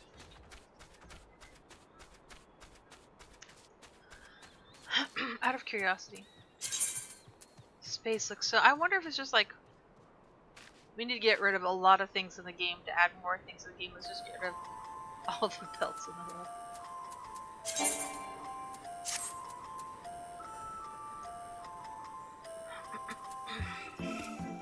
What am I doing?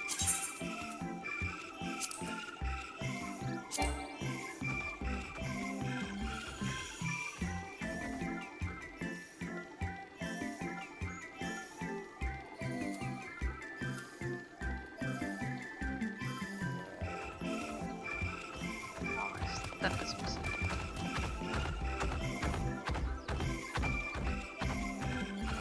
Yeah, he's put his back here in a ponytail.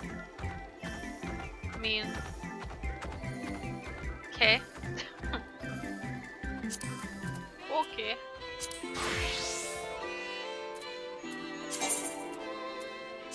Let me see.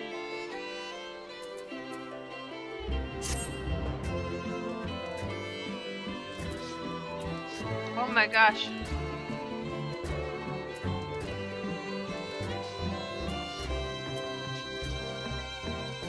That's a lot of missing stuff.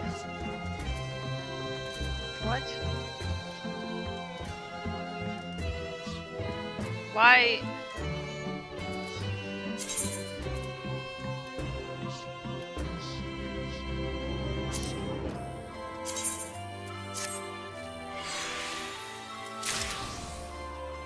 Why is everything missing?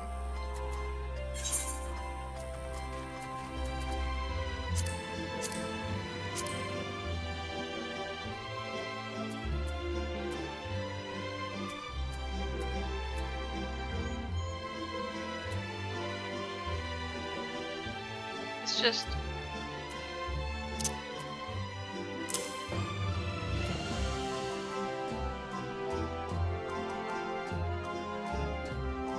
Why is it grayed out? Because I'm not doing anything. What am I? Blacksmith. That's not what I wanted.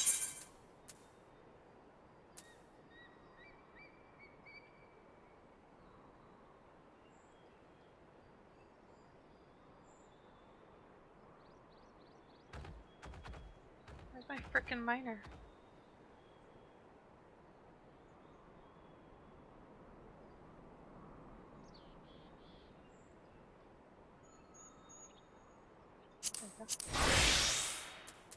There we go.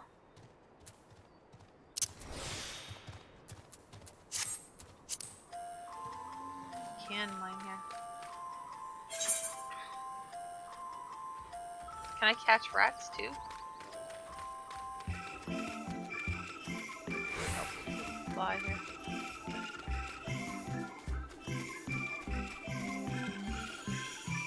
Sit out there.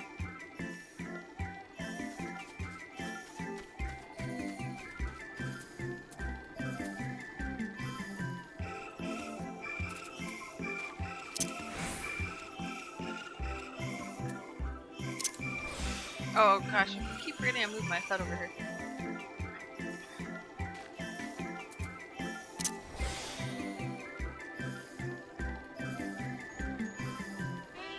Okay. Well, can't go down there. Also, where the frickin' rats?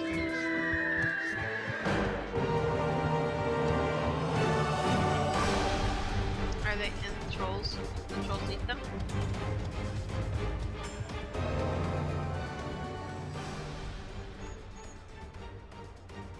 Something's not right.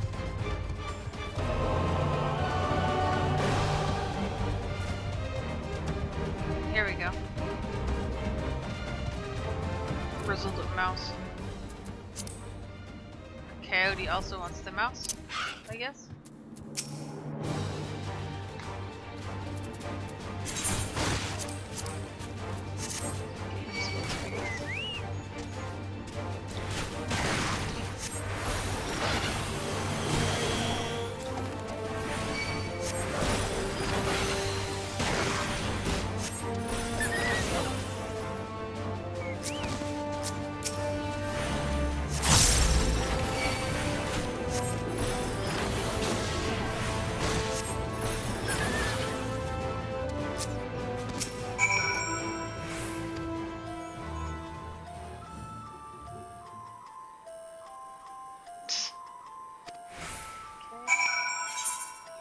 I have failed. Fritz.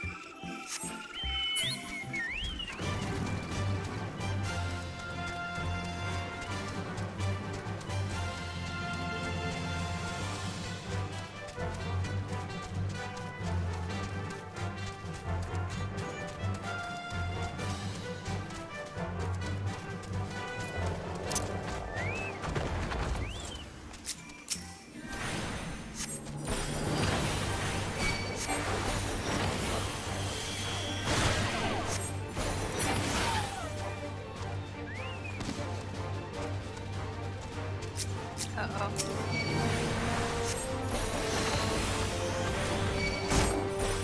Looks like the storybook troll. Looks like a bear, a lizard, country singer from the 90s.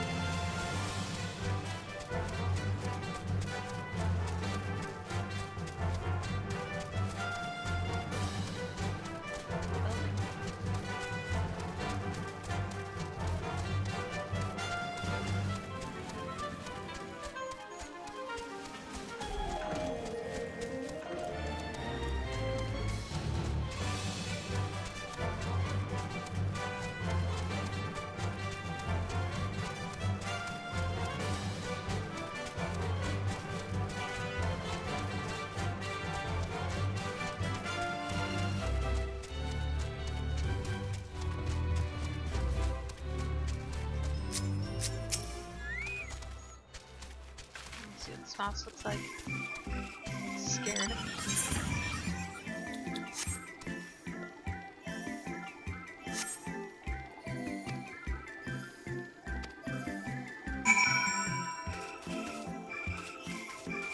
There was an ether.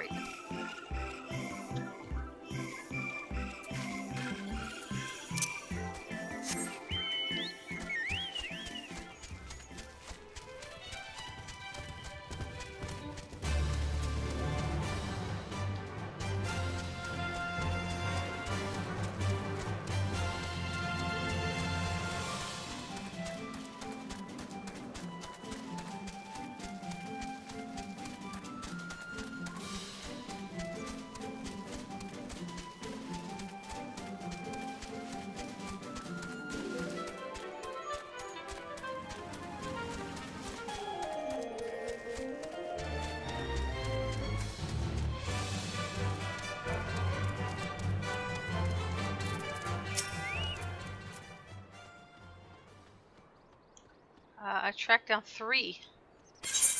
I got 1. Ah, there's the odd marmot out.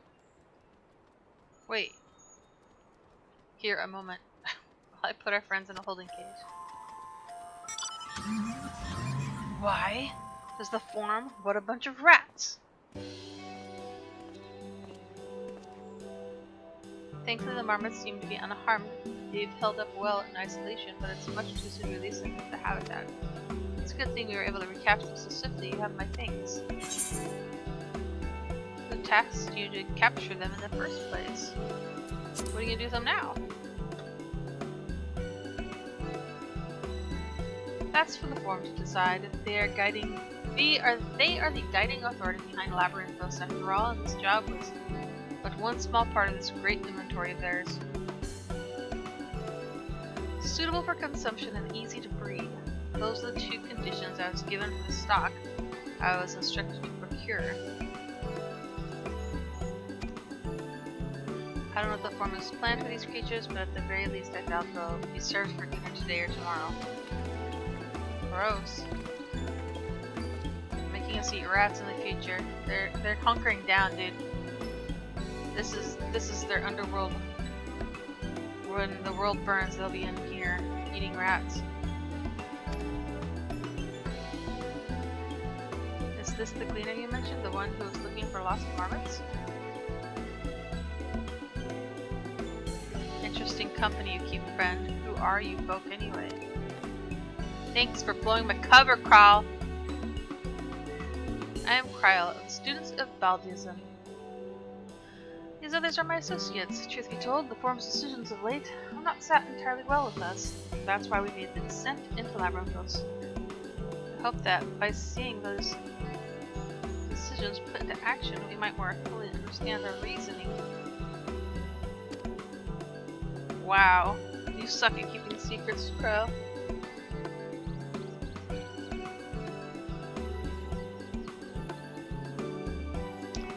Wise and practical never hurts to try and gain a broader perspective, does it? Anyway, duty calls and other animals to capture, and enclosures to empty. Once again, I'm sorry that I can't offer you more for your services.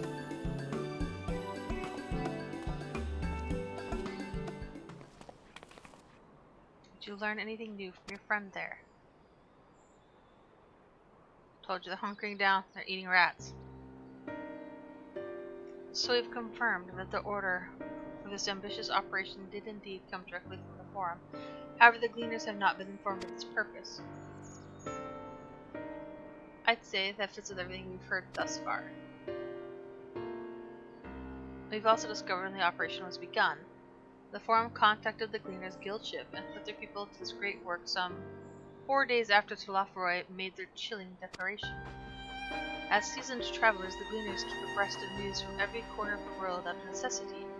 Thus am I inclined to trust that their calendar of events is accurate.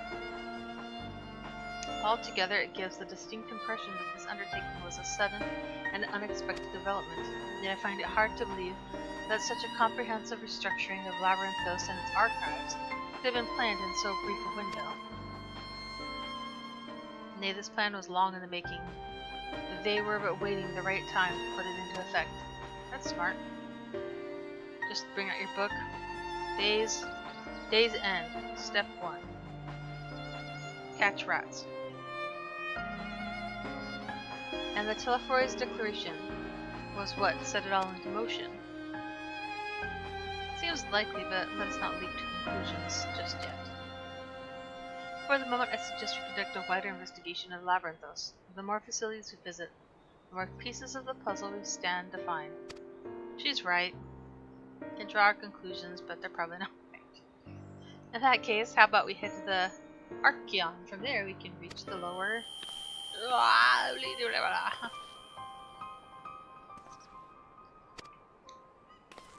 Is it Heidelin? I'm fine. It's just brain cancer. I'll be okay. The sudden descent has left me with a bit of a headache, that's all.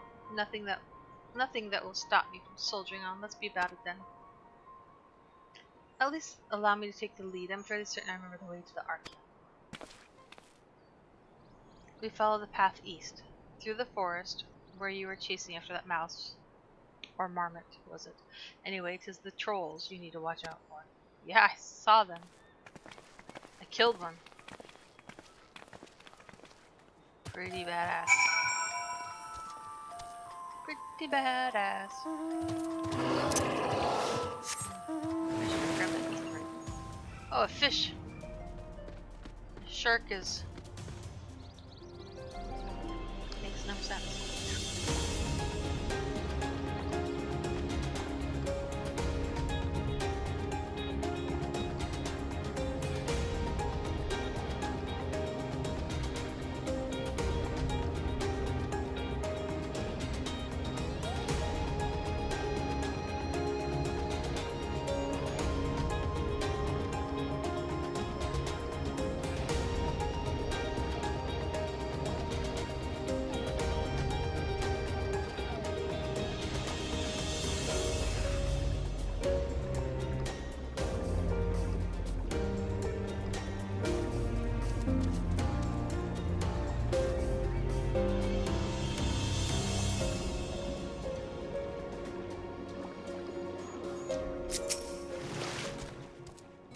Behold, the Archeon.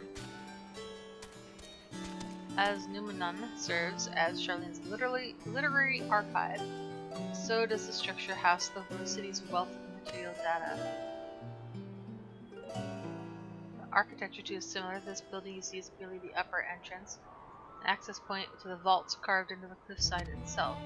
Within those vast rooms are stored countless samples and specimens, as well as the records which describe them. In a manner of speaking, the Archeon contains a physical history of Charlene's unwavering dedication to the accumulation of knowledge.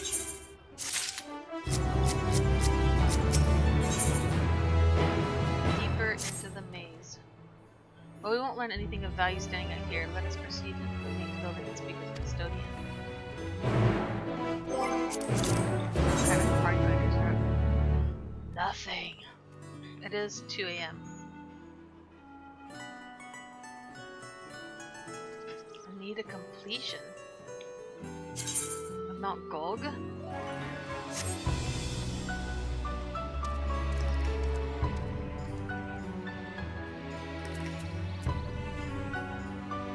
Level grind.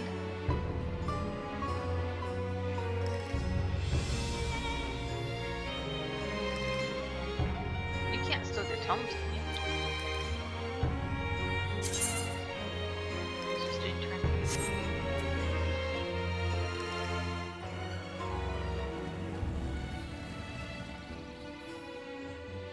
Chibi Jades.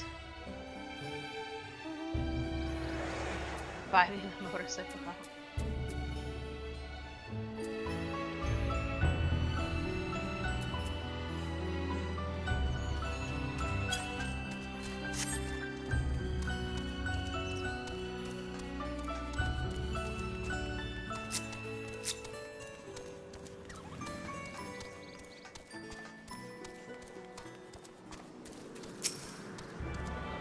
Put in a bucket of water. And I'm wet. Terrible place to put it eat right.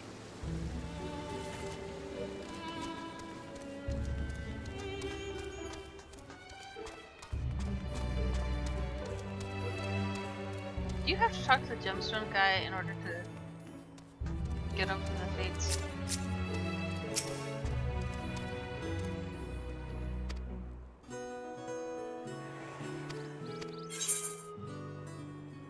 Yakko chuck. Toad skin, gross.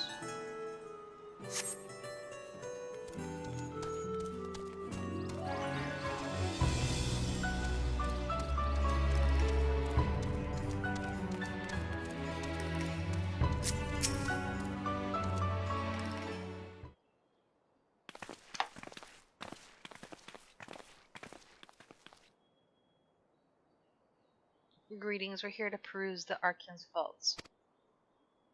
Peruse? You are clearly not gleaners then. Might I ask your affiliation? You belong to the students of Baldesion. But is that relevant? I was given to believe that the vaults, those open to the public at least, were open to the public. Ordinarily, yes, that would be the case. At present, however, access is restricted.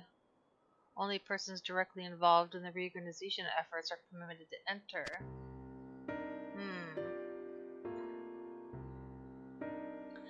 Not us, then. I suppose we'd better move along to another facility. This building has a lift which connects it to the middle tier, yes? Might we at least make use of that? Gasp. That service has also been suspended, I'm afraid. For the time being, priority has been given over to the conveyance of inventory. What? So this is as far as we can go? I apologize for the inconvenience. Please come again after our restructuring operation has concluded. By that time, it'll be too late, and we're so close to getting answers.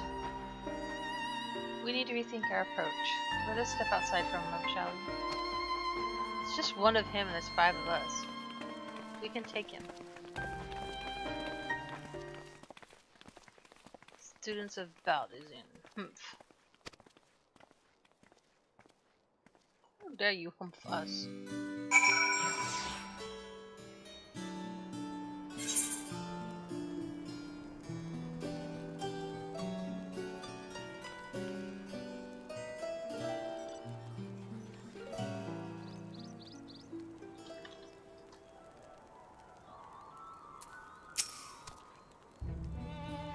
We are at an impasse, as we have no other leads.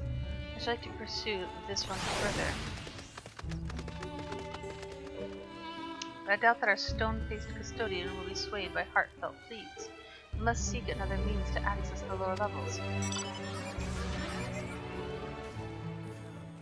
So likely that the people in this area are involved in their restructuring in one way or another. If we were to investigate ourselves, that might allow us to accompany them on the lift. Let us ask around. Surely someone is in need of a few strong backs to lighten the load. Don't you think he'd remember us?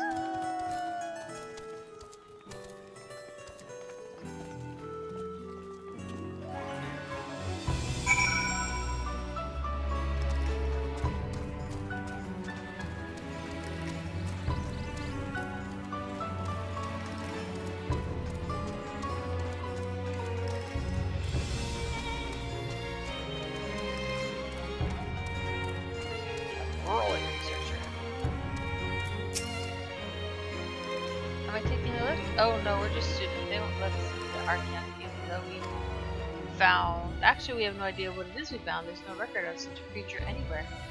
But it was wandering around tranquility, so we thought to donate to the vaults. Squeal, squeal.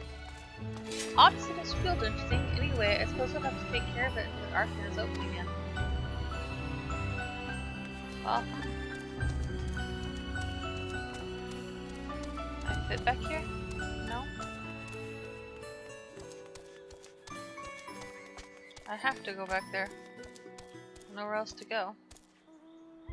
Unless I can go inside. I was just inside.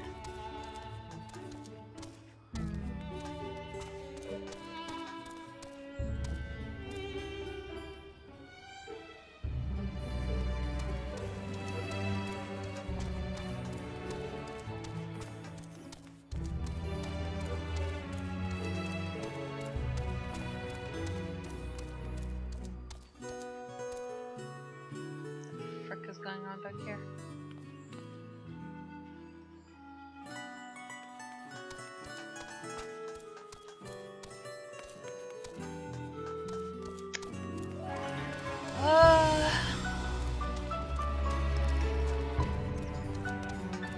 Wait, why didn't you show up? You didn't show up. You look tired. Let me help. Let's not take you down on the lift with me. Sorry, but not a chance. I've been up and down all day, and only now have I finally found a spare moment to rest.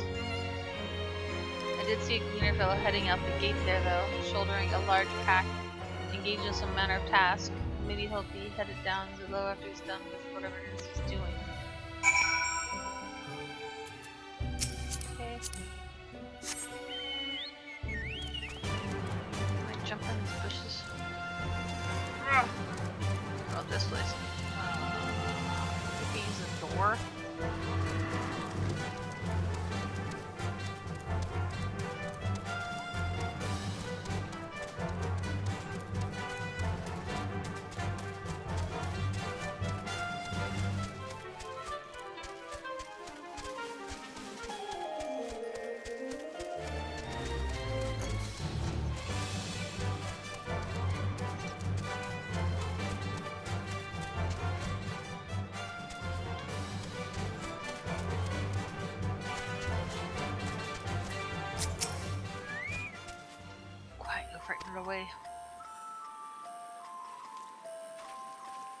Oh, it's you again.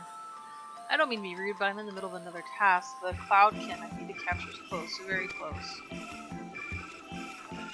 I can help. What's a cloudkin? Want to help me with this too? You spend your time in unusual ways, my friend. Still, 2 hunters are generally better than 1. What's very well then? Now here, it's a common gathering spot for birds of all kinds, but the one I'm after today is the hornbill. Its feathers are green, and its cry a distinctive caw. Single it out and shoot it with a sleeping dart. The effects are short-lived, so I'll lie in wait down by the riverbank to claim our quarry. Be sure to hit the right one. It's green and it caws.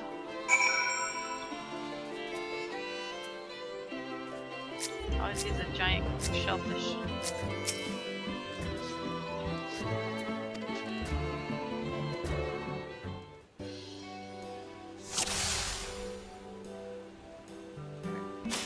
Shh, hey, wrong button. Hey, that guy said caw-caw, but he's not green. Whack whack. Goo goo. And the butt.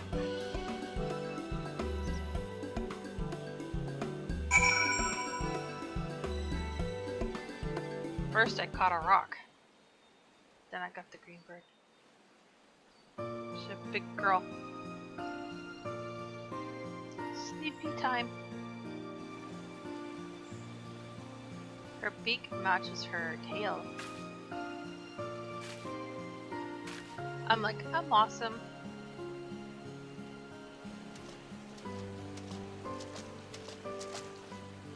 A fair shot. Yep. Nicely done. Let me truss this one up and I'll make my way over to you. He's a goner.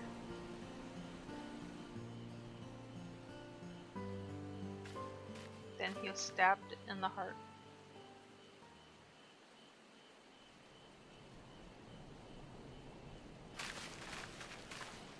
There you are. Any new revelations? I hit a bird.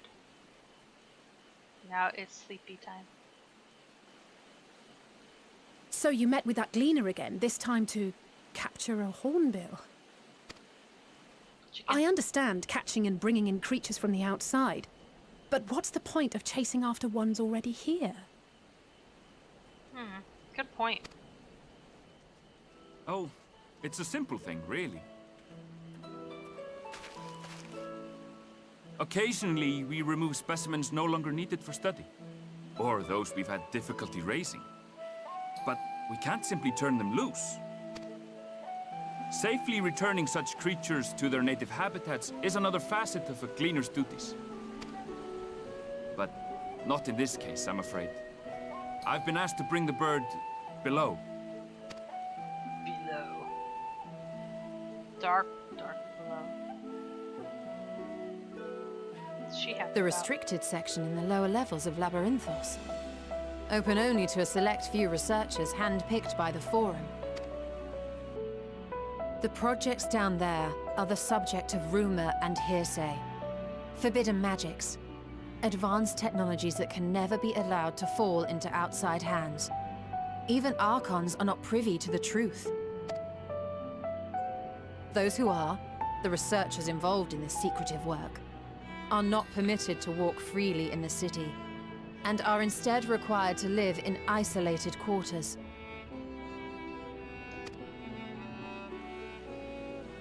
What could a facility subject to such strict security protocols possibly need with a hornbill? An experiment?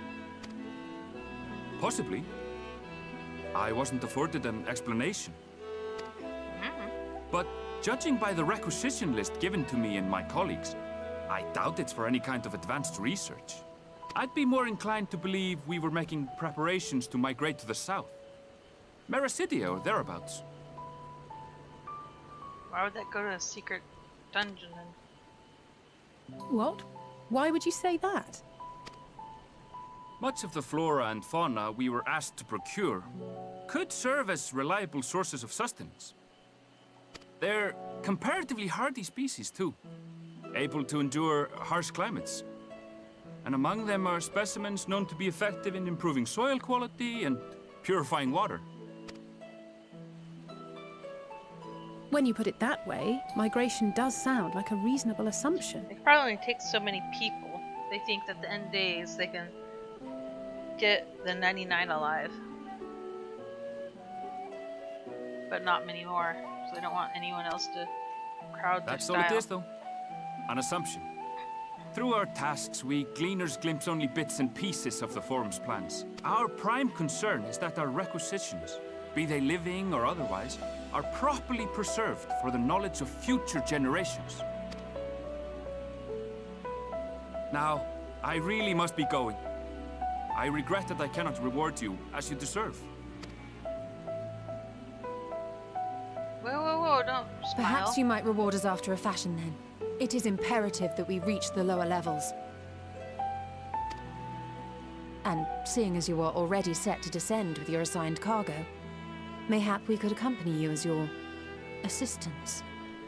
Dude, he's gonna recognize us. I'm afraid that won't be possible.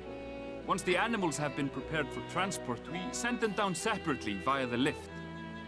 Maybe he can stick us with the chicken. I will of course follow after to make my report, but I can hardly pass you off as porters when there's nothing left to carry.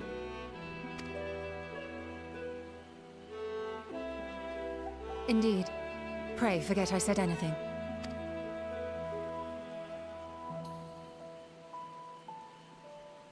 How do you feel about climbing? If you've strength and the courage to brave it, then there is another way down. This path leads to the 33rd facet, a mine shaft excavated during one of our expansions of Labyrinthos. While I cannot guarantee that the passage is safe to traverse, it should provide access to the medial circuit below. I never even knew such a place existed. Thank you. This is the perfect solution. You're quite welcome, but consider yourselves warned. If the going proves too treacherous, you do well to turn back. I bid you good day. Or you put me in the crate with the chicken. Well, turning back is hardly an option, not when we've come this far. Let's go and take a look at this mine shaft. No one will notice 5 people clambering around.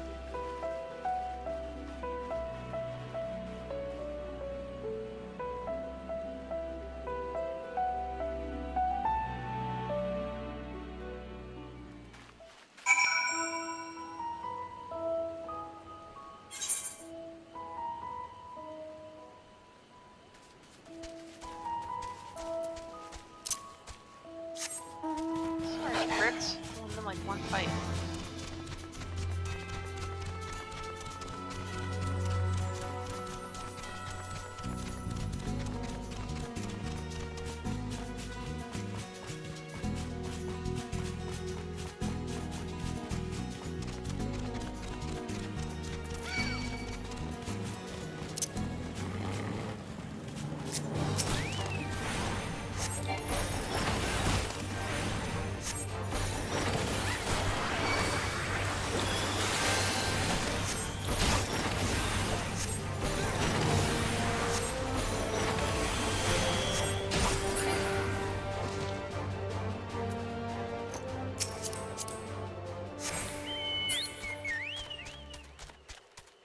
One of 2.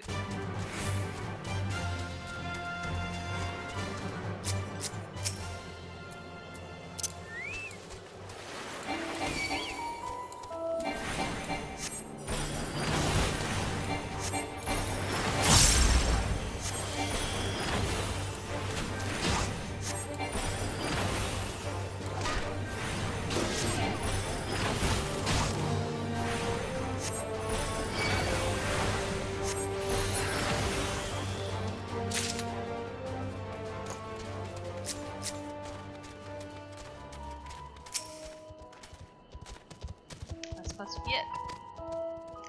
'Tis faint, but I hear something moving within. Creatures homed there by the researchers, I think. Well, slavering beasts aside, You'll need to watch our footing. We should tighten our straps and such before we continue. Tight straps request. I'll pull yours if you pull mine. Assuming everyone's tightened their straps and checked their gear, then I say we go on in. Given the terrain ahead, though, it might be wise to leave some distance between us. We don't want stumbling over each other if it comes to a fight. Take it slow, and don't forget to check your surroundings from time to time. We can meet up again at the other end of the tunnel. Notice they haven't been making us go to bed. They told us to rest. But they haven't been like, go to bed. Do you want to go to bed? How about now? You want to go to bed now? Oh, yeah.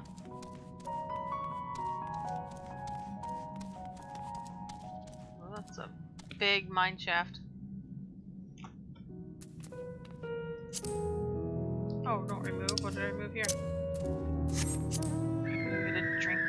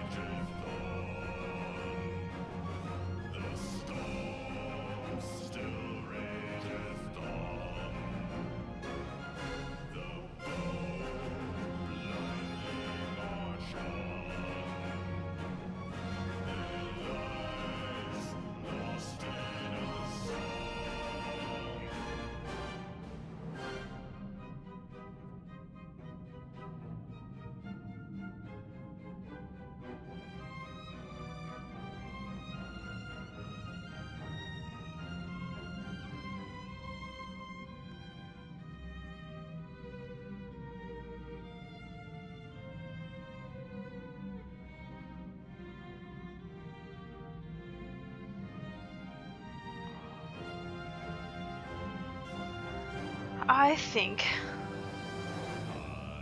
first of all, just notice my packaging wasn't outside. For my modem, my router.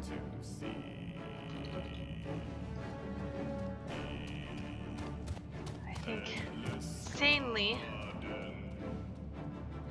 I should go to bed, but I don't want to wait in queue ever again. Not ever again. But dang.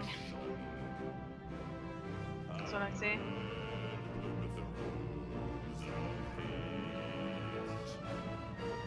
This item is no longer available for same-day shipping.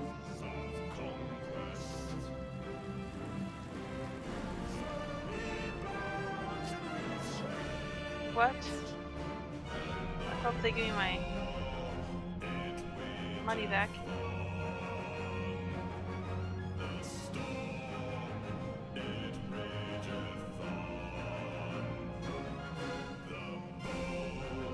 Monday.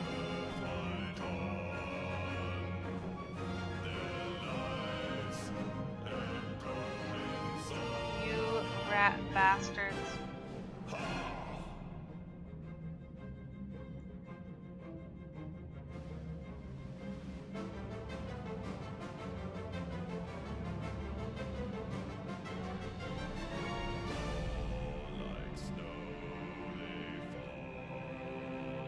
Monday, I won't be here.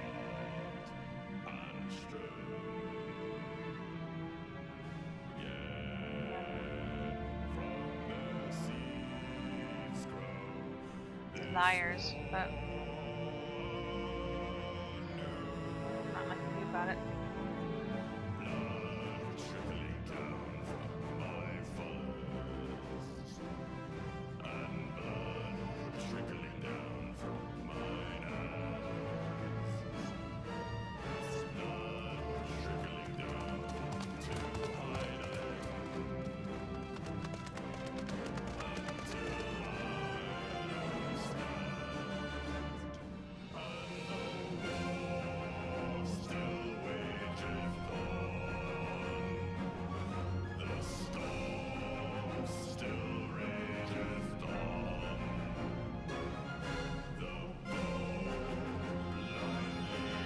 Alrighty.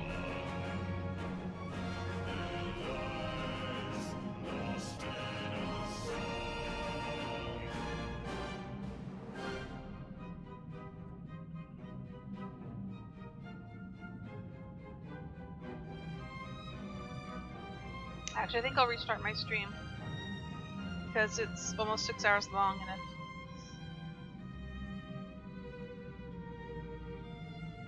if I download it, it's gonna suck.